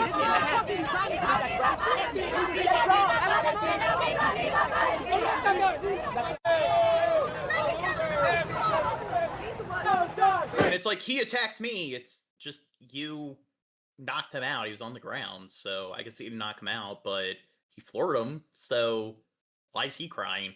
Free Palestine! Free my drink! Hold my wall! Free my gate! Hold my wall! Zionism will fall! Zionism will fall! Okay, so I guess, yep, the dude who decided to assault him was, who doesn't think he's fat, which is kind of ironic, because we get a lot of Trump tards that want to call us fat, but yet 90-something% of Americans are overweight, and southern states have higher rates of obesity. But regardless, I have a feeling a lot of them are that guy, where even though he was pretty much the same size as the dude, he looks in the mirror and doesn't think he's fat. He's svelte. That's hilarious. He gets big guns. Bad bod.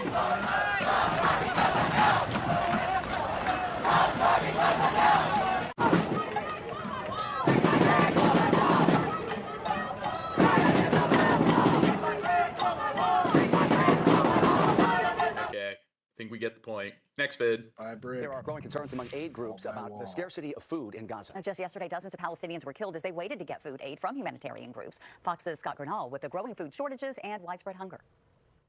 As fears of hunger in Gaza grow, countries are calling for an end to the war. In a joint statement Monday, 25 nations, including Britain and France, described recent deaths in the territory as, quote, horrifying. The situation on the ground in Gaza is intolerable on so many levels. According to the Gaza Health Ministry, at least 67 Palestinians were killed in the northern strip on Sunday as they attempted to access food from United Nations aid trucks. We were waiting for flour because of hunger. We wanted to eat and drink.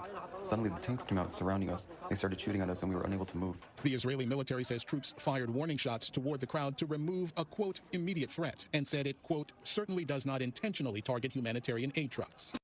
Because clearly they haven't been doing that at all. And the thing is, it's kind of hard to trust them, because are there cases where, oh, they were shooting at an immediate threat, that, like, legitimate threat was neutralized, and no civilians were hit? Or is it a scenario of them just trying to terrorize civilians, and it's like, yeah, fuck them, I'm gonna, like, shoot bullets at the ground near them?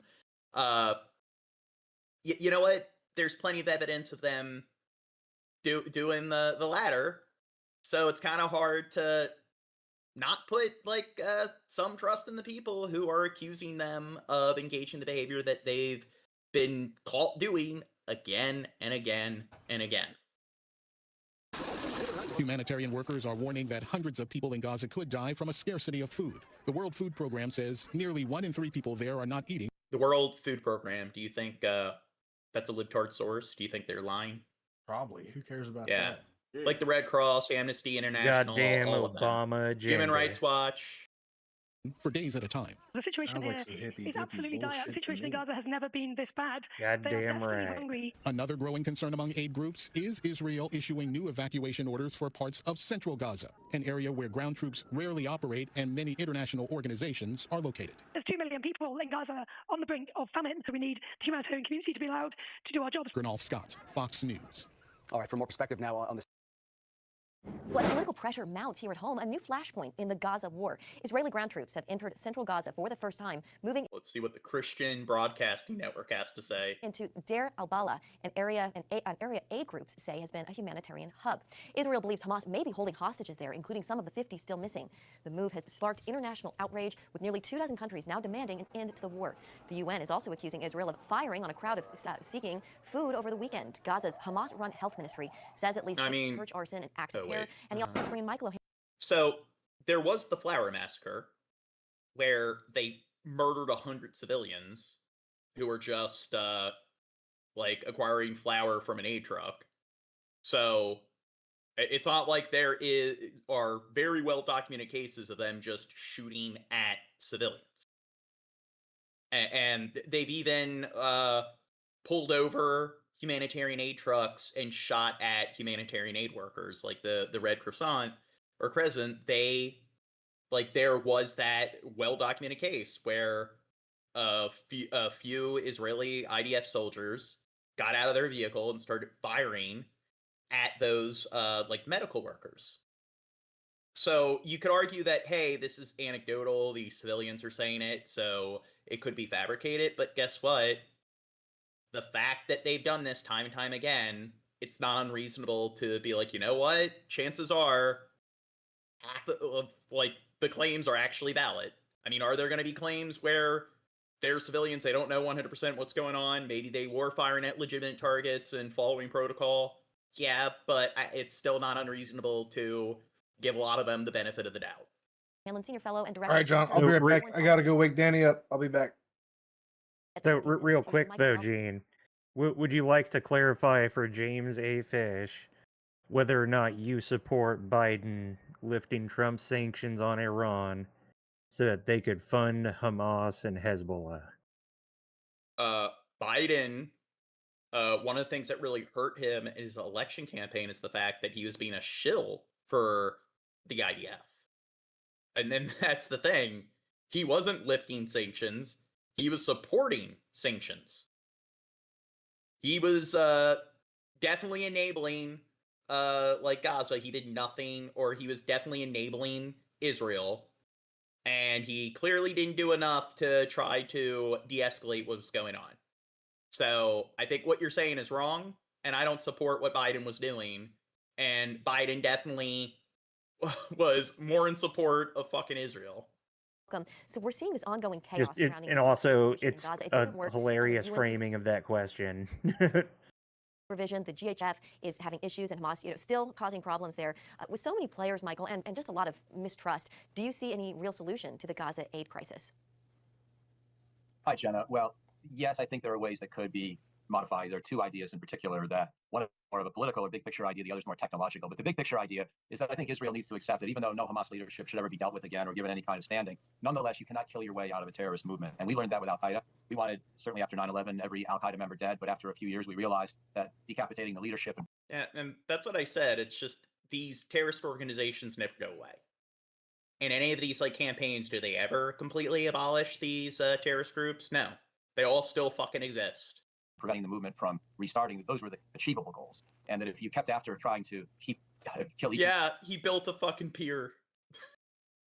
That was probably a pier that lasted for a fucking week. Every one of a person who might call themselves Al-Qaeda, that you were just going to fight forever and perhaps even make the problem worse. So at a conceptual level, I think Israel needs to distinguish between defeating the leadership and, down several levels, not just top leadership, which they've already done, and defeating or killing every single member, which is unrealistic. Yeah. At the technological and practical level, I think Israel can start to try to create zones of safety within Gaza that essentially use biometric indicators and controlled access points to try to gradually make sure that everyone is basically known not to be an established Hamas figure. And then to try to, again... See, like, here's the thing. The Christian Broadcasting Network they were being giant shills for Israel, but now even they are reporting on Israel and being, like, fairly critical towards Israel.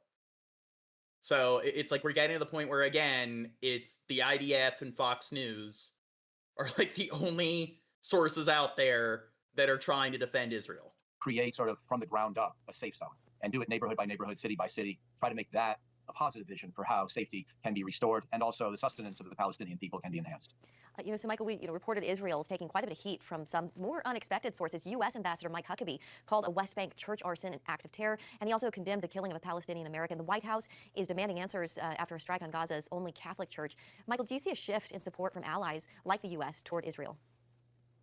Yes, absolutely. I think that if we compare over the last couple of years, and we all understand why Israel felt it needed to react very, very robustly after October 7th, 2023, a heinous day, a tragic day, a day that sealed Hamas's fate. And I think Israel's been justified in trying to destroy the leadership and infrastructure of the movement. But the Biden administration, which was portrayed as being somehow softer on its support for Israel than President Trump, although I don't know if that's true, but the Biden administration didn't even make these kinds of statements very often in the first months following October 2023. President Trump tried to be, very categorical in supporting Israel. Do you think they're lying?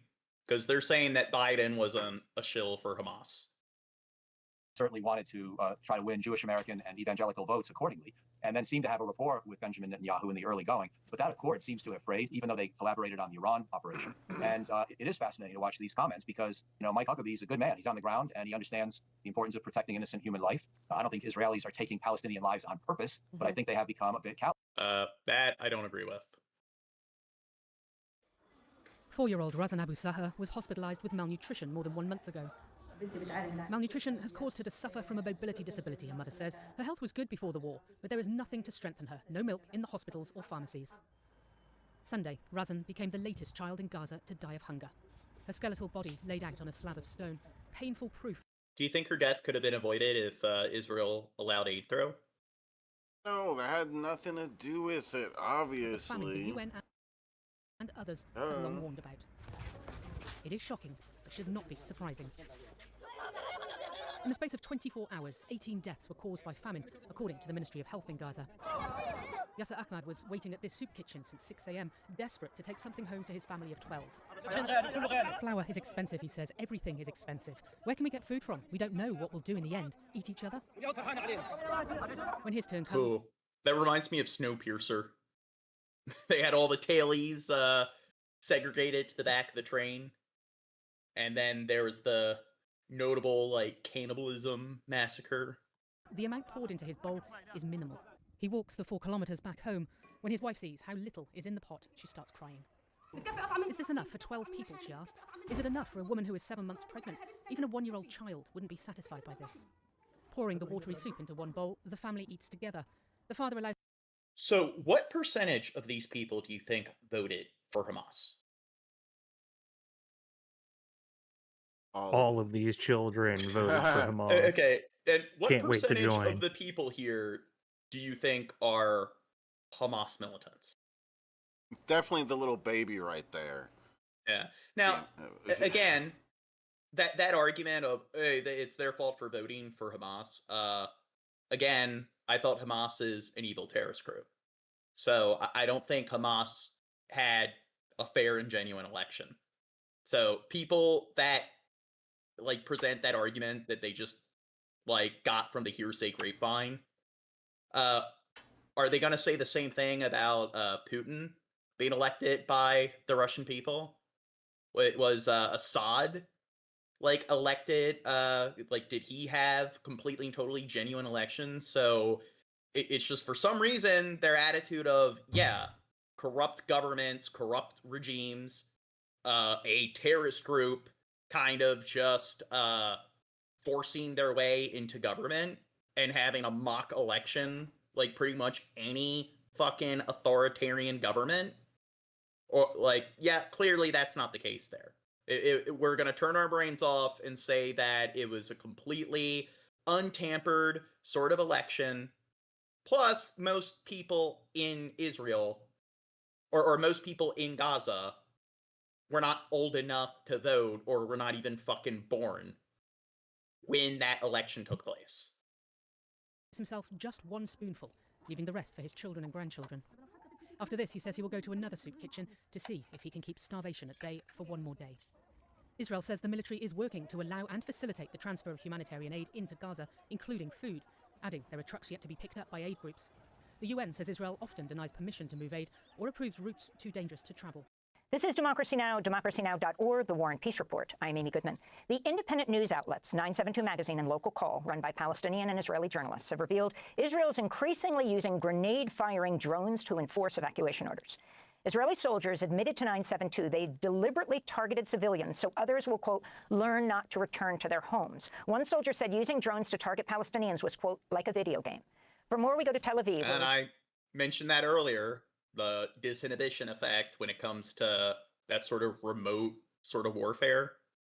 It's a lot easier for somebody to, like, it wasn't the Stanford prison experiment. There was another one where it's just disciplining the other person when they're out of sight. You push the button to electrocute them when they're given the test, and it shows that, yeah, with human beings, it's a lot easier to be an asshole to somebody when you're behind a keyboard or a screen.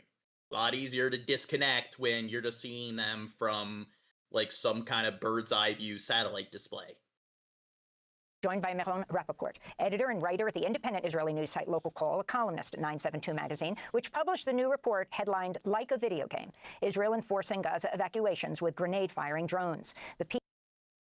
So Fish in the chat says, Democracy Now! Is a joke. Well, you could say the same thing about any mainstream news network. And if we ask you, explain why they're a joke compared to, I don't know, Forbes, the New York Times, Fox News, I don't think you'd give us an argument for why this news network is notably unreliable compared to others. And here's the thing, we're doing commentary on these particular news networks, but when I do my fucking homework, I do not rely on journalistic sources. Yeah, but how reliable is 972 Magazine, John, which published this article here?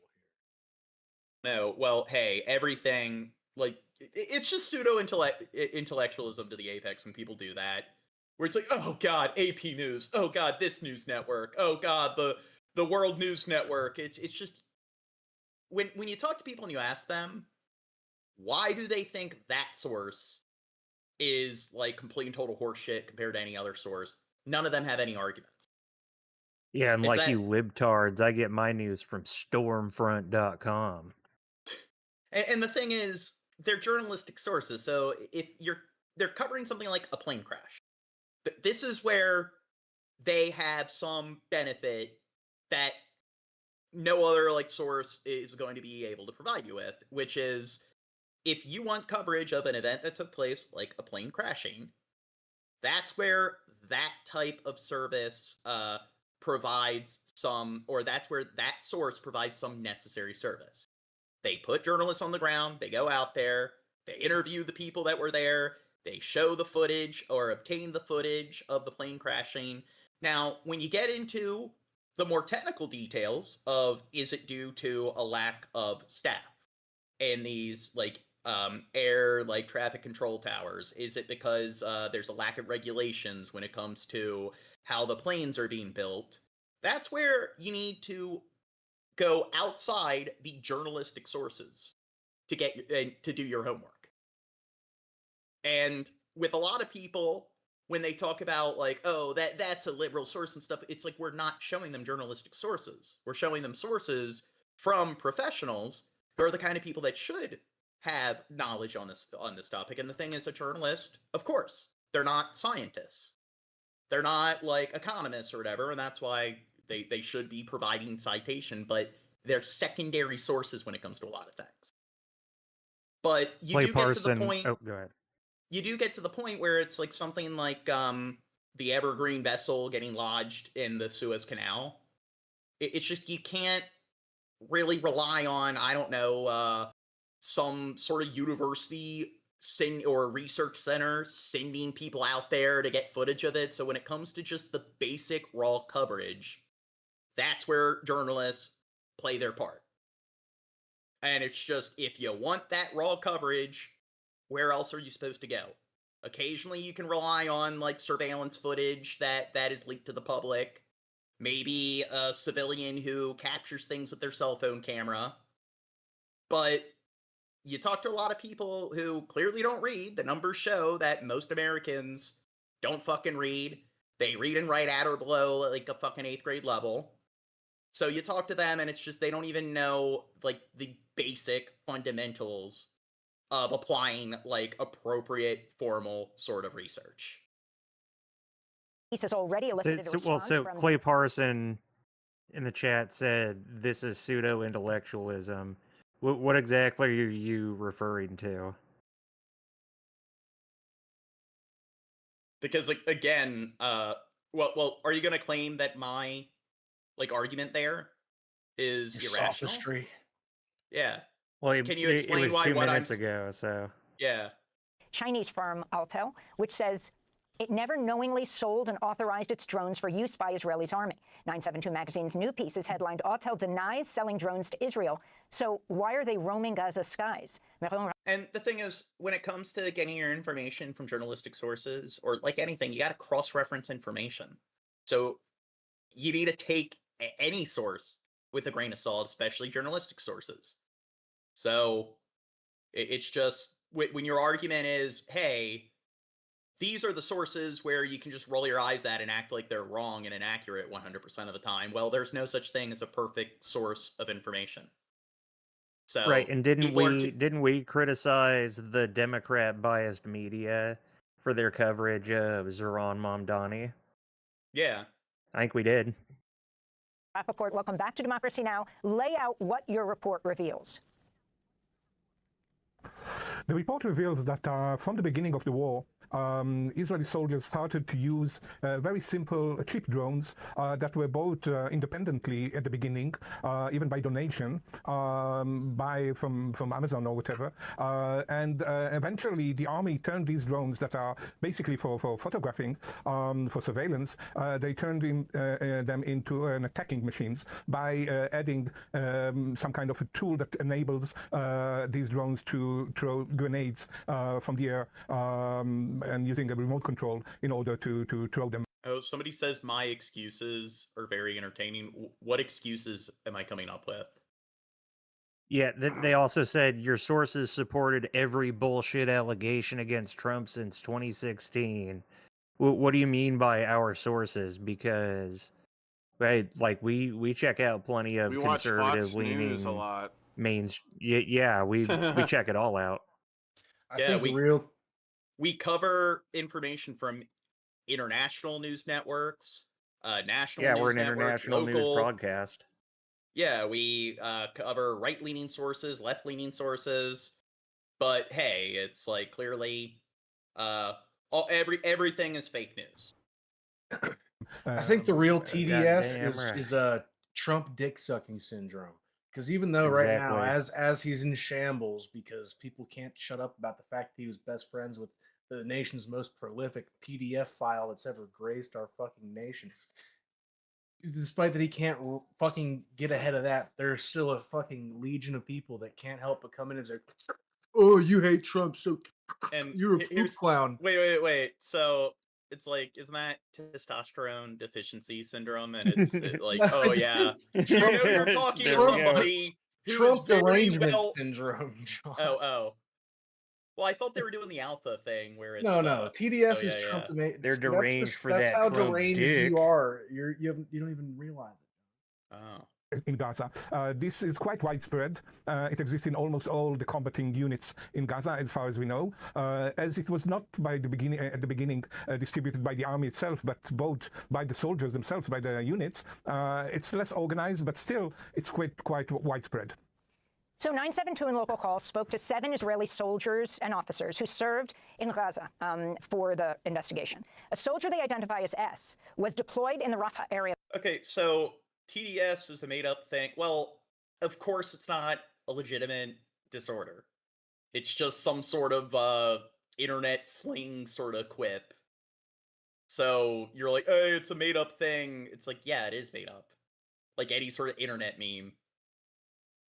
For nearly 100 days, where his battalion conducted dozens of drone strikes. S said the intention of the strikes was to kill, despite the majority of victims being located at a distance where they couldn't have been threat to soldiers. He said, quote, it was clear that they were trying to return to their homes. There's no question. None of them were armed. Nothing was... It's like, what about the fake news mantra or meme? It's like, I'm sure, yeah. Like, that's just a made up thing that your cult uses to not think and just discount information you don't like.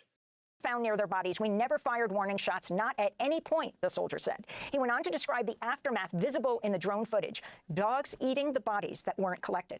Quote, I couldn't bring myself to watch a dog eating a body, but others around me watched it. The dogs have learned to run toward areas where there's shooting or explosions. They understand it probably means there's a body there, unquote. Another soldier identified as H, who served in central Gaza, said, quote, were they aimed at our militants? Definitely not. Once a commander defines an imaginary red line that no one is allowed to cross, anyone who does is marked for death, unquote. In your... Do you think these quotes that they're referencing are all fake? They're just made up? The people they're quoting don't actually exist? Report, you know, quote, the Palestinian journalist Yunus Tarawi published footage he had obtained of one of those drones dropping a grenade. Yunus Tarawi is not even a real person. What's that? Yunus Tarawi. Dude, like, when it comes to AI, that is something that's, like, deeply concerned, because we are going to get to that point now where it's just, people are going to accuse everything being AI. I'm going to use AI to fabricate sources so I can just control. Well, we need, I do think you need laws, especially, like, if you have some kind of, like, media source, such as Democracy Now! Or Fox News, where if they do present, like, AI, like, videos, that I think there should be major consequences, and then I think there need to be, like, watermarks. There needs to be some kind of, like, metadata sort of policy that's in place. On the drone controller screen, the text Iron Ball Drop Device appears. Based on the interface design and additional images reviewed by 972 in local call, there's strong evidence that the drone was an Autel model. Respond to all of this and the significance of Autel.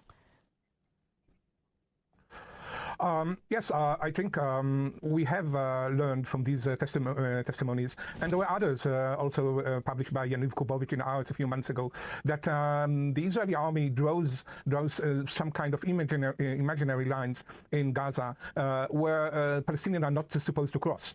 And the way they learn... Okay, next vid. Al-Janan Kindergarten in Gaza City this morning. The bright clothes, the little backpacks, a refuge of sorts from the horrors that have dominated these young lives. But today, the horrors followed them here, an Israeli airstrike hitting the yard outside while the children were in class. For once, only minor injuries reported. This morning, another strike on a building in Gaza City. Do you think there are any Hamas militants in there? Yeah, they were small. The whole building was a Hamas militant. The building itself contained the spirit and the essence of Hamas. Part of an The intense tunnels were right there, John. It was right there near the tunnels. The strip from overnight into today. And I mean, it's like they have fucking sniper drones deployed that they're shooting fucking kids with. So it's just, if they know that that building is exposed, like, to the skyline, so if there's one in there, they're not able to send in, like, the kind of drones that the rebels in countries like Burma are using to fight back, like, the junta that have, like, fucking bomber jets that are, like, donated to them by Russia. It's like they can't send in a small drone that detonates to take out that one militant that's hiding out in a building. They have to blow up the entire fucking building. Here in the ruined grounds of Al-Shifa Hospital, the daily pilgrimage of the newly grieving.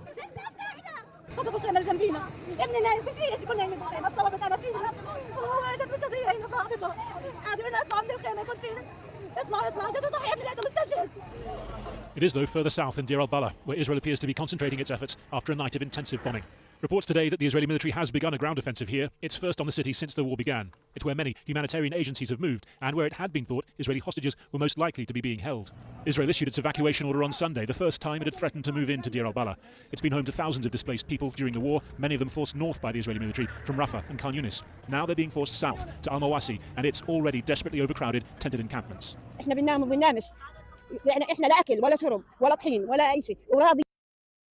Somebody asked, what do you guys think about the UK bombings during World War II? Or during the night?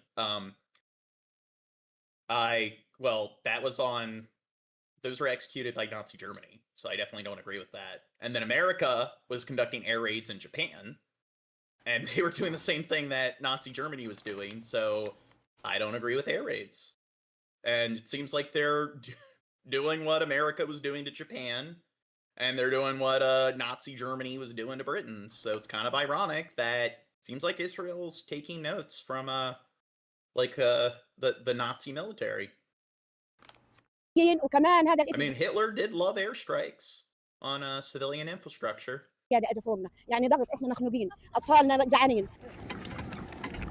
رموا علينا مشير وطلعنا مش عارفين وين رايحين، هينا رايحين مش عارفين وين رايحين. يعني لا في مأوئلنا ولا في أي شيء ولا حاجة، والمكان اللي كنا قاعدين فيه ما فيش ما صارش شيء يعني كله ضغط علينا هينا ماشيين احنا مش عارفين وين رايحين. Today's attacks follow the killing in the far north on Sunday of 67 Palestinians seeking aid from UN trucks, according to Gaza's health ministry. The Israeli military says it fired warning shots in the face of what it called an immediate threat, and that it's examining details of the incident, language familiar from weeks of shootings at aid sites in Gaza. Last night, the World Food Programme released a statement saying that as its convoy approached, the surrounding crowd came under fire from Israeli tanks, snipers and other gunfire. We are deeply concerned and saddened by this tragic incident, resulting in the loss of countless lives. Many more suffered life-threatening injuries. These people were simply trying to access food to feed themselves and their families on the brink of starvation. Israel's army released this video saying it countered what it called Hamas lies, but also said it was shot in the afternoon, hours after the incident in question. And today, the killing goes on. Mourners gathering in southern Khan Yunis, where medics said a mother, father and their 2 children were killed in their tent by an Israeli airstrike. أشكال كبيرة من العذاب، من القهر، من الجوع، من الموت، توقعنا كثير إنه تقف هذه المجازر، حدا يقف معنا، حدا يقول إحنا معكم، حدا يوقف هالمحرقة، ما صار أي تحرك، فاليوم وصلنا لمرحلة ما عندنا التوقع، بطلنا نتوقع شيء ولا نستنى من حدا شيء. For those who no longer feel able to pray for an end to all this, the only option, to pray for their dead. Well, joining us now is Ibrahim Alashi. He's a dentist and he's volunteering at a food distribution. Okay, so this guy's volunteering there as a humanitarian worker. And, I mean, his level of education, he's a dentist, so he's got what's equivalent to, I know dentists don't have medical degrees, but they have what's pretty much equivalent to a medical degree. Do you think somebody with that kind of background, do you think he's just lying? Looks like a liar to me. Absolutely. Yeah.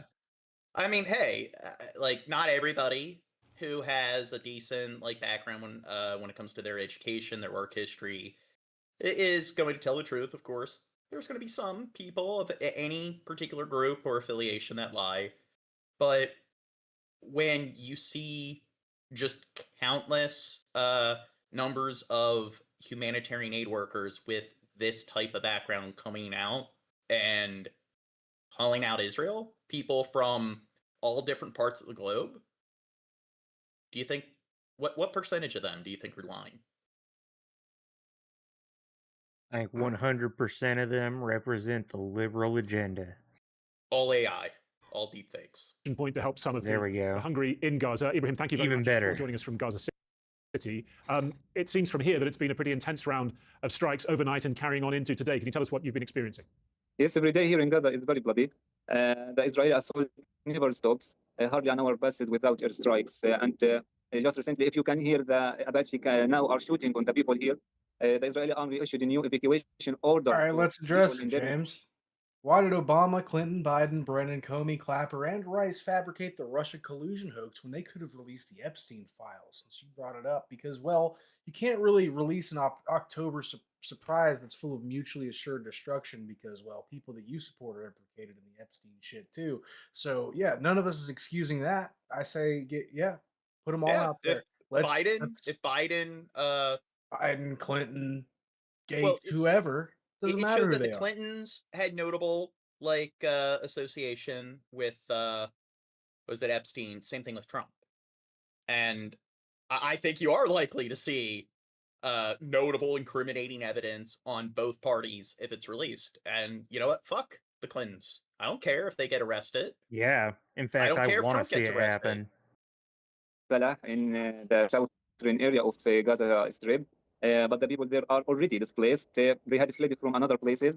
Now they are being forced to flee once again, with nowhere safe to go, actually. Here in Gaza City, where I live, the bomb... Oh, and I do think Obama, like, kind of obstructing the release of the documents probably has to do with the fact that part of the Democratic Party, the same party that the Clintons are involved in.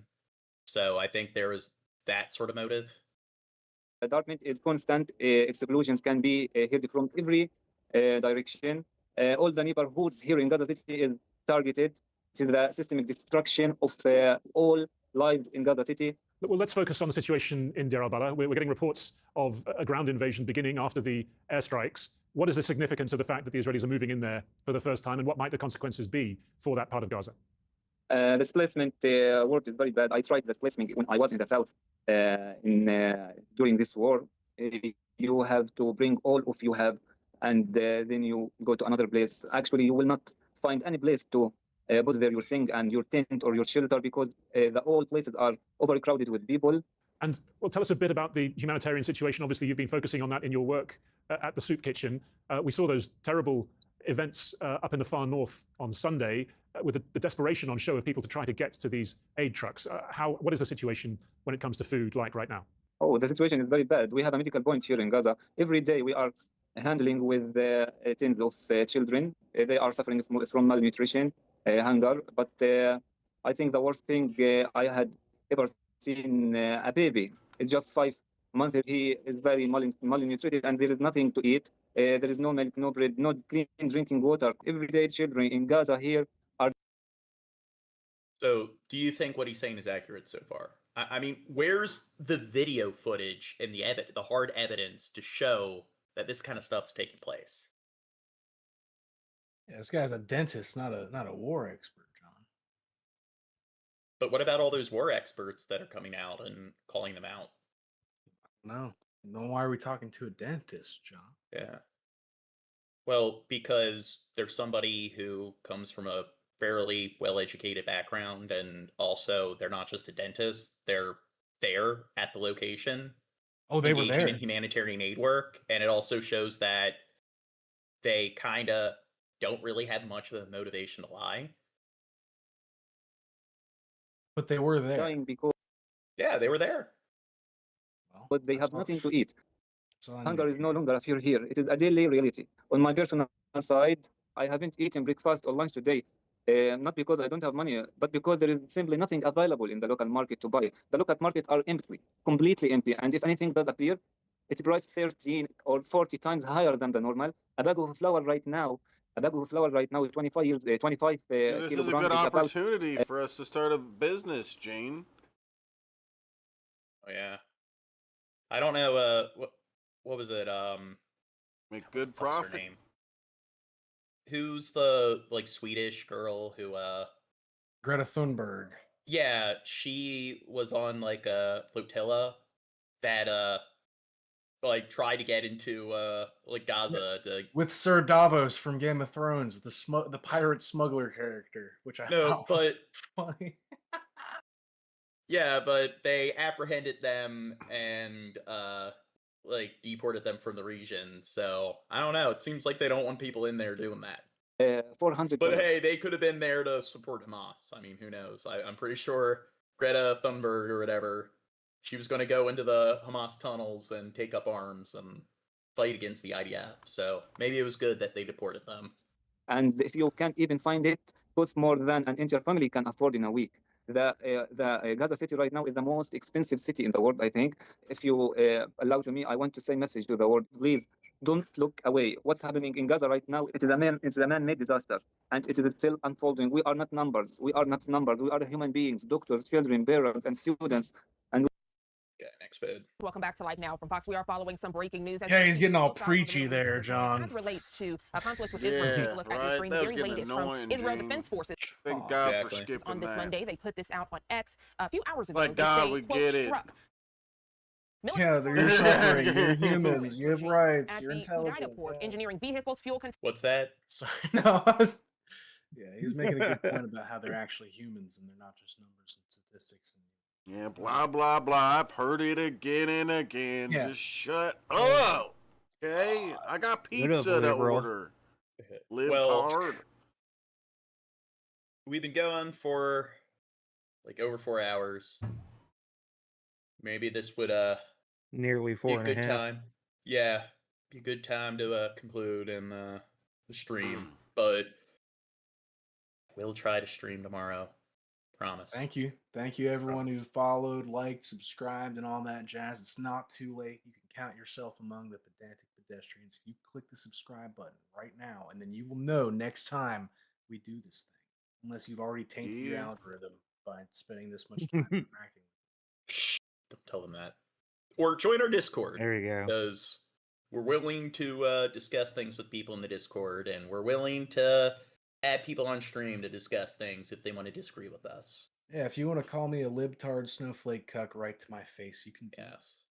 Feel free. We're masochists. We love the abuse. But all right. Audio